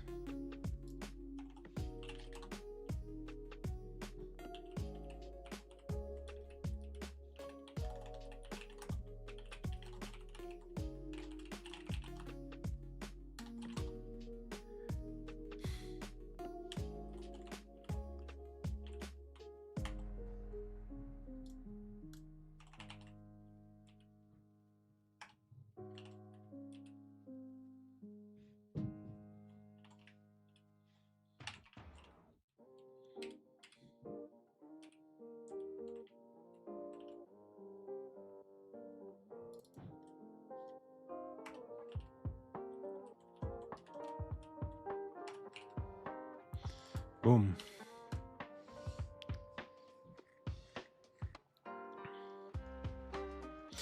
I thought this was going to take way less time.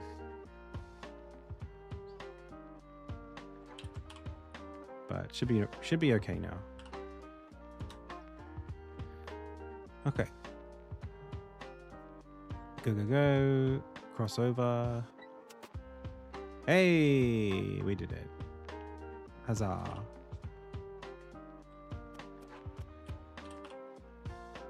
And then what's going on? What is this?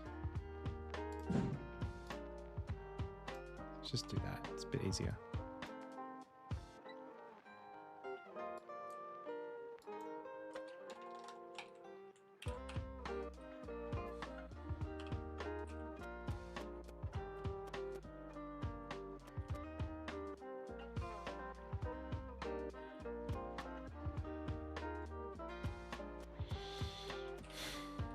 And then let's do the wheel animation right after this.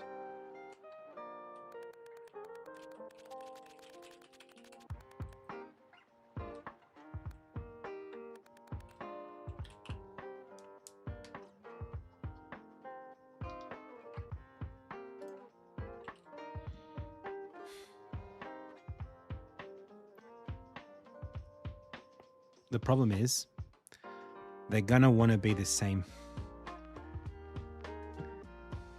It's going to want to be the same because it's one animator. If I do it in two animators, I have to like do some extra script that knows the difference. I mean, maybe that's fine, but like it needs to know, okay, is the horse animating? If the horse is animating, then I'm animating. If the horse is doing a walk, I'm doing roll or whatever. If I can just get it here, I think I'm right. So, I mean, we actually probably could figure out. I'm going to do it. I'm going to figure out exactly what the circumference is and what it should be. We're going to do some algebra. Algebra? Geometry? Geometry. We're going to do some geometry here. Okay. Back to this. Let's start. So here, here, here, here, here, here, here. Okay. In 6 frames, we go from this point, which is like dead in the middle of this one, all the way to this point. So we go that far. So in 12 frames, we cross through 19 pixels. Let's call it 20. 20 pixels in 12 frames.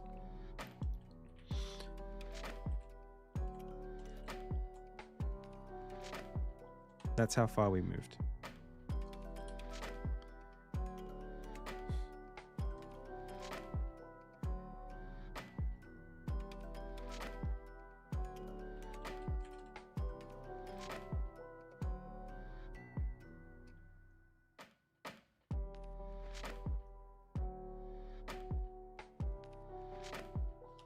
If this was like a piece of string, I imagine it would go only this far. Really. Like how could it go much further than that? Ah, but that wasn't the whole thing. That was in how many frames did we say? 6 frames. So it's 40 pixels. It's double this. So it should be a half turn. In any case, the radius of this is 20 pixels. So the circumference of a circle is 2 pi r. So where can I type that in? Is there a calculator I can use? 20, 40 times pi.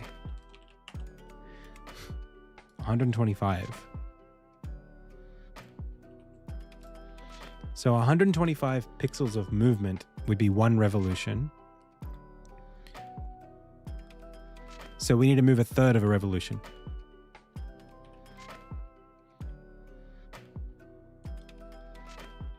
Which is about this far.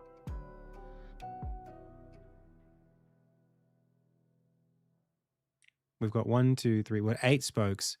So it's 3 and a bit.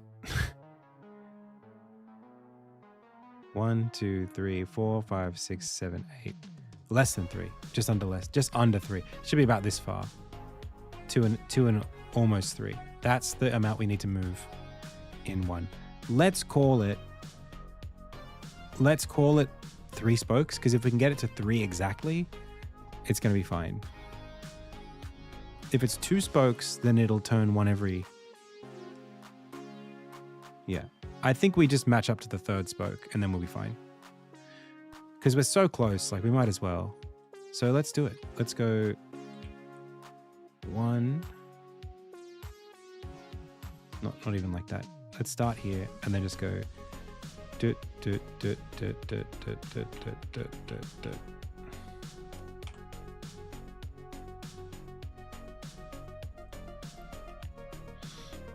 And then here.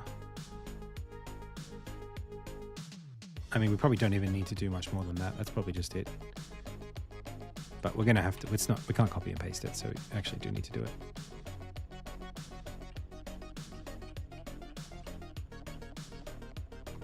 Nope. First of all, let's make sure these are even. They're not quite.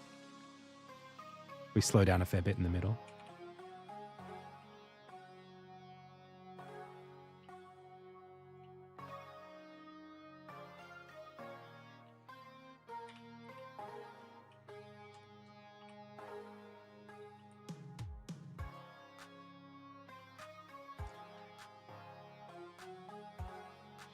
Okay.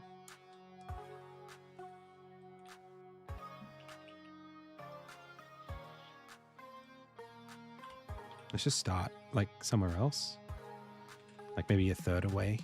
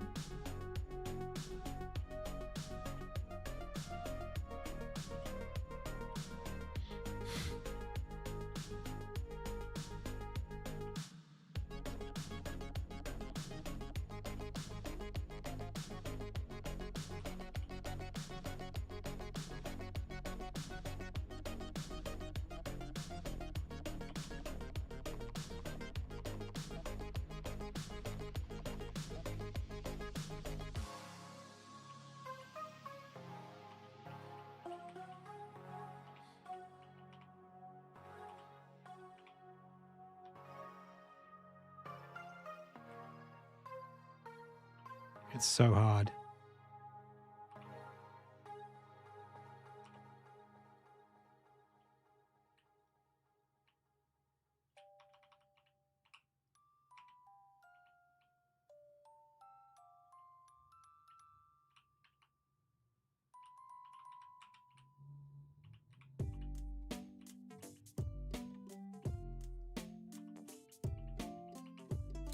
Okay.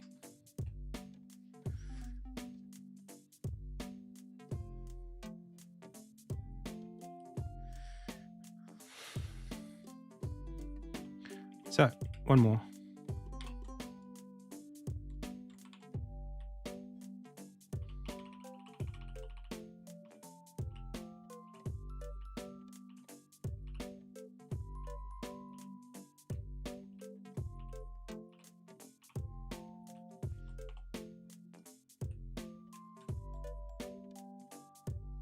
There we go. We can test it.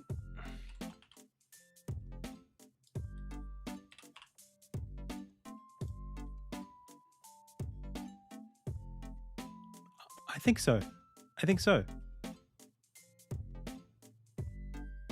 It's actually easier, I think, to make that look legit than like the feet, because you can't really see if it's slipping or not. I don't think so.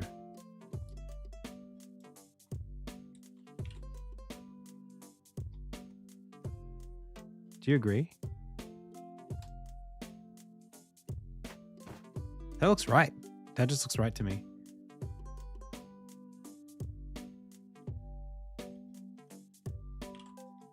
First try, a bit of geometry. Simple geometry.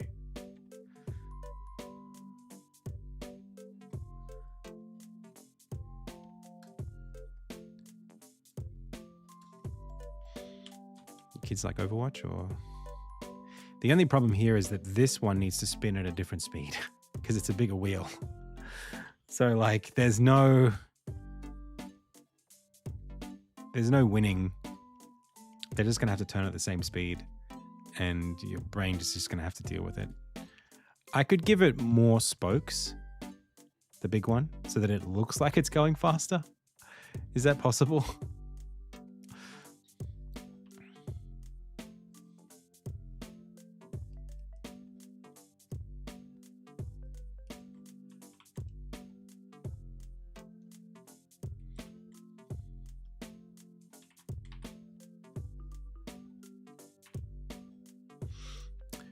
I can't, I mean, like the thing is it has to be 12 frames. Maybe that's okay. Maybe I can do it that way.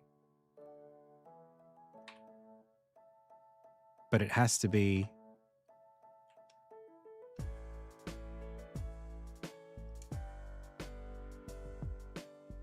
My brain's not smart enough to know that that's wrong, to be honest with you.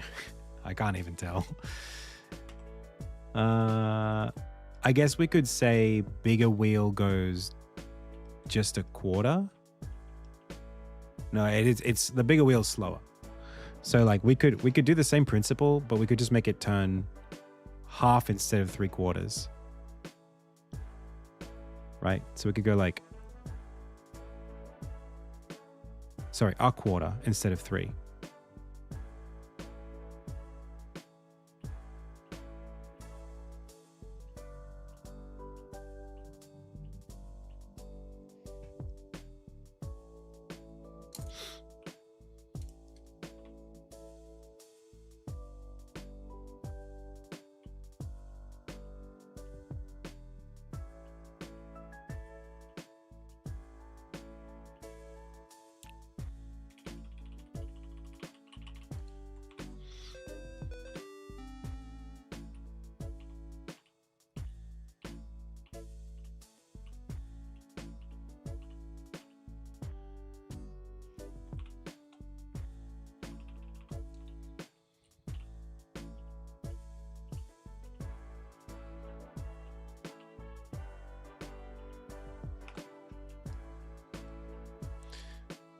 Oh my God. Chat, we are mechanical geniuses here. Hey, Chartle, thank you so much for the sub.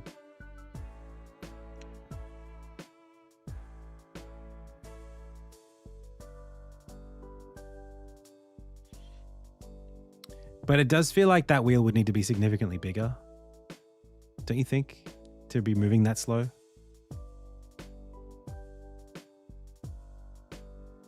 Like, for that speed, a quarter per second, this distance, these have to be the same distances.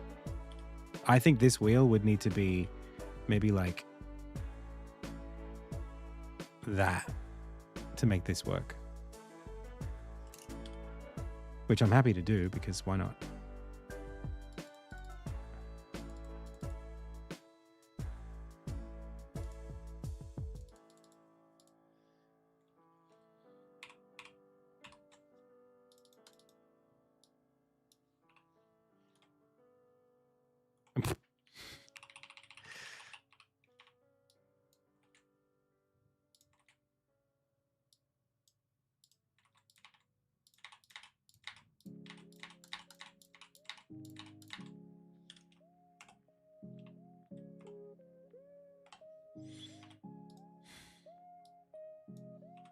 Always get that wrong. Okay.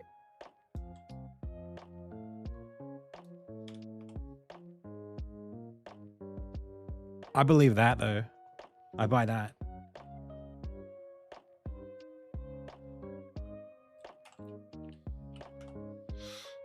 Let's watch it.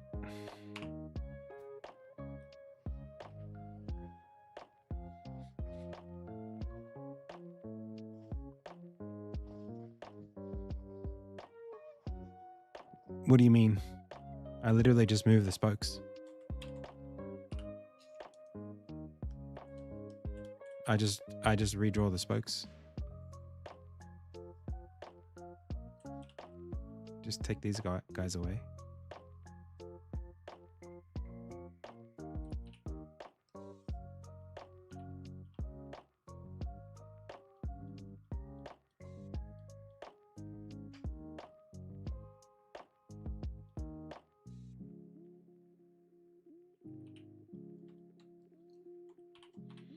And then I just draw like that.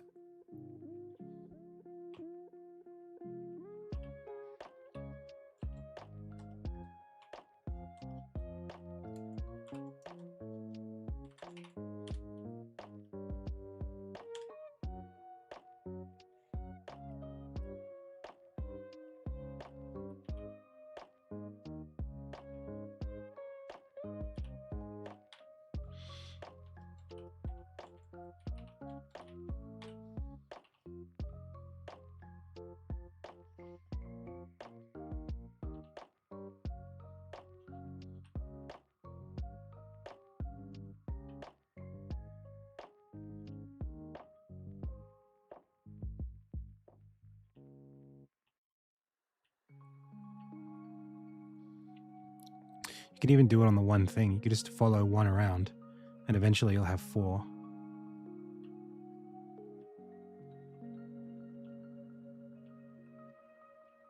Watch this.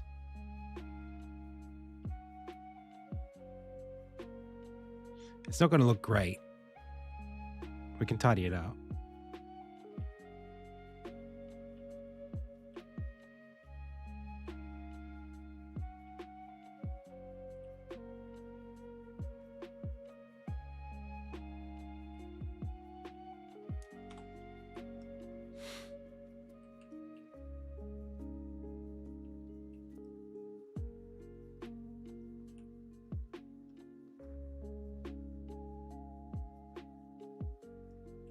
We could just smoothen that out, I think. Just find weird looking ones and fix them.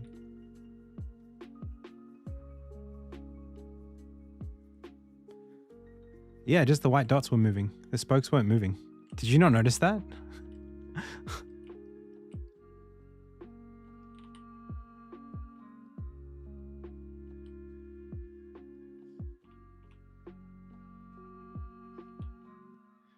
You guys are getting brain forked. Shuffle this over a little bit.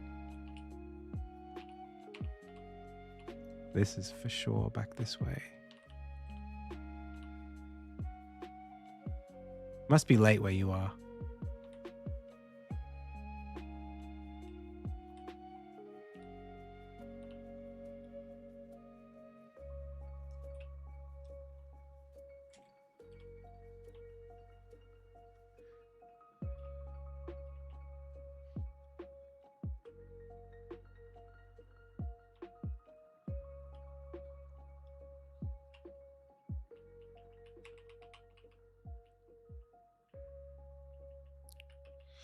That's pretty good. Did Hades have 3D models? Yeah.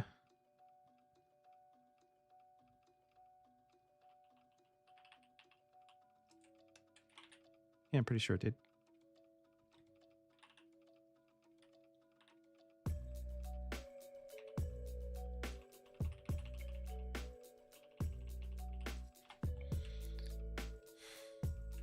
Yeah, you want to see something really cool? Watch this. I think I just have to move it 3. If I just go, or 6. It might even be just 3. I'm going to bet 6. I'm going to bet 6.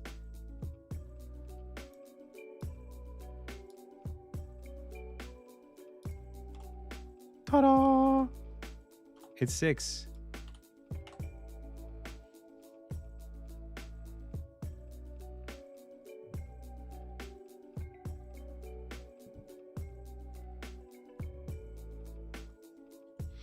It's not amazing. There's a point where it doesn't quite...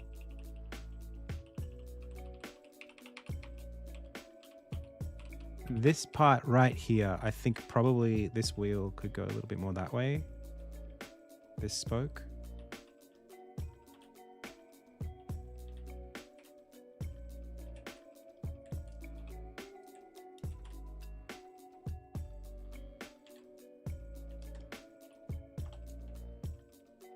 And then you just look, there'll be a point up here where it does the same thing. So it's like right here.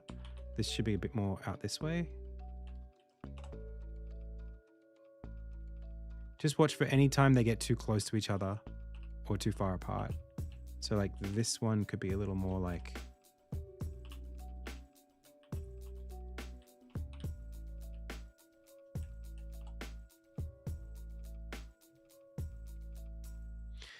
One thing we could have done, which I didn't do, was draw these as lines all the way through.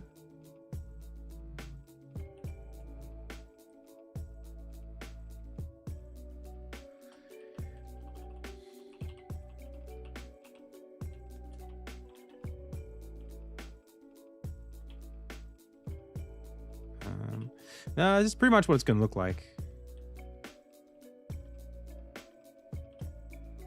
I'm mostly happy with it already. This is not a high stakes animation, you know? It's not one of those things where like, if it's perfect or not perfect, you're not even going to notice it. It's going to be one of like a dozen things moving in the scene.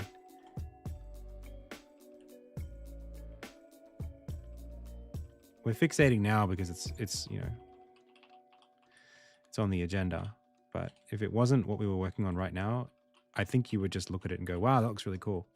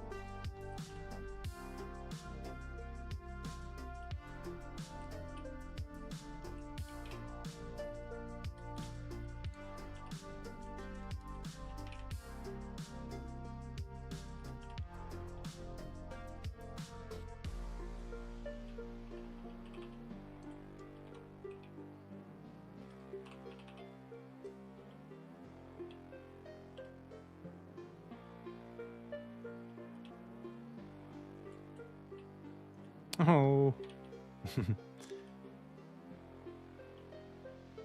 Yeah, could have definitely made this easier for myself. I think the next one I'll do it in 2s. I'll do like a whole diameter in one go instead of a radius.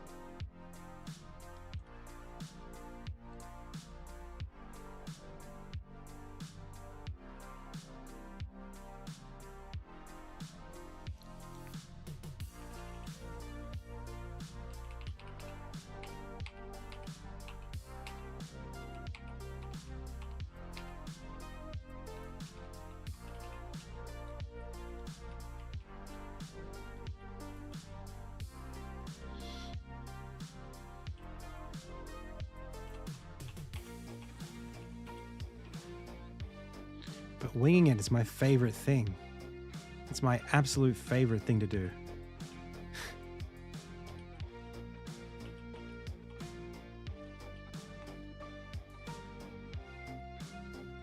I love to wing it.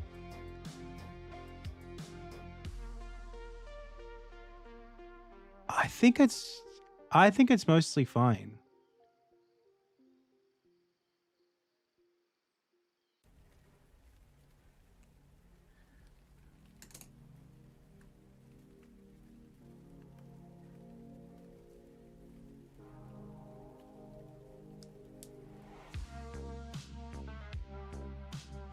It kind of looks like they're getting like thicker and thinner, but like other than that, I think that's pretty good.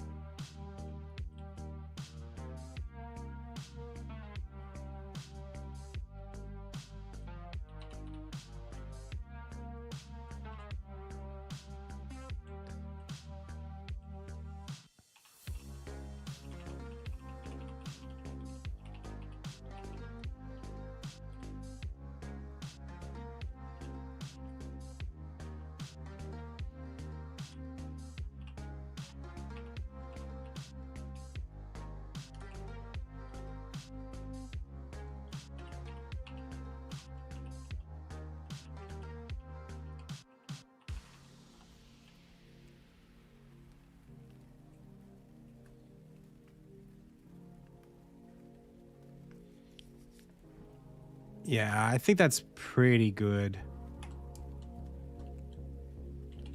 Okay, next one.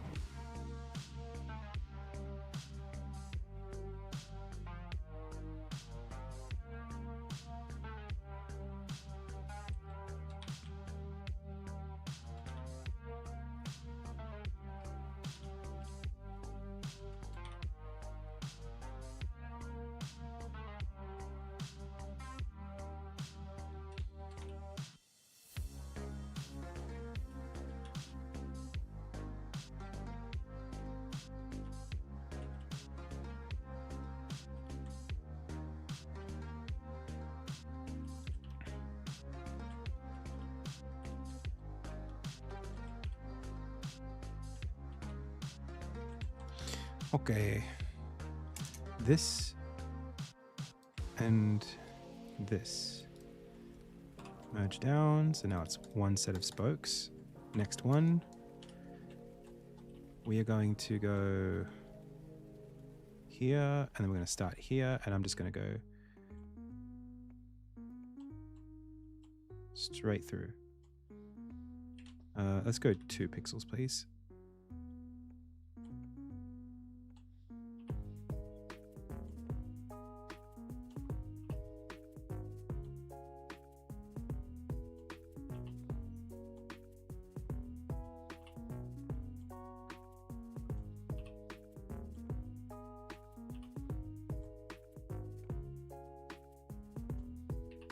That felt a little fast.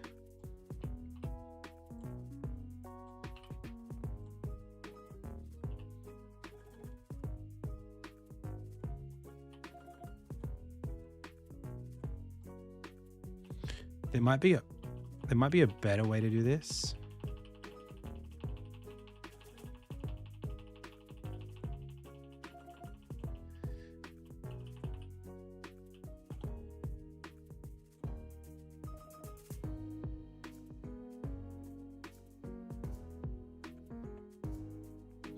I just realized something. I don't think we can... I'm not sure we'll be able to do this. Because we're going in thirds. I guess it's fine. You know what? It's fine. Let's just keep going. I'm going to do this on a new layer because I'm scared.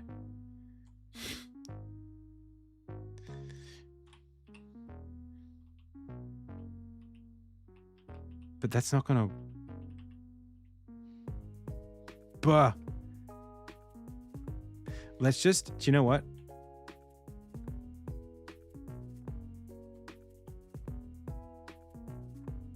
Yeah, but that's not how wheels work, is it? Can you have spokes like that? I guess you're right. I guess we could do it that way. Let me just try something else. Let's just do a different one on a new layer. Something might happen. We might get away with it. Let's just, I want to know, even if I'm wrong, I want to know why I was wrong.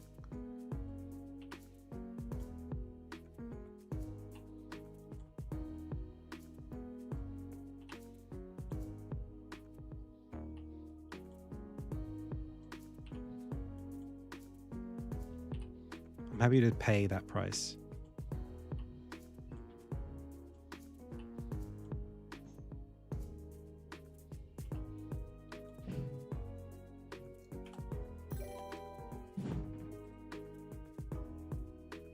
I think we might be okay. Yeah, it'll just be 6 spokes instead of 8. That's fine.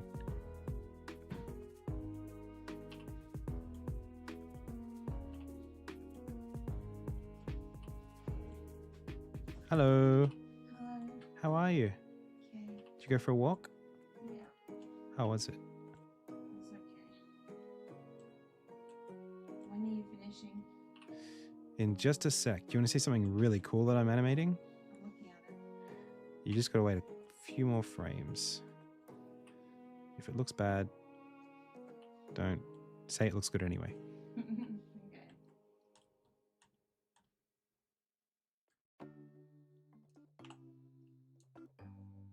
Wow.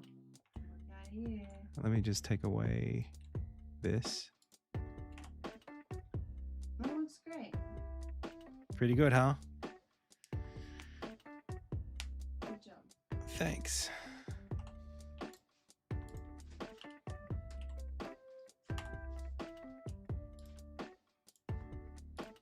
She liked it, chat. She liked it.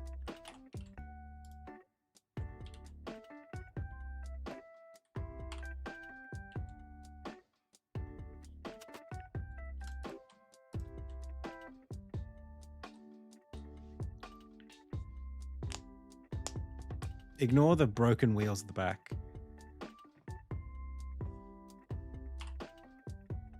Dude, that's really good. That's really functional.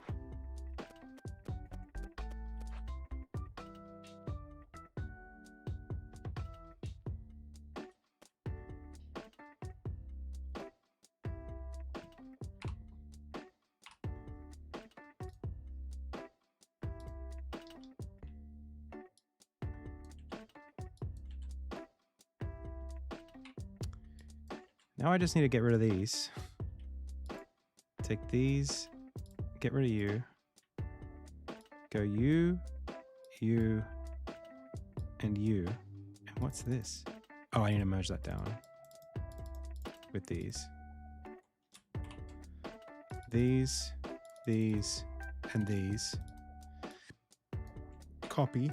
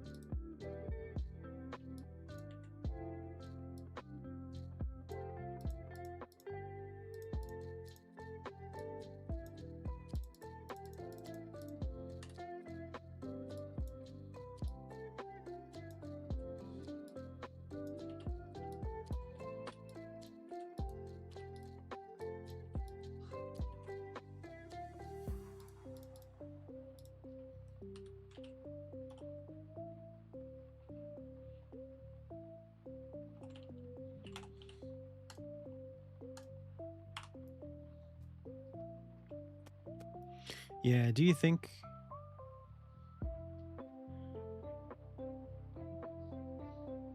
Do you know what? The illusion just broke for me. Why did that happen? I hate it now. What the heck?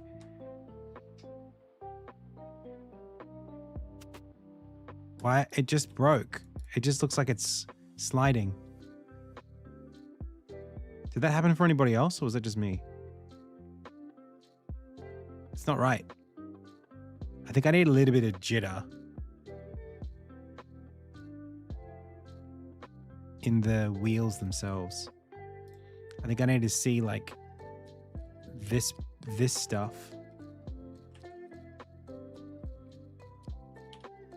like just wobble a little as it moves, or like I want to see like bits of it. Do I still have the white dots? Please, please. Oh, good. Let me bring them back, but I'll bring them back as like...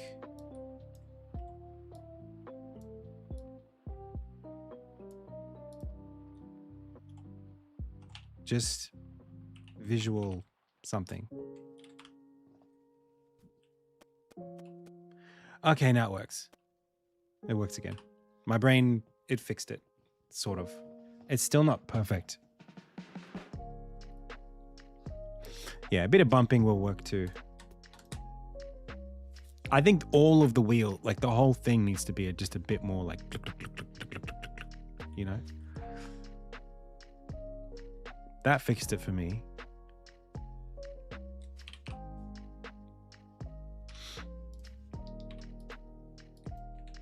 Let's just introduce like a little bit of noise.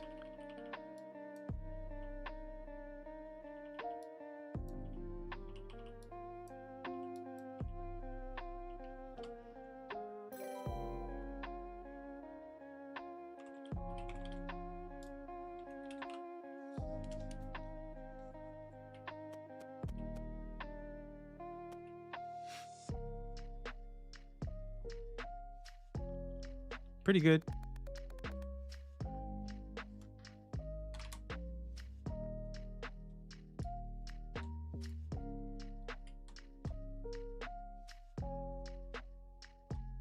Maybe more frequent.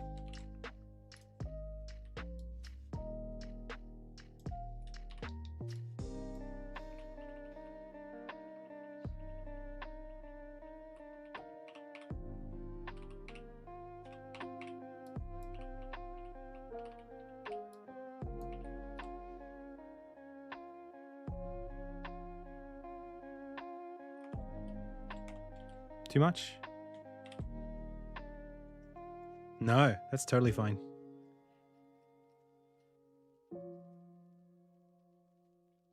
Dude, this really works for me. Like the horse, except for the tail, really looks like it's pulling that wagon.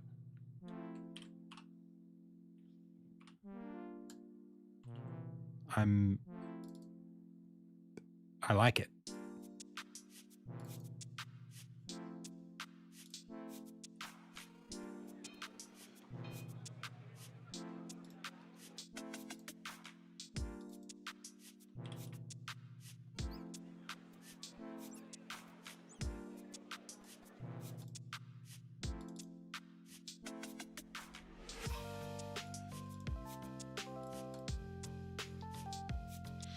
Yeah, I could let a junior do the rest.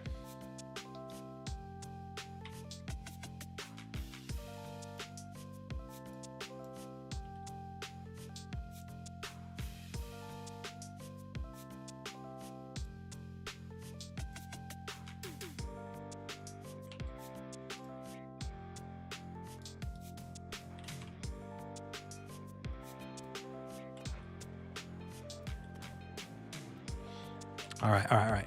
Now we need to hear it.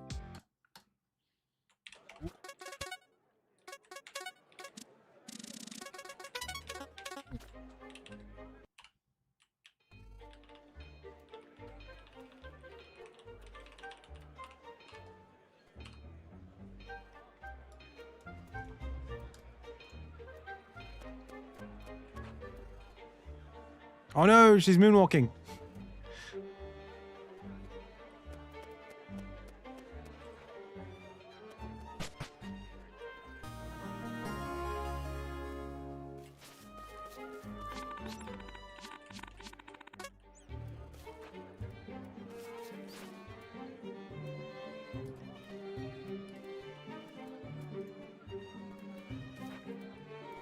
Are we getting there, chat? Are we getting to bustling city?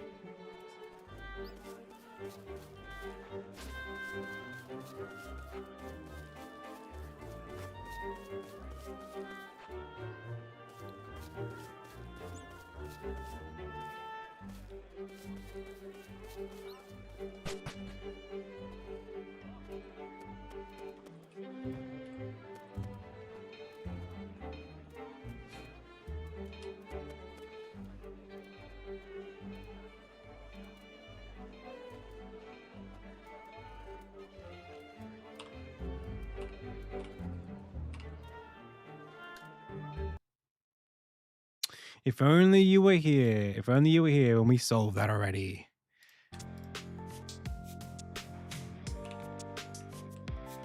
Too bad. Nice nitpick. Nice nitpick, but you can't beat us. 6 spokes, 8 spokes. Full revolution. Sorry, a third of a revolution, a quarter revolution per loop. Hey, Oxaz. Code or art? It depends on your project.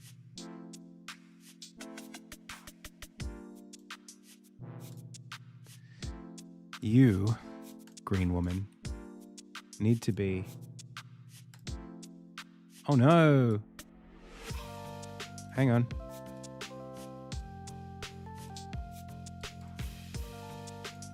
She is facing... No, she's facing the right way. Oh no!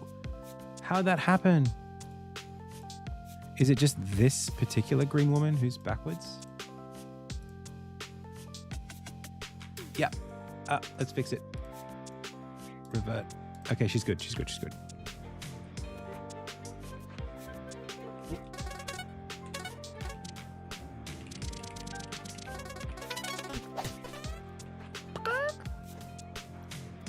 Dude, watching the cart go by is so good.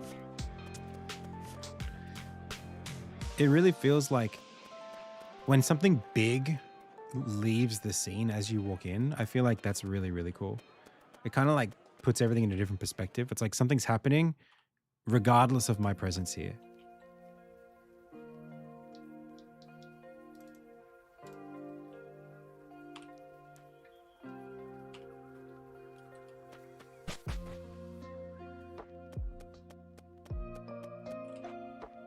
Dude.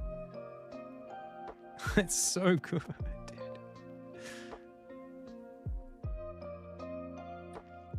I need like a thing for it to do. Maybe like you can talk to the guy, or I almost could have a couple of them. Well, I was thinking of having like a few different carts. Like just a way to palette swap them and having like 2 or 3 at a time in the level.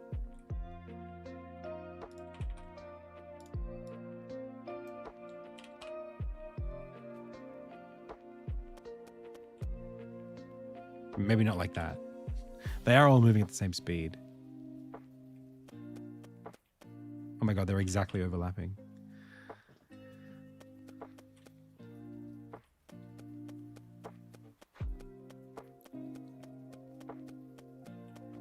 Wait, are they also exactly overlapping this time?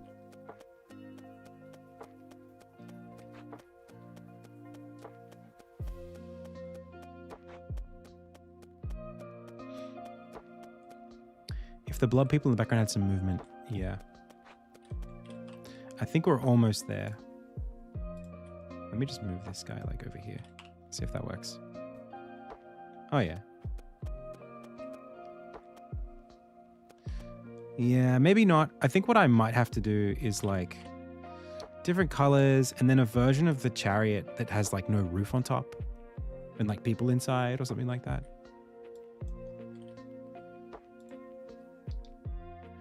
And then, yeah, I need to solve this problem of like, what do I do with the blobs? I think I've got characters that sort of are blobs in this scene. You know, so they got a little bit more definition, but they're flat shaded. I think we do that, but I think they still need eyes, or at least like shading on the faces. Oh yeah, a cart with different stuff on it. Oh, dude, that's perfect.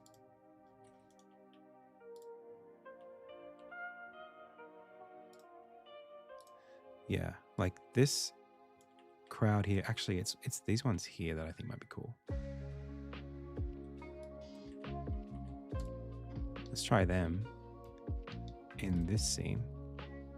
I also think I wish I had done more detail on the... Oh, is that going to work? Just... Oh, that's so good. You can't see that. Hang on.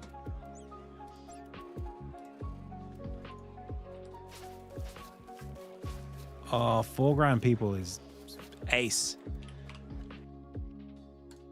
That is amazing.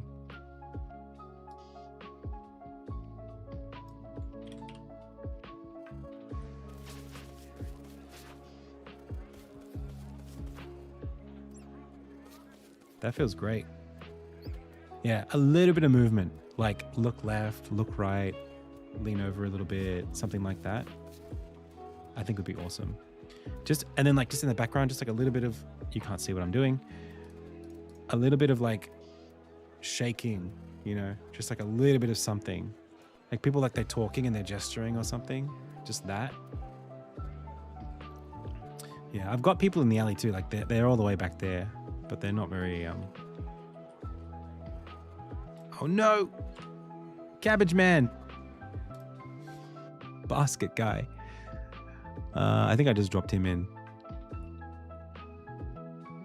Where are you, buddy? You're backwards. Go back forwards. Get out of here. There we go. Yeah, I think we're really, really, really close. I'm already, like, pretty much sold.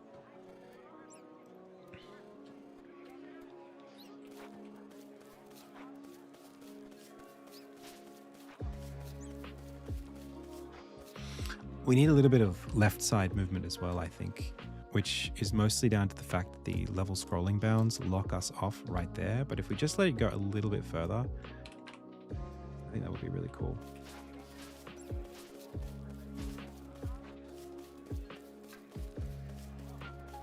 Not quite. What's wrong with that?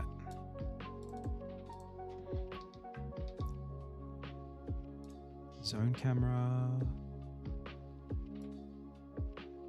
I want to look there, and I want this to be like 5.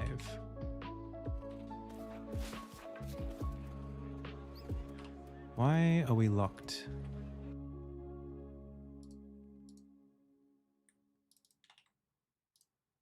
Do we need to go further? That doesn't seem right. I'm still locked.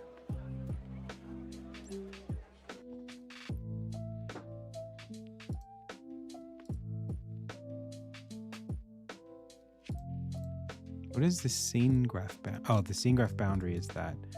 Level scrolling bounds are that. Okay, well then what if I just make this like... Wait. What if I just say... Oh, over there. Now what? Okay.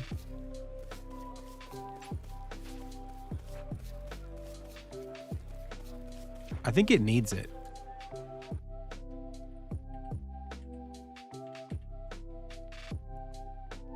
I think it needs to be able to really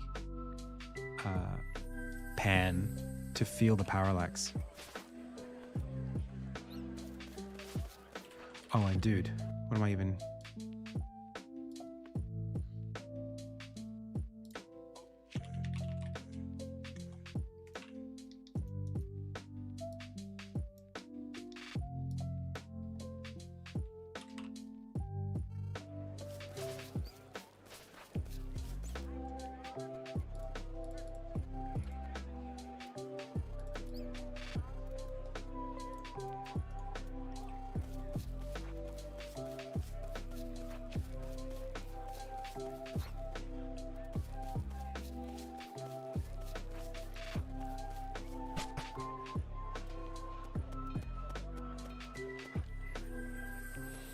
Pretty cool.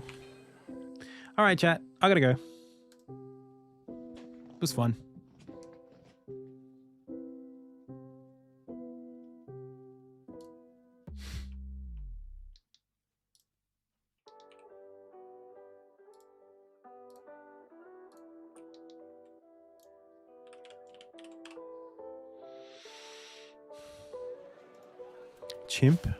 chimp across the screen. I don't know what that means. Chimp?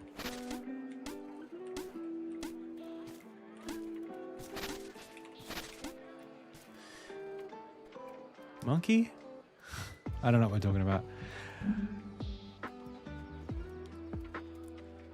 Oh, like a monkey doing a moonwalk? Is that? I don't know what we're talking about. Thank you, pals, for checking out the stream today. You should wishlist Insignia. I think it's time. If you haven't done it, if you haven't done so, you ought to. I think you should. I think what we showed off today was worth a wish list, surely. All right, who are we rating? We are rating. Any English speakers in chat? Maybe Ryan Art. Ryan Art. Thank you so much for checking out the stream today. I had a lot of fun. Hope you did too. I'll be back tomorrow. We'll do more dev. I'll see you then. I have other things that I was going to do this week, other projects even this month, and it's just like I feel like Insignia is I'm excited to work on it. I want to work on it more. So that's something. Thank you for checking out the stream today. I had a lot of fun. Hope you did too. As always, I've been Adam. You've been the Pixel Pals. This has been the Indie Tales Game Dev live stream. Until next time.